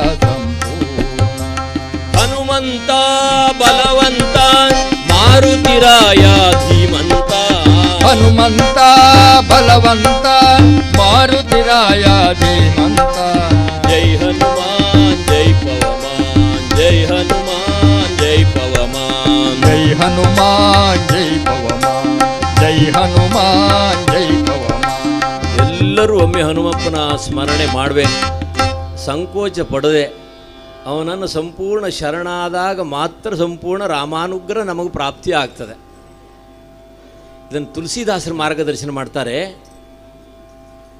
ಕಾಶಿಯಲ್ಲಿ ಮಣಿಕರ್ಣಿಕಾ ಘಾಟಿನಲ್ಲಿ ತುಳಸಿ ರಾಮಾಯಣ 1 ತಿಂಗಳ ಹರಿಕತೆ ನಡೆಯುತ್ತದೆ ತುಳಸಿದಾಸರದ್ದು. ನಾಳೆ ದಿವಸ ರಾಮಾಯಣ ಮಂಗಳ ಇದೆ. ಹಿಂದಿನ ದಿವಸ ರಾತ್ರಿ ತುಳಸಿದಾಸರಿಗೆ ಕನಸಿನಲ್ಲಿ ರಾಮದರ್ಶನವಾಗ್ತದೆ. ತುಳಸಿ, ನಿನ್ನ ರಾಮಾಯಣ ನಿನ್ನ ಕಥಾ ನಡೆಸುವ ಯಜ್ಞ ಮಂಟಪಕ್ಕೆ ಪ್ರತಿನಿತ್ಯ ನನ್ನ ಪರಮಭಕ್ತನಾದ ಹನುಮ ಬರ್ತಾ ಇದ್ದಾನೆ. ಆದರೆ ನೀನಿನ್ನೂ ಅವನನ್ನು ಪರಿಚಯಿಸಲಿಲ್ಲ. ಆ ರಾತ್ರಿ ರಾಮದೇವರು ಕನಸಿನಲ್ಲಿ ತುಳಸಿದಾಸರಿಗೆ ಮಾರ್ಗದರ್ಶನ ಮಾಡ್ತಾ ಇದ್ದಾನೆ. ನಿರಂತರ ಸ್ಮರಣೆ ಮಾಡುವಂಥ ಭಕ್ತರಿಗೆ ಭಗವಂತ ಕನಸಿನಲ್ಲಿಯಾದರೂ ದರ್ಶನ ಕೊಟ್ಟು ಮಾರ್ಗದರ್ಶನ ಮಾಡ್ತಾನೆ. ನೋಡು ತುಳಸಿ, ಎಲ್ಲರಿಗಿಂತ ಮೊದಲು ಬರ್ತಾನೆ ನನ್ನ ಪರಮ ಭಕ್ತ, ಮುಖ್ಯ ಪ್ರಾಣ. ಎಲ್ಲರಿಗಿಂತ ಕೊನೆಗೆ ಹೋಗ್ತಾನೆ. ಇದು ಅವನ ರೂಪ ಹೇಳ್ತೀನಿ ನೋಡು. ಇಳಿಬಿಟ್ಟಂಥ ಗಡ್ಡ, ಬಾಗಿದ ಶಿರ, ಕೈಯಲ್ಲೊಂದು ಹೆಗಲಿಗೊಂದು ಜೋಳಿಗೆ, ಕೈಯಲ್ಲೊಂದು ಕೋಲು, ಕಾಷಾಯ ವಸನ. ಈ ರೂಪ ಪ್ರತಿನಿತ್ಯ ಬರುತ್ತದೆ. ಎಲ್ಲರಿಗಿಂತ ಮೊದಲು ಬಂದು ಕೂತಿರ್ತಾನೆ. ಪರಮಭಕ್ತನಾದ ಹನುಮ ರಾಮಾಯಣವನ್ನು ಅತಿ ಸುಂದರವಾಗಿ ಶ್ರವಣ ಮಾಡೋದಕ್ಕೆ ಪ್ರತಿನಿತ್ಯ ಬರ್ತಾ ಇದ್ದಾನೆ. ಆದರೆ ನೀನು ಇನ್ನೂ ಅವನನ್ನು ಪರಿಚಯಿಸಲಿಲ್ಲ. ಹೀಗೊಂದು ಆ ರಾತ್ರಿ ರಾಮದೇವರು ತುಳಸಿದಾಸರಿಗೆ ಕನಸಿನಲ್ಲಿ ಹನುಮನ ರೂಪವನ್ನೆಲ್ಲ ಮಾರ್ಗದರ್ಶನ ಮಾಡ್ತಾರೆ. ತುಳಸಿದಾಸರು ಒಂದು ಸಾರಿ ಜಾಗೃತ ಆಯಿತು. ಅದನ್ನೇ ಜ್ಞಾಪಕ ಮಾಡಿಕೊಂಡ್ರು. ಆ ಸ್ವಪ್ನ ದೃಶ್ಯವನ್ನು ಮತ್ತೆ ಮತ್ತೆ ಮೆಲುಕಾಡಿದರು. ಅದೇ ರೂಪವನ್ನು ಸ್ಮರಣೆ ಮಾಡ್ತಾ ಇದ್ದಾರೆ. ಮಾರನೇ ದಿವಸ ಮಂಗಲೋತ್ಸವದ ಸಿದ್ಧತೆ ಎಲ್ಲ ನಡೆದಿದೆ. ತುಳಸಿದಾಸರು ಅವಸರ ವೇದಿಕೆ ಕೂತಿದ್ದಾರೆ. ಆ ರಾತ್ರಿ ರಾಮದೇವರು ಹೇಳಿದಂತಹ ದೃಶ್ಯ, ಕನಸಿನಲ್ಲಿ ಬಂದಂತಹ ದೃಶ್ಯವನ್ನು ಮತ್ತೆ ಜ್ಞಾಪಕ ಮಾಡಿಕೊಳ್ತಾರೆ. ಆ ರೂಪ ಎಲ್ಲಿದೆ ಅಂತ ಹುಡುಕ್ತಾರೆ. ಎದುರಿಗೆ ಬಂದು ಕೂತಿದ್ದಾರೆ. ಅದೇ ರೂಪ, ರಾಮ ಹೇಳಿದಂಥ ಆಕಾರ. ಹೃದಯಾಂಗಣದಲ್ಲಿ ಆ ರೂಪಕ್ಕೆ ಹೃದಯಾಂಗಣದಲ್ಲಿ ಸ್ಥಾನವನ್ನು ಕೊಟ್ಟು ವಂದಿಸಿದರು ತುಳಸಿದಾಸರು. ಆಮೇಲೆ ಮಂಗಲೋತ್ಸವ ಮುಗಿಯಿತು. ಎಲ್ಲ ಅವರವ್ರ ಪಾಡಿಗೆ ಅವರು ಹೊರಟಿದ್ದಾರೆ. ತುಳಸಿದಾಸರು ಅವಸರವಾಗಿ ವೇದಿಕೆಯಿಂದ ಇಳಿದು ಆ ವಿಶೇಷವಾದ ರೂಪ, ರಾಮದೇವರು ಹೇಳಿದ ರೂಪ, ಆಗ ಮಾತ್ರ ಹೊರಡುವಂಥ ಸಮಯ ಓಡೋಡಿ ಬಂದು ತುಳಸಿದಾಸರು ಎರಡು ಪಾದವನ್ನು ಬಿಗಿದಪ್ಪಿಕೊಂಡು ಬಿಟ್ಟರು. ಹನುಮ, ರಾಮಕಥೆಯನ್ನು ಕೇಳೋದಕ್ಕೆ, ಈ ತೊದಲು ನುಡಿಯನ್ನು, ತುಳಸಿಯ ತೊದಲು ನುಡಿಯನ್ನು ಕೇಳೋದಕ್ಕೋಸ್ಕರವಾಗಿ ಇಷ್ಟು ದಿವಸ ತಡವಾಯ್ತು ನಿನ್ನನ್ನು ನಾನು ಪರಿಚಯಿಸಿಕೊಳ್ಬೇಕಾದ್ರೆ. ಹೀಗೊಂದು ತನ್ನ ಆ ಎರಡೂ ತೋಳುಗಳಿಂದ ಹನುಮನ ಪಾದವನ್ನು ಬಿಗಿದಪ್ಪಿ ಕಣ್ಣೀರನ್ನು, ಆ ವಕ್ಷಸ್ಥಳದಿಂದ ದಾಟಿದ ಕಣ್ಣೀರು ಹನುಮನ ಪಾದವನ್ನು ಪ್ರಕ್ಷಾಳನ ಮಾಡಿತು. ಆಗಲೇ ಹನುಮ ಬಾಗಿ ಎದ್ದು ತುಳಸಿಯ ತೋಳನ್ನು ಹಿಡಿದು ಬಿಗಿದಪ್ಪಿಕೊಂಡ. ಭಕ್ತ ಜನ ಮುಂದೆ, ನೀನವರ ಹಿಂದೆ ದಾಸರಂತಾರೆ. ಆ ನಿಮಿತ್ತವಾಗಿ ಒಮ್ಮೆ ಆದರೂ ಭಗವಂತನಿಗೋಸ್ಕರ, ಒಮ್ಮೆ ಆದರೂ ರಾಮನಿಗೋಸ್ಕರವಾಗಿ ಎದ್ದರೆ ಸಂಗಡ ಬರುವ, ಎದ್ದರೆ ಸಂಗಡ ಬರುವ, ನಿನ್ನ ಮುದ್ದಿಸಿ ಮುಂದಕ್ಕೆ ಮುಕ್ತಿಯ ಕೊಡುವ, ಎದ್ದರೆ ಸಂಗಡ ಬರುವ.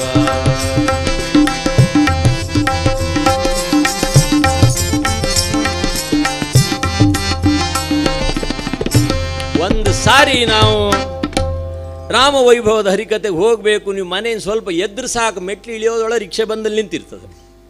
ಇಷ್ಟು ಸವಲತ್ತು ಮಾಡಿಕೊಡ್ತಾನೆ ಯಾರು? ಎದ್ದರೆ ಸಂಗಡ ಬರುವ, ನಿನ್ನ ಮುದ್ದಿಸಿ ಮುಂದಕ್ಕೆ ಮುಕ್ತಿಯ ಕೊಡುವ, ಎದ್ದರೆ ಸಂಗಡ ಬರುವ. ಸಂಕಲ್ಪ ಮಾಡಿದ್ರೆ ಸಾಕಂತೆ ಕಾರ್ಯ ಎಲ್ಲ ಸಿದ್ಧಿ ಆಗ್ತದೆ ಭಗವತ್ ಕೈಂಕರ್ಯಕ್ಕೋಸ್ಕರವಾಗಿ. ಹಾಗಾಗಿ ಎಲ್ಲೆಲ್ಲಿ ರಾಮಕಥೆ ನಡೀತದೋ, ರಾಮೋತ್ಸವ ನಡೀತದೋ, ರಾಮ ವೈಭವ ನಡೀತದೋ, ಅಲ್ಲಿ ಹನುಮಪ್ಪನ ಆಗಮನ ಆಗಿಯೇ ಆಗ್ತದೆ, ಅದರಲ್ಲಿ ನಿಸ್ಸಂಶಯ. ಅದಕ್ಕೆ ಯಾರು ಸಂಶಯ ಪಡದೆ ಆ ಹನುಮನ ನಾಮಕ್ಕೆ ಎಲ್ಲರೂ ಕಂಠಾಘೋಷವಾಗಿ ಶಿರೋ ಮೇಲ್ಭಾಗದಲ್ಲಿ ಕರ ಎತ್ತಿ ಅವನನ್ನು ಸಂಪೂರ್ಣ ಸೇವೆ ಮಾಡೋಣ. ಅವ ಈ ಮೂಲಕವಾಗಿ ರಾಮಾನುಗ್ರಹ ಪ್ರಾಪ್ತಿಯಾಗಿಸಿಕೊಡ್ತಾನೆ. ಅದಕ್ಕೆ ಭಕ್ತರ ಮೂಲಕವಾಗಿ ಭಗವಂತ. ಅದಕ್ಕೆ ಸಂಕೋಚ ಪಡೆದು ಎಲ್ಲರೂ ಸಹ ಹನುಮಂತ ಬಲವಂತ ಮಾರುತಿರಾಯ ಧೀಮಂತ, ಹನುಮಂತ ಬಲವಂತ ಮಾರುತಿರಾಯ ಧೀಮಂತ. ಜೈ ಹನುಮಾನ್ ಜೈ ಪವಮಾನ್, ಜೈ ಹನುಮಾನ್ ಜೈ ಪವಮಾನ್, ಜೈ ಹನುಮಾನ್ ಜೈ ಪವಮಾನ್, ಜೈ ಹನುಮಾನ್ ಜೈ ಪವಮಾನ್. ಹನುಮನೆ ರಕ್ಷಕ ಹನುಮನೆ ಶಿಕ್ಷಕ ಹನುಮನಿರಲು ನಮಗೇನು ಭಯ, ಹನುಮನೆ ರಕ್ಷಕ ಹನುಮನೆ ಶಿಕ್ಷಕ ಹನುಮನಿರಲು ನಮಗೇನು ಭಯ, ಹನುಮನಿರಲು ನಮಗೇನು ಭಯ, ಹನುಮನಿರಲು ನಮಗೇನು ಭಯ, ಹನುಮನಿರಲು ನಮಗೇನು ಭಯ, ಹನುಮನಿರಲು ನಮಗೇನು ಭಯ. ಪವನ ಸುತ ಹನುಮಾನ ಕಿ ಜೈ, ಸೀತಾರಾಮಚಂದ್ರ ಭಗವಾನ ಕಿ ಜೈ, ಸಂತ ಸದ್ಗುರು ಮಹಾರಾಜ ಕಿ ಜೈ, ಸನಾತನ ಹಿಂದೂ ಧರ್ಮ ಕಿ ಜೈ, ಭಾರತ ಮಾತಾ ಕಿ ಜೈ.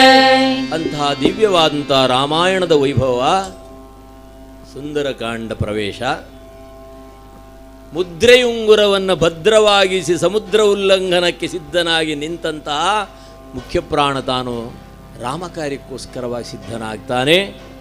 ಇರೋದೇ 3 ದಿವಸ. ಅಂದು ಪ್ರಾತಃ ಕಾಲ ಬ್ರಾಹ್ಮೀ ಮುಹೂರ್ತದಲ್ಲಿದ್ದು ತನ್ನ ನಿತ್ಯಾನಿಕವನ್ನೆಲ್ಲ ಪೂರೈಸಿ ಗುರುವಿಗೆ ವಂದನೆ ಮಾಡಬೇಕು. ಮೊಟ್ಟ ಮೊದಲು ಯಾರು ಗುರು? ಭಗವಾನ್ ಭಾಸ್ಕರ, ಸೂರ್ಯದೇವ ಹನುಮನಿಗೆ ಗುರು. ಸೂರ್ಯ ವಂಶದಲ್ಲಿ ಜನಿಸಿದವ ರಾಮದೇವರು. ವದನದಲ್ಲಿ ರಾಮನಾಮ, ಹೃದಯಾಂಗಣದಲ್ಲಿ ರಾಮನಿಗೆ ಸ್ಥಾನವನ್ನು ಕೊಟ್ಟು ಗುರುವಿನಿಂದ ಆಶೀರ್ವಾದ ಪಡೆಯುತ್ತಾನೆ. ಜೀವನದಲ್ಲಿ ಗುರಿ ಇರಬೇಕಂತ ಹಿಂದೆ ಗುರುಗಳ ಆಶೀರ್ವಾದ ಬೇಕು ಅಂತ. ಹಾಗೆ ರಾಮಕಾರ್ಯಕ್ಕೋಸ್ಕರವಾಗಿ ಮುಖ್ಯ ಪ್ರಾಣ ತಾನು ಭಗವಾನ್ ಭಾಸ್ಕರನನ್ನು ಕಂಡು ಕರಮುಗಿದು ಶಿರವಾಗಿ ಗುರುವಿನ ಆಶೀರ್ವಾದವನ್ನು ಪಡೆಯುತ್ತಾನೆ. ಎಂಥ ಮುಹೂರ್ತ ಅಲ್ವೇ, ಗುರುಗಳ ಆಶೀರ್ವಾದ ಕೊಡೋ ದಿವಸವೂ ಹೌದು ಇದು ಅಲ್ವೇ. ನಮ್ಮ ಗುರುಗಳಿಗೆ ಸಿಕ್ಕಿದ್ದಿದೆ ಸಮಯ, ಆದ್ದರಿಂದ ಅದೊಂದು ಪುಣ್ಯ ವಿಶೇಷ ಸಂಧಿಯ ಸಮಯ. ಆ ದೇವ ಕೈಂಕರ್ಯಕ್ಕೋಸ್ಕರವಾಗಿ, ರಾಮ ಕೈಂಕರ್ಯಕ್ಕೋಸ್ಕರವಾಗಿ ಹನುಮ ತಾನು ಸೂರ್ಯನಲ್ಲಿ ಪ್ರಾರ್ಥನೆ ಮಾಡಿದ ಮಧ್ಯದಲ್ಲಿ ಎಲ್ಲಿಯೂ ನನಗೆ ಅಡ್ಡಿಯಾಗದ ಸ್ಥಿತಿಯಲ್ಲಿ ರಾಮ ಕಾರ್ಯಕ್ಕೆ ಅನುಗ್ರಹಿಸೆಂಬುದಾಗಿ ಗುರುಚರಣಕ್ಕೆ ವಂದಿಸ್ತಾನೆ. ನಿರ್ವಿಘ್ನ ದೇವತೆಗಳನ್ನೆಲ್ಲ ಸ್ಮರಣೆ ಮಾಡ್ತಾನೆ. ಅಷ್ಟದಿಕ್ಪಾಲಕರಿಗೆ ವಂದಿಸಿದ ರಾಮ ಕಾರ್ಯಕ್ಕೋಸ್ಕರವಾಗಿ ಹೊರಡುವ ಸಿದ್ಧತೆಯಲ್ಲಿ ಹನುಮ ಒಂದು ಸಾರಿ ಹೋಗುವ ಮಾರ್ಗವನ್ನೊಮ್ಮೆ ದಿಟ್ಟಿಸಿ ನೋಡಿದನಂತೆ. ಅಂಬರವನ್ನು ನೋಡಿದ, ಆಕಾಶ ಮಂಟಪವನ್ನು ನೋಡ್ತಾನೆ. ಅಂಬರದ ಲಿಂಬಿಲ್ಲವೆಂಬಂತೆ ದೇವಗಣಗಳು ತುಂಬಿ ನಿಂತಿವೆ ಹನುಮನ ವೈಭವವನ್ನು ನೋಡೋದಕ್ಕೋಸ್ಕರವಾಗಿ. ಆಗಲೇ ತನ್ನ ಶರೀರವನ್ನು ಬೆಳೆಸಿದ 100 ಯೋಜನ ವಿಸ್ತಾರವಾದ ಶರದಿಯನ್ನು ದಾಟೋದಕ್ಕೆ ಹನುಮನ ಶರೀರ ಬೆಳೆಯಿತು ಬೆಳೆಯಿತು ಬೆಳೆಯಿತು ಬೆಳೆಯಿತು. 10 ಯೋಜನ ವಿಸ್ತಾರವಾದಂಥ ಶರದಿಗೆ ದಾಟೋದಕ್ಕಾಗಿ ಹನುಮನ ಶರೀರ ಬೆಳೆಯಿತಂತೆ. ಒಂದೊಂದೇ ಹೆಜ್ಜೆಯನ್ನು ಇಡುತ್ತಾ ಮಹೇಂದ್ರಗಿರಿಯನ್ನು ಏರಿದ್ದಾನೆ. 100 ಯೋಜನ ವಿಸ್ತಾರವಾದ ಶರದಿಯನ್ನು ದಾಟೋದಕ್ಕೆ ಈ ಶರೀರದಲ್ಲಿ ಶಕ್ತಿ ಎಷ್ಟಿದೆ ಅಂತ ನೋಡ್ಕೊಳ್ಳೋದಕ್ಕಾಗಿ ತನ್ನ ಬಲಗಾಲಿಂದ ಮಹೇಂದ್ರಗಿರಿಯನ್ನು ಒಮ್ಮೆ ಅದುಮಿ ಬಿಟ್ಟ. ಅಲ್ಲೋಲ ಕಲ್ಲೋಲ ಉಂಟಾಗ್ಬಿಡ್ತು. ಒಂದು ಸಾರಿ ಹುಂಕಾರ ಮಾಡಿ ಆರ್ಭಟಿಸ್ತಾನೆ. ಹನುಮನ ಆರ್ಭಟಕ್ಕೆ ಗಿರಿಗಳು ನಡುಗೆ, ಧನುಕುಲ ವಧುಗಳ ಗರ್ಭವು ಉಡುಗೆ, ಹುಂಕಾರಕ್ಕೆ ಬೆದರೋಡಿತು ಹರಿಯೋ, ಓಂಕಾರವ ಕೇಳಿದ ನರ ಹರಿಯೋ.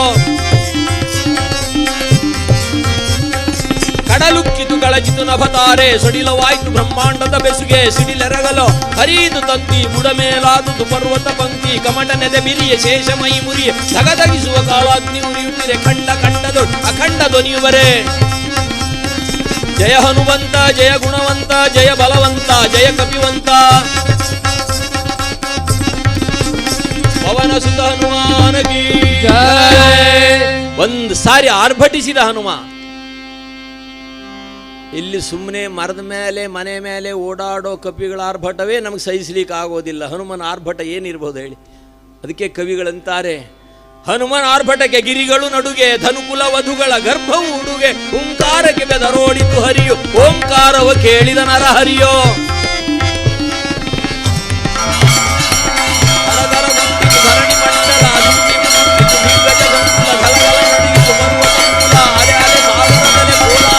ಧರಣಿ ಮಂಡಲ ಪಾತಾಳವೇ ನಡುಗರು ಭಾರೀ ಗದ್ದಲ ಉಂಟಾಗಿ. ಪವನ ಸುತ ಹನುಮಾನಗಿ ಹನುಮಪ್ಪ ತಯಾರಾಗಿ ನಿಂತಿದ್ದಾನೆ. ಮತ್ತು ಸಮುದ್ರವನ್ನು ಸಮಯ ಆಗಿರುವುದರಿಂದ ಮತ್ತೆ ಸುಂದರನ ವೈಭವವನ್ನು ನಾಳೆ ಸುಂದರ ಸಂಧಿಯಾಗಿಸಿ ಹೆಚ್ಚಿನ ಸಂಖ್ಯೆಯಲ್ಲಿ ನಕ್ಷತ್ರನ ವೈಭವವನ್ನು ಚಿಂತನೆ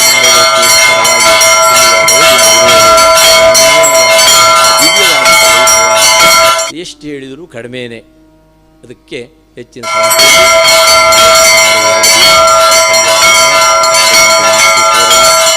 ಅಶ್ವತ್ಥಪುರದ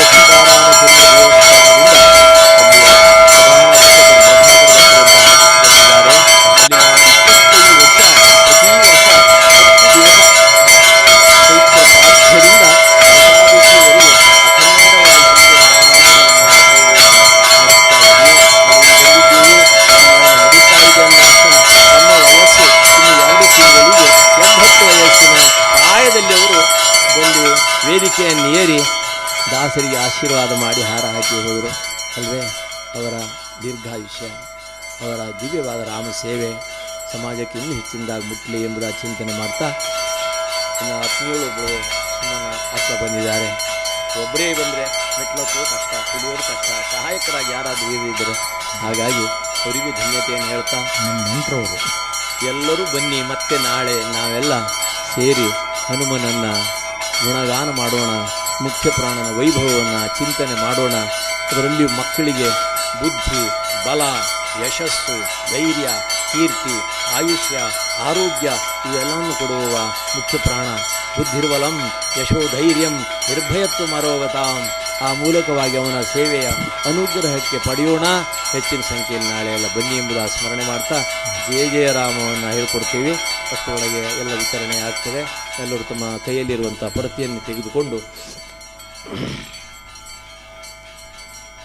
ಈ ಸಂಪೂರ್ಣ ರಾಮಾಯಣ ಎಲ್ಲ ಮನೆ ಮನೆಗೆ ಮುಟ್ಲಿ ಅಂಥೇಳಿ ಇನ್ನು ಆ ಸೇವಾ ಕೈಂಕರ್ಯ ಭಜನಾ ರೂಪದಲ್ಲಿಯೂ ಸಹ ಜನಮನಕ್ಕೆ ಪ್ರಾಪ್ತಿಯಾಗಲಿ ಅಂತ ಅದನ್ನು ತಮ್ಮೆಲ್ಲರ ಕೈಯಲ್ಲಿ ಆ ಪ್ರತಿಯನ್ನು ಕೊಟ್ಟಿದ್ದಾಗಿದೆ. ಮನೆಯಲ್ಲಿ ಕಂಠಪಾಠ ಮಾಡಿ ಭಜನಾ ಮಂಡಳಿಯವರು ಮನೆಯಲ್ಲಿ ಅದನ್ನ ಅಧ್ಯಯನ ಮಾಡಿ ಭಜನಾ ಸಮಯದಲ್ಲಿ ಅದನ್ನ ಭಾಗವಹಿಸ್ಲಿಕ್ಕೆ ಅನುಕೂಲ ಆಗ್ತದೆ.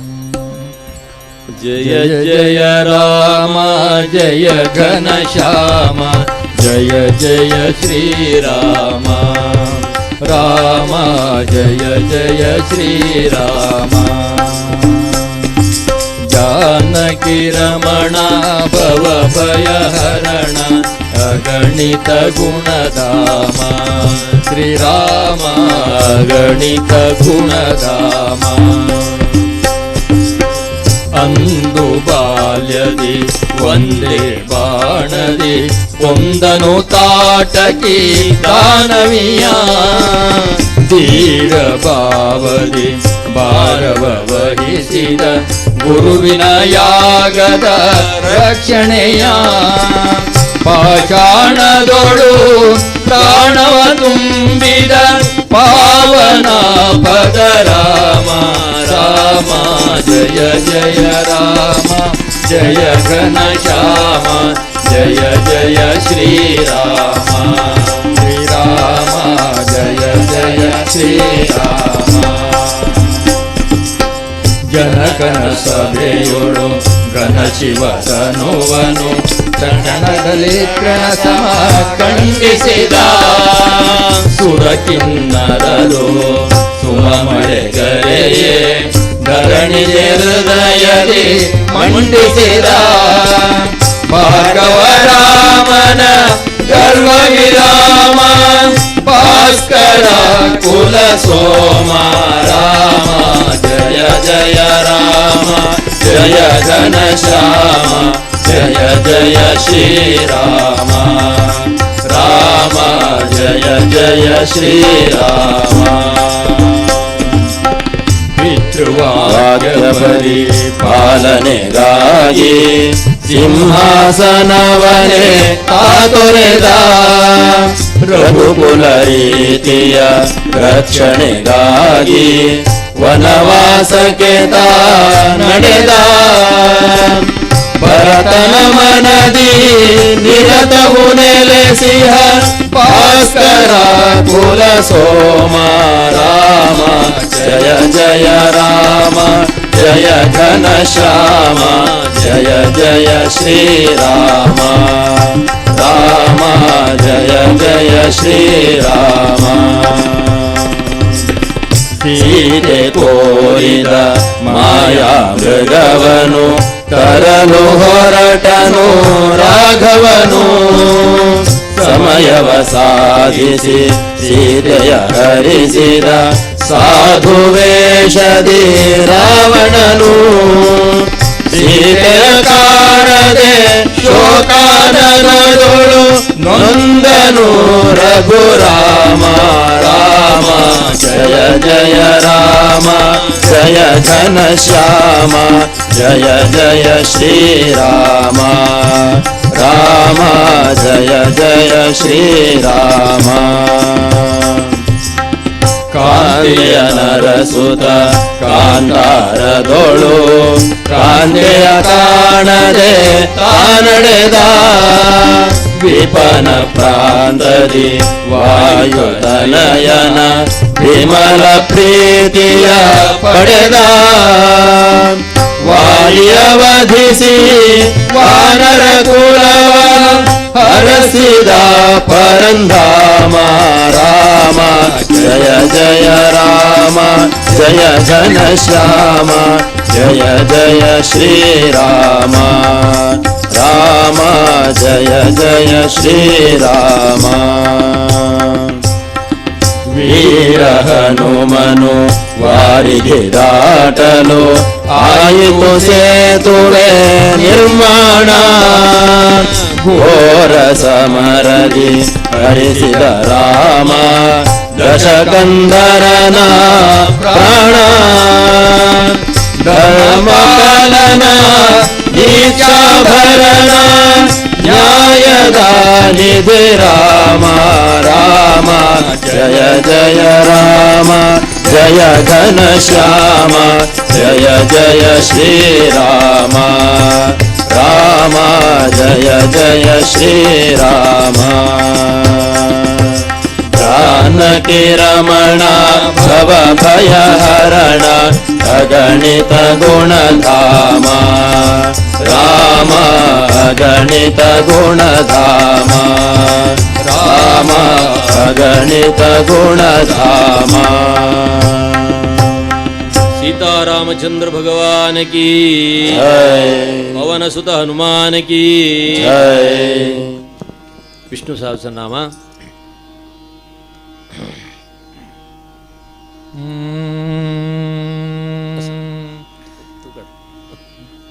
ओम शुक्लांबरधरं विष्णुं शशिवर्णं चतुर्भुजं प्रसन्नवदनं ध्यायेत् सर्वविघ्नोपशान्तये शान्ताकारं भुजगशयनं पद्मनाभं सुरेशं विश्वाधारं गगनसदृशं मेघवर्णं शुभांगं लक्ष्मीकान्तं कमलनयनं योगिरुद्यानगम्यं वन्दे विष्णुं भवभयहरं सर्वलोकैकनाथम्। ॐ विश्वस्मै नमः। विश्वं विष्णुर्वशत्कारो भूतभव्यभवत्प्रभुः भूतकृद्भूतभृद्भावो भूतात्मा भूतभावनः भूतात्मा परमात्मा च मुक्तानां परमागतिः अव्ययपुरुषः साक्षी क्षेत्रज्ञोऽक्षर एव च योगो योगविदां नेता प्रधानपुरुषेश्वरः नारसिंहवपुः श्रीमान् केशवः पुरुषोत्तमः सर्वशिवस्थाणुर्भूतादिर्निधिरव्ययः सम्भवो भावनो भर्ता प्रभवः प्रभुरीश्वरः स्वयंभू शम्भुरादित्यः पुष्कराक्षो महास्वनः अनादिनिधनो धाता विधाता धातुरुत्तमः अप्रमेयो ऋषिकेश पद्मनाभोऽमरप्रभुः विश्वकर्मा मनुस्तश्चास्तविस्तस्तविरो ध्रुवः अग्राह्य शाश्वत कृष्णो लोहिताक्ष प्रतर्दनः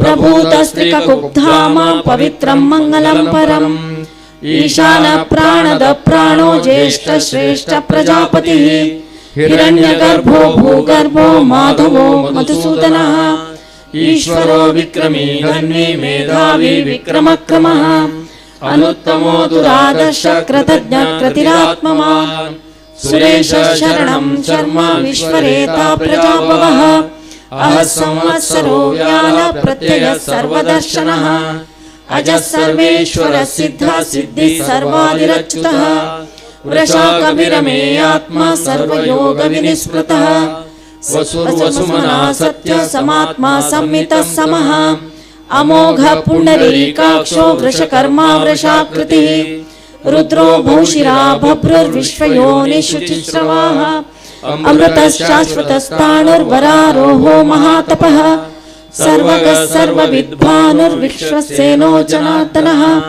वेदो वेदविदव्यङ्गो वेदाङ्गो वेदवित्कविः लोकाध्यक्षः सुराध्यक्षो धर्माध्यक्ष कृताकृतः चतुरात्मा चतुर्व्यूहः चतुर्दंष्ट्र चतुर्भुजः ब्रह्मजिष्णुर्भोजनं भोक्ता सहिष्णुर्जगदादिजः अनघो विजयो जेता विश्वयोनि पुनर्वसुः उपेन्द्रो वामन प्रांशुरमोघः शुचिरूर्जितः अतीन्द्रः संग्रहः सर्गो धृतात्मा नियमो यमः वेद्यो वैद्यः सदा योगी वीरः माधवो मधुः अतीन्द्रियो महामायो महोत्साहो महाबलः महाबुद्धिर्महावीर्यो महाशक्तिर्महाद्युतिः अनिर्देशवपुः श्रीमान् अमेयात्मा महादिदृक् महेश्वासो महीभर्ता श्रीनिवासः सताङ्गतिः अनिरुद्धः सुरानन्दो गोविन्दो गोविन्दाम्पतिः मरीचिर्दमनो हंसः सुपर्णो भुजगोत्तमः हिरण्यनाभः सुतपः पद्मनाभः प्रजापतिः अमृत्यो सर्वदृक्सिंहः सन्धाता सन्निमान् स्थिरः अजो दुर्मर्षणः शास्त्र विश्रुतात्मा सुरारिः गुरुर्गुरुतमो धाम सत्य सत्य पराक्रमः निमिषो निमिषस्रग्वाचस्पतिर्धारदीः अग्रणी ग्रामणी श्रीमान् न्यायो नेता सवीरणः सहस्रमूर्धा विश्वात्मा सहस्राक्षः सहस्रपात् आवर्तनो निवृत्तात्मा संवृत्तः संप्रमर्दनः अहसमर्थकल्पन्निरनिलो धरणीधरः सुप्रसाद प्रसन्नात्मा विश्वधृग्विश्वभुग्विभुः सत्कर्ता सत्कृतः साधुर्जन्नुर्नारायणो नरः असंख्येयो प्रमेयात्मा विशिष्ट शिष्टकच्युचिः सिद्धार्थ सिद्ध संकल्प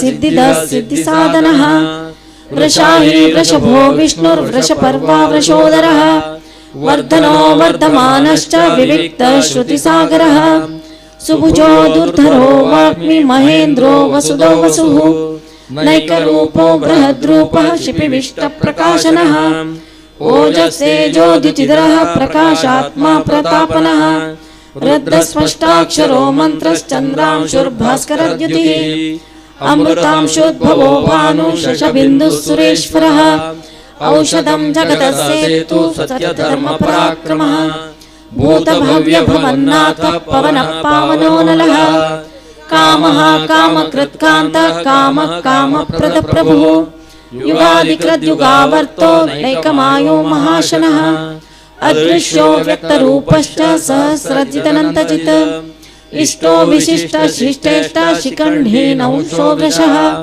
क्रोधः क्रोधकृत्कर्ता विश्वबाहुर्महीधरः अच्युतः प्रतितः प्राणः प्राणदो वासमानुजः अपां निधिरधिष्ठानम् अप्रमत्तः प्रतिष्ठितः स्कन्दः स्कन्दधरो दुर्यो वरदो वायुवाहनः वासुदेवो बृहद्भानुरादिदेवः पुरन्दरः अशोकस्तारणस्तार शूर शौरी जनेश्वरः अनुकूलशतावर्त पद्मी पद्मनिभेक्षणः पद्मनाभोरविन्दाक्ष पद्मगर्भशरीरभृत् महर्दिरद्धो वृद्धात्मा महाक्षो गरुडध्वजः अतुलशरभो भीमः समयज्ञो हविर्हरिः सर्वलक्षणलक्षण्यो लक्ष्मीमान् समितिञ्जयः विक्षरो रोहितो मार्गो हेतुर्धामोदरः सः महीधरो महाभागो वेगवानमिताशनः उद्भवक्षोभणो देवः श्रीगर्भ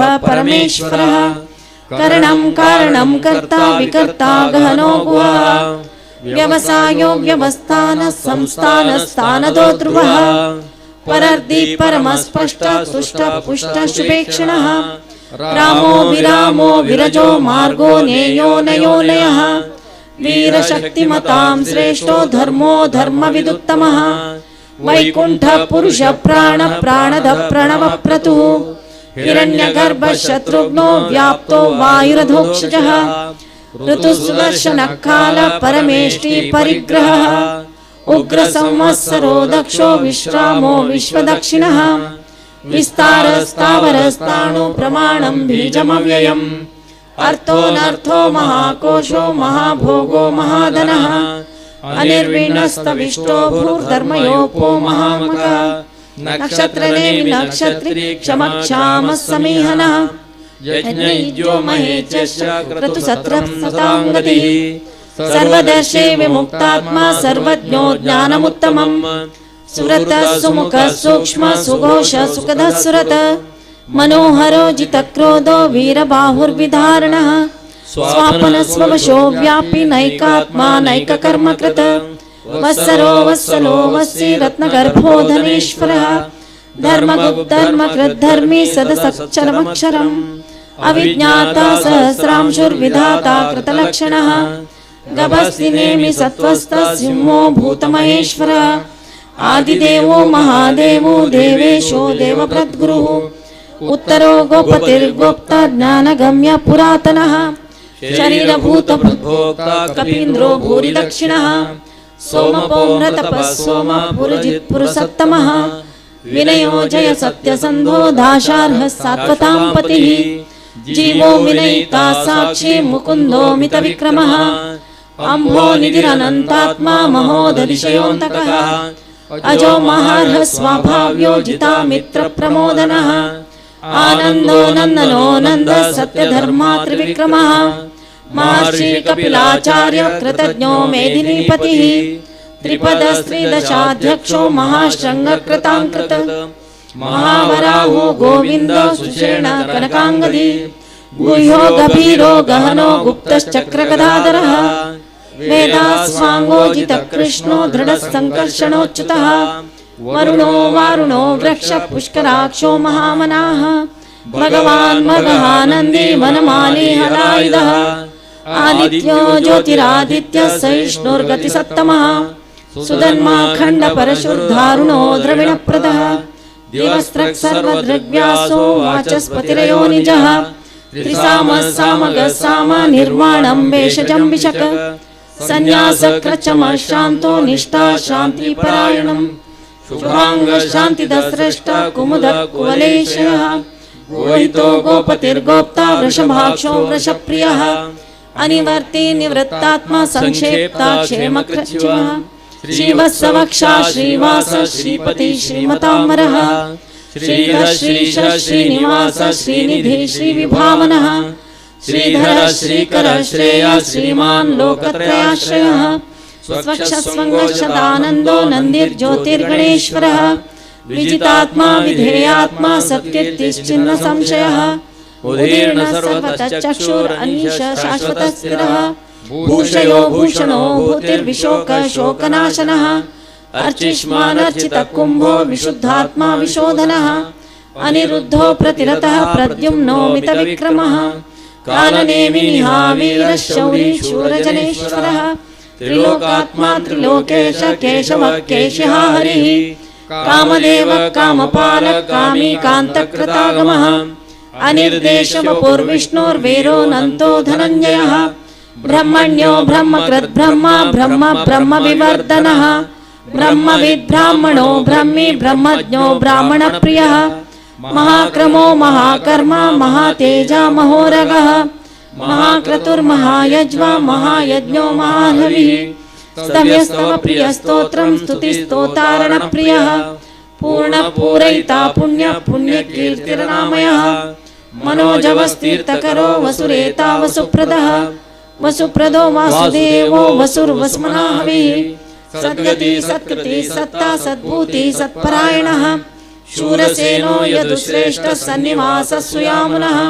भूतावासो वासुदेवः सर्वासुनिलयो नलः दर्पः दर्पदो दृप्तो धुर्धरो तापराजितः विश्वमूर्तिर्महामूर्तिर्दीप्तमूर्तिरमूर्तिमान् अनेकमूर्तिरव्यक्तः शतमूर्तिः एको नैकः समकः किं यत्तत्पदमनुत्तमम् लोकबन्धुर्लोकनाथो माधवो भक्तवत्सलः सुवर्णवर्णो हेमाङ्गो वराङ्गश्चन्दनाङ्गदी वीरः विषमः शून्यो घृताशीरश्चलश्चलः अमानी मानदो मान्यो लोकस्वामी त्रिलोकदृक् सुमेधा मेधजो धन्यः सत्यमेधाधराधरः तेजो वृषोद्युतिधरः सर्वशस्त्रभृताम्बरः प्रग्रहो निग्रहो व्यग्रो नैकः शृङ्गो गदाग्रजः चतुर्मूर्ति चतुर्बाहु चतुर्व्यूहः चतुर्गतिः चतुरात्मा चतुर्भावश्चतुर्वेदविदेकपात्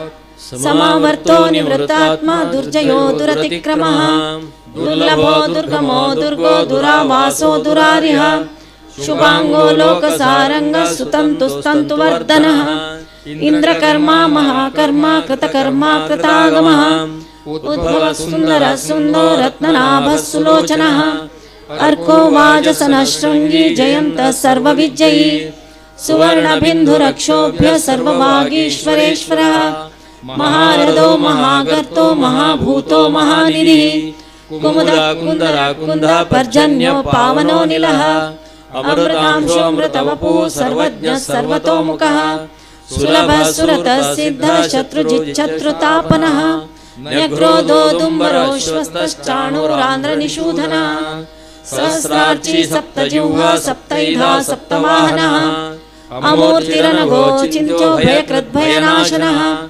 अणुर्बृहत्कृशस्थूलो गुणर्ब्रह्निर्गुणो महान् अधृतस्वधृतस्वास्य प्राग्वंशवर्धनः भारभृत्कथितो योगी योगीश सर्वकामदः आश्रमश्रवणक्षाम सुपर्णो वायुवाहनः धनुर्धरो धनुर्वेदो दण्डो दमयिता दमः अपराजित सर्वसहो नियन्ता नियमो यमः सत्त्ववान् सात्विक सत्य सत्य धर्म परायणः अभिप्राय प्रियार्होः प्रियकृत् प्रीतिवर्धनः विहाय सगतिर्ज्योतिस्सुरुचिर्हुत भुग्विभुः रविर्विरोचनः सूर्यः सविता रविलोचनः अनन्तो भुग्भोक्ता सुखदो नैकजोऽग्रजः अनिर्विण्णः सदा महर्षि लोकाधिष्ठानमद्भुतः सनातनतमः कपिलः कपिलव्ययः स्वस्ति स्वस्ति स्वस्ति स्वस्ति भुक् स्वस्ति दक्षिणः अरौद्र कुण्डली चक्रे विक्रमयोजित शासनः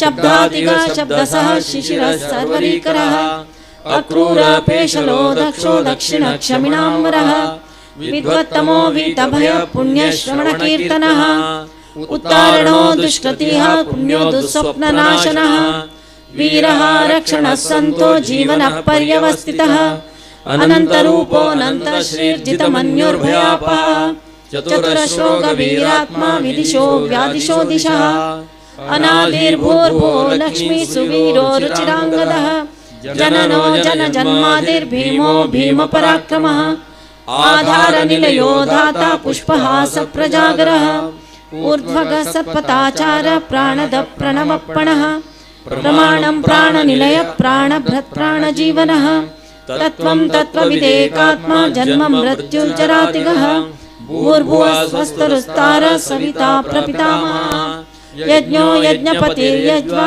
यज्ञाङ्गो यज्ञवाहनः यज्ञभृद्यज्ञकृद्यज्ञी यज्ञभुग्यज्ञसाधनः यज्ञान्तकृद्यज्ञगुह्यमन्नमन्नाद एव च आत्मयोनि स्वयं जातो वैखानः सामगायनः देवकी नन्दनः स्रष्टा क्षितीश पापनाशनः शङ्खभ्रन्नन्दकी चक्री शाङ्गधर्मा गदाधरः रथाङ्गपाणिरक्षोभ्यः सर्वप्रहरणायुधः सर्वप्रहरणायुधो नमः इति वनमाली गदीशाङ्गी शङ्खी चक्री च नन्दकी श्रीमन्नारायणो विष्णुर्वासुदेवोऽभिरक्षतु वनमाली गदीशाङ्गी शङ्खी चक्री च नन्दकी श्रीमन्नारायणो विष्णुर्वासुदेवोऽभिरक्षतु वनमाली गदीशाङ्गी शङ्खी चक्री च नन्दकी श्रीमन्नारायणो विष्णुर्वासुदेवोऽभिरक्षतु श्रीवासुदेवोऽभिरक्षतु ॐ नमः इति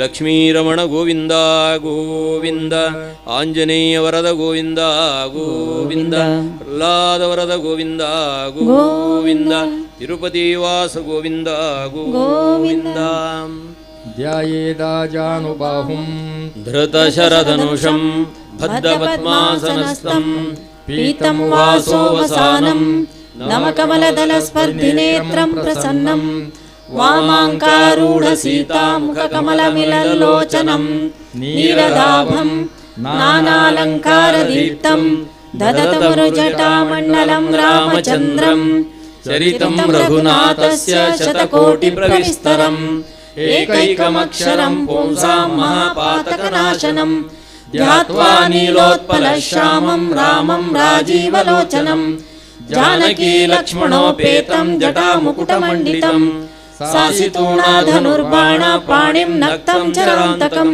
स्वलीलया जगत्त्रातु माविर्भूतमजं विभुं रामरक्षां पठेत् प्राज्ञः पापग्निं सर्वकामदां शिरो मे राघवः पातु बालं दशरथात्मजः कौसल्ययो दृशौ पातु विश्वामित्रप्रियश्रुति घ्राणं पातु मखत्राता मुखं सौमित्रिवत्सलः जिह्वां विद्यानिधिः पातु कण्ठं भरतवन्दितः स्कन्धौ दिव्यायुधः पातु भुजौ भग्नेशकार्मुकः करौ सीतापतिः पातु हृदयं जामदग्नजित् मध्यं पातु खरध्वंसी नाभिं जाम्बवदाश्रयः सुग्रीवेशकटिः पातु शक्तिनी हनुमत्प्रभु ऊरूरगुत्तमः पातु रक्षकुलविनाशकृत् जानुनी सेतुकृत् पातु जङ्घे दशमुखान्तकः पादौ विभीषण श्रीदः पातु रामोऽखिलं वपुः एतां रामबलोपेतां रक्षां यः सुकृती पठेत्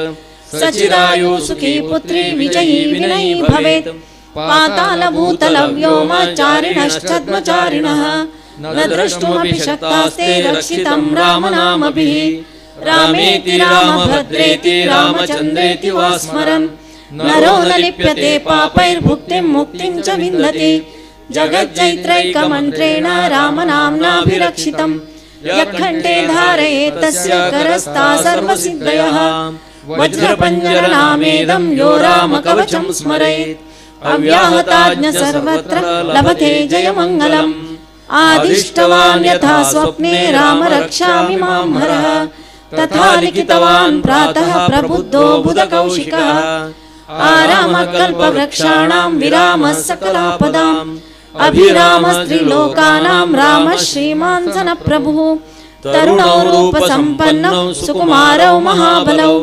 पुण्डरीकविशालाक्षौ चिरकृष्णाजिनाम्बरौ फलमूलाशिनौ दान्तौ तापसौ ब्रह्मचारिणौ पुत्रौ दशरथस्यैतौ भ्रातरौ रामलक्ष्मणौ शरण्यौ सर्वसत्त्वानां श्रेष्ठौ सर्वधनुष्मतां रक्षकुलनिहन्तारौ त्रायेतां नो रघुत्तमौ अत्तसज्जधनुषा विश्वस्पृशावक्षयाशु गनिशङ्गसङ्गिनौ रक्षणाय मम रामलक्ष्मणा भद्रतः पति सदैव गच्छताम् सन्नद्धकवची खड्गी चापबाणधरो युवा गच्छन्न मनोरथोऽस्माकं राम पातु स लक्ष्मणः रामो दाशरथी शूरो लक्ष्मणानुचरो बली काकुत्स्थपुरुषपूर्ण कौसल्येयो रघुत्तमः वेदान्तवेद्यो यज्ञेश पुराणपुरुषोत्तमः जानकी वल्लभ श्रीमान् प्रमेय पराक्रमः इत्येतानि जपे नित्यं मद्भक्तः श्रद्धयान्वितः अश्वमेधादिकं पुण्यं सम्प्राप्नोति न संशयः रामं दुर्वादलश्यामं पद्माक्षं पीतवाससं स्तुवन्ति नामभिर्दिव्यैर्नते संसारिणो नरः रामं लक्ष्मणपूर्वजं रघुवरं सीतापतिं सुन्दरं काकुत्स्थं करुणार्णवं गुणनिधिं विप्रप्रियं धार्मिकं राजेन्द्रं सत्यसन्धं दशरथतनयं श्यामलं शान्तमूर्तिं वन्दे लोकाभिरामं रघुकुलतिलकं राघवं रावणारिं रामाय रामभद्राय रामचन्द्राय वेदसे रघुनाथाय नाथाय सीतायापदे नमः श्रीराम राम रघुनन्दन राम राम श्रीराम राम भरताग्रज राम राम श्रीराम राम रणकर्कश राम राम श्रीराम राम शरणं भव राम राम श्रीरामचन्द्र चरणौ मनसा स्मरामि श्रीरामचन्द्र चरणौ वचसा गृह्णामि श्रीरामचन्द्र चरणौ शिरसा नमामि श्रीरामचन्द्र चरणौ शरणं प्रपद्ये माता रामो मत्पिता रामचन्द्रः स्वामी रामो मत्सखा रामचन्द्रः सर्वस्वं मे रामचन्द्रो दयालु नान्यं जाने नैव जाने न जाने दक्षिणे लक्ष्मणो यस्य वामे तु जनकात्मजा पुरतोर्मारुतिर्यस्य तं वन्दे रघुनन्दनं लोकाभिरामं रणरङ्गधीरं राजीवनेत्रं रघुवंशनाथं कारुण्यरूपं करुणाकरं तं श्रीरामचन्द्रं शरणं प्रपद्ये मनोजवं मारुततुल्यवेगं जितेन्द्रियं बुद्धिमतां वरिष्ठं वातात्मजं वानरयूथमुख्यं श्रीरामदूतं शरणं प्रपद्ये कूजन्तं राम रामेति मधुरं मधुराक्षरम् आरुह्य कविता शाखां वन्दे वाल्मीकिकोकिलम् आपदामपहर्तारं दातारं सर्वसम्पदां लोकाभिरामं श्रीरामं भूयो भूयो नमाम्यहम् भर्जनं भवबीजानां अर्जनं सुखसम्पदां तर्जनं यमदूतानां राम रामेति गर्जनं रामो राजमणिः सदा विजयते रामं रमेशं भजे रामेणाभिहता निशाचरचमो रामाय तस्मै नमः रामान्नास्ति परायणं परतरं रामस्य दासोऽस्म्यहं रामे चित्तलयः सदा भवतु मे भो राम मामुद्धर राम रामेति रामेति रमे रामे मनोरमे सहस्रनाम तत्तुल्यं श्रीरामनामवरानने इति श्रीबुधकौशिक ऋषि विरचितं श्रीरामरक्षास्तोत्रं सम्पूर्णं श्री सीतारामचन्द्रार्पणमस्तु। सीतारामचंद्र भगवान की जय। पवन सुत हनुमान की जय। ನಾಳೆ ನಾಡ್ದು 2 ದಿವಸ ಇದೆ. ಹೆಚ್ಚಿಗೆ ಜನ ಬಂದರೆ ಹೆಚ್ಚಿಗೆ ಸಹಸ್ರನಾಮ ಆಗ್ತದೆ, ಹೆಚ್ಚಿಗೆ ರಾಮರಕ್ಷಾ ಆಗ್ತದೆ ಅಲ್ವೇ. ಕೀರ್ತನೆ ಕೇಳೋದಕ್ಕಿಂತ ನಮಗೆ ಮುಖ್ಯ ಅದು ಅಲ್ವೇ. ಭಗವಂತನ ನಾಮದ ವೈಭವ ಪ್ರಭಾವಲಯ ಆಗಬೇಕು. ಅದಕ್ಕಾಗಿ ಎಲ್ಲರೂ ಸಹ ಹೆಚ್ಚಿನ ಸಂಖ್ಯೆಯಲ್ಲಿ ಮತ್ತೆ ನಾಳೆ ಸೇರೋಣ ಎಂಬುದ ಸ್ಮರಣೆ ಮಾಡ್ತಾ ಮಂಗಳಮೂರ್ತಿಗೆ ಮಂಗಳ ಹಾಡೋಣವಂತೆ. ಮಂಗಳಂ ಮಂಗಳಂ ಮಾರುತಿಗೆ ಜಯ, ಮಂಗಳಂ ರಾಮನ ಸಾರಥಿಗೆ, ಮಂಗಳಮಯ ಶ್ರೀರಾಮನ ಚರಣವೇ ಅಂಗವಹಿಸಿ ನಿಂದಾತನಿಗೆ ಜಯ, ಮಂಗಳಂ ಶುಭ ಮಂಗಳಂ ಜಯ, ಮಂಗಳಂ ಶುಭ ಮಂಗಳಂ.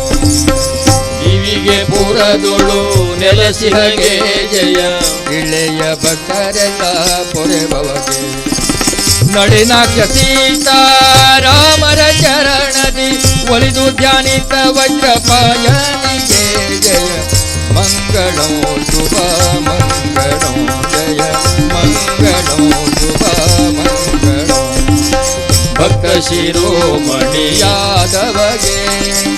ಭಕ್ತಿಯ ಪದ ತೋರಿದ ದೇವಗೆ, ಭಕ್ತಿ ವೈರಾಗ್ಯವು ಮೋಕ್ಷ ಕಾರಣವೆಂದು ದಾಸ ಮಾರ್ಗವ ತೋರಿದ ದೇವಗೆ ಜಯ, ಮಂಗಳಂ ಶುಭ ಮಂಗಳಂ ಜಯ, ಮಂಗಳಂ ಶುಭ ಮಂಗಳಂ. ನರಸಿಂಹ ನರಸಿಂಹ ನಾರಾಯಣ ಹರಿ ಪರಬ್ರಹ್ಮ, ನರಸಿಂಹ ನಾರಾಯಣ ಹರಿ ಪರಬ್ರಹ್ಮ, ನರಸಿಂಹ ನರಸಿಂಹ ನಾರಾಯಣ ಹರಿ ಪರಬ್ರಹ್ಮ, ನರಸಿಂಹ ನರಸಿಂಹ ನಾರಾಯಣ ಹರಿ ಪರಬ್ರಹ್ಮ. ತಂದೆ ತಾಯಿ ಹರಿ ನರಸಿಂಹ, ಬಂಧು ಬಳಗ ಹರಿ ನರಸಿಂಹ, ತಂದೆ ತಾಯಿ ಪ್ರಭು ನರಸಿಂಹ, ಬಂಧು ಬಳಗ ಹರಿ ನರಸಿಂಹ, ನರಸಿಂಹ ನರಸಿಂಹ ನಾರಾಯಣ ಹರಿ ಪರಬ್ರಹ್ಮ, ನರಸಿಂಹ ನಾರಾಯಣ ಹರಿ ಪರಬ್ರಹ್ಮ. ಶ್ರೀರಾಮ ಜಯ ರಾಮ ಜಯ ಜಯ ರಾಮ, ಜಯ ಜಯ ರಾಮ, ಶ್ರೀರಾಮ ಜಯ ರಾಮ ಜಯ ಜಯ ರಾಮ, ಶ್ರೀರಾಮ ಜಯ ರಾಮ ಜಯ ಜಯ ರಾಮ. ರಾಮ ಲಕ್ಷ್ಮಣ जानकी जय बोलो हनुमान की, राम लक्ष्मण जानकी जय बोलो हनुमान की, जय बोलो हनुमान की, जय बोलो हनुमान की, जय बोलो हनुमान की, जय बोलो हनुमान की, जय बोलो हनुमान की, जय बोलो हनुमान की, जय बोलो हनुमान की, जय बोलो हनुमान की. पवन सुत हनुमान की, सीता रामचंद्र भगवान की, सनातन हिंदू धर्म की, भारत माता की, सब साधु संतन की, संत सद्गुरु महाराज की, नमः पार्वती पतये हर हर महादेव. जय गुरुदेव दत्त, जय जय रघुवीर समर्थ. हरि ओम तत्सत्.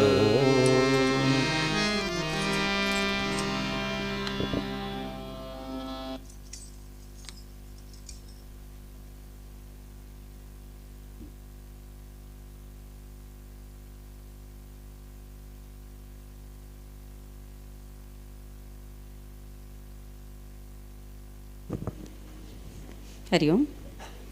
ಇಂದು ಸಂಪೂರ್ಣ ರಾಮಾಯಣದ 5ನೇ ದಿನ. ಇಂದಿನ ವಿಶೇಷವೇನೆಂದರೆ ಶ್ರೀ ದಾಸವರೇಣ್ಯರ ಗುರುಗಳಾದ ಕೀರ್ತಿಶೇಷ ಶ್ರೀಯುತ ಭದ್ರಗಿರಿ ಅಚ್ಯುತದಾಸರ ಪುಣ್ಯಸ್ಮರಣೆ ದಿನ. ಅಂಥ ಒಂದು ಪುಣ್ಯ ದಿನದಂದು ಅರಣ್ಯಕಾಂಡದ ವರ್ಣನೆಯನ್ನು ಬಹು ಸುಂದರವಾಗಿ ವರ್ಣಿಸಿದ್ದನ್ನು ಎಲ್ಲರೂ ಕೇಳಿ ಆನಂದಿಸಿದ್ದೀರಿ. ಎಲ್ಲರಿಗೂ ತುಂಬು ಹೃದಯದ ಧನ್ಯವಾದಗಳು. ಮತ್ತು ಶುಶ್ರಾವ್ಯ ಕೀರ್ತನೆಗಳಿಂದ ಆ ಪ್ರಾಣದೇವರಾದ ಹನುಮಂತನನ್ನು ಇಂದಿಲ್ಲಿ ಆಹ್ವಾನಿಸಿ ರಾಮ ಹನುಮರ ಪ್ರಥಮ ಭೇಟಿಯನ್ನು ವರ್ಣಿಸಿ ಸುಂದರಕಾಂಡವನ್ನು ಪ್ರವೇಶಿಸಿದ ಶ್ರೀಯುತ ನಾರಾಯಣದಾಸರಿಗೂ ಅನಂತ ಧನ್ಯವಾದಗಳನ್ನು ಸಮರ್ಪಿಸುತ್ತೇನೆ. ತಮ್ಮ ಬೆರಳುಗಳ ಚಲನೆಯಿಂದ ನಮ್ಮ ಈ ಹರಿಕಥಾ ಕಾರ್ಯಕ್ರಮದಲ್ಲಿ ಕೀರ್ತನೆಗಳಿಗೆ ದುಪ್ಪಟ್ಟು ಮೆರುಗು ನೀಡಿದ ಶ್ರೀಯುತ KP ಹೆಗ್ಡೆಯವರಿಗೂ ಧನ್ಯವಾದಗಳು. ಹಾಗೂ ಉತ್ತಮವಾದ ಕೈಚಳಕದಿಂದ ತಬಲಾವನ್ನು ನುಡಿಸಿದ ನಮ್ಮವರೇ ಆದ ಅಶ್ವಥ್ ಚೆನೆಯವರಿಗೂ ಧನ್ಯವಾದಗಳು. ಕೊನೆಯದಾಗಿ ದೇವಸ್ಥಾನದ ಅಕ್ಷಯ ಹಾಲ್ನಲ್ಲಿ ಭೋಜನ ಪ್ರಸಾದದ ವ್ಯವಸ್ಥೆಯನ್ನು ಮಾಡಲಾಗಿದೆ. ಎಲ್ಲರೂ ಭೋಜನ ಪ್ರಸಾದವನ್ನು ಸ್ವೀಕರಿಸಿ ಹೋಗಬೇಕೆಂದು ಆಡಳಿತ ಮಂಡಳಿಯ ಪರವಾಗಿ ಎಲ್ಲರಲ್ಲೂ ವಿನಂತಿಸಿಕೊಳ್ತೇನೆ. ಇನ್ನೊಂದು ವಿಷಯ ಅಂದರೆ ನಿನ್ನೆ ಹೇಳಿದ್ದು ಎಲ್ರಿಗೂ ಹೆಚ್ಚಿನ ಸಂಖ್ಯೆಯಲ್ಲಿ ಬರಬೇಕು ಹೇಳಿ. ಸ್ವಲ್ಪ ಜನರು ಬಂದಿದ್ದಾರೆ. ನಾಳೆ ಇನ್ನೂ ಹೆಚ್ಚಿನ ಸಂಖ್ಯೆಯಲ್ಲಿ ಬರಬೇಕಾಗಿ ನಿಮ್ಮಲ್ಲಿ ವಿನಂತಿಸ್ಕೊಳ್ತೇನೆ. ನಾಳೆ ಸೇತು ಕಟ್ಟಲಿಕ್ಕೆ ಉಂಟು, ಲಂಕೆಗೆ ಹೋಗಲಿಕ್ಕೆ. ಆದಷ್ಟು ಜನರನ್ನು ಕರೆದುಕೊಂಡು ಬನ್ನಿ. ಹರಿ ಓಂ.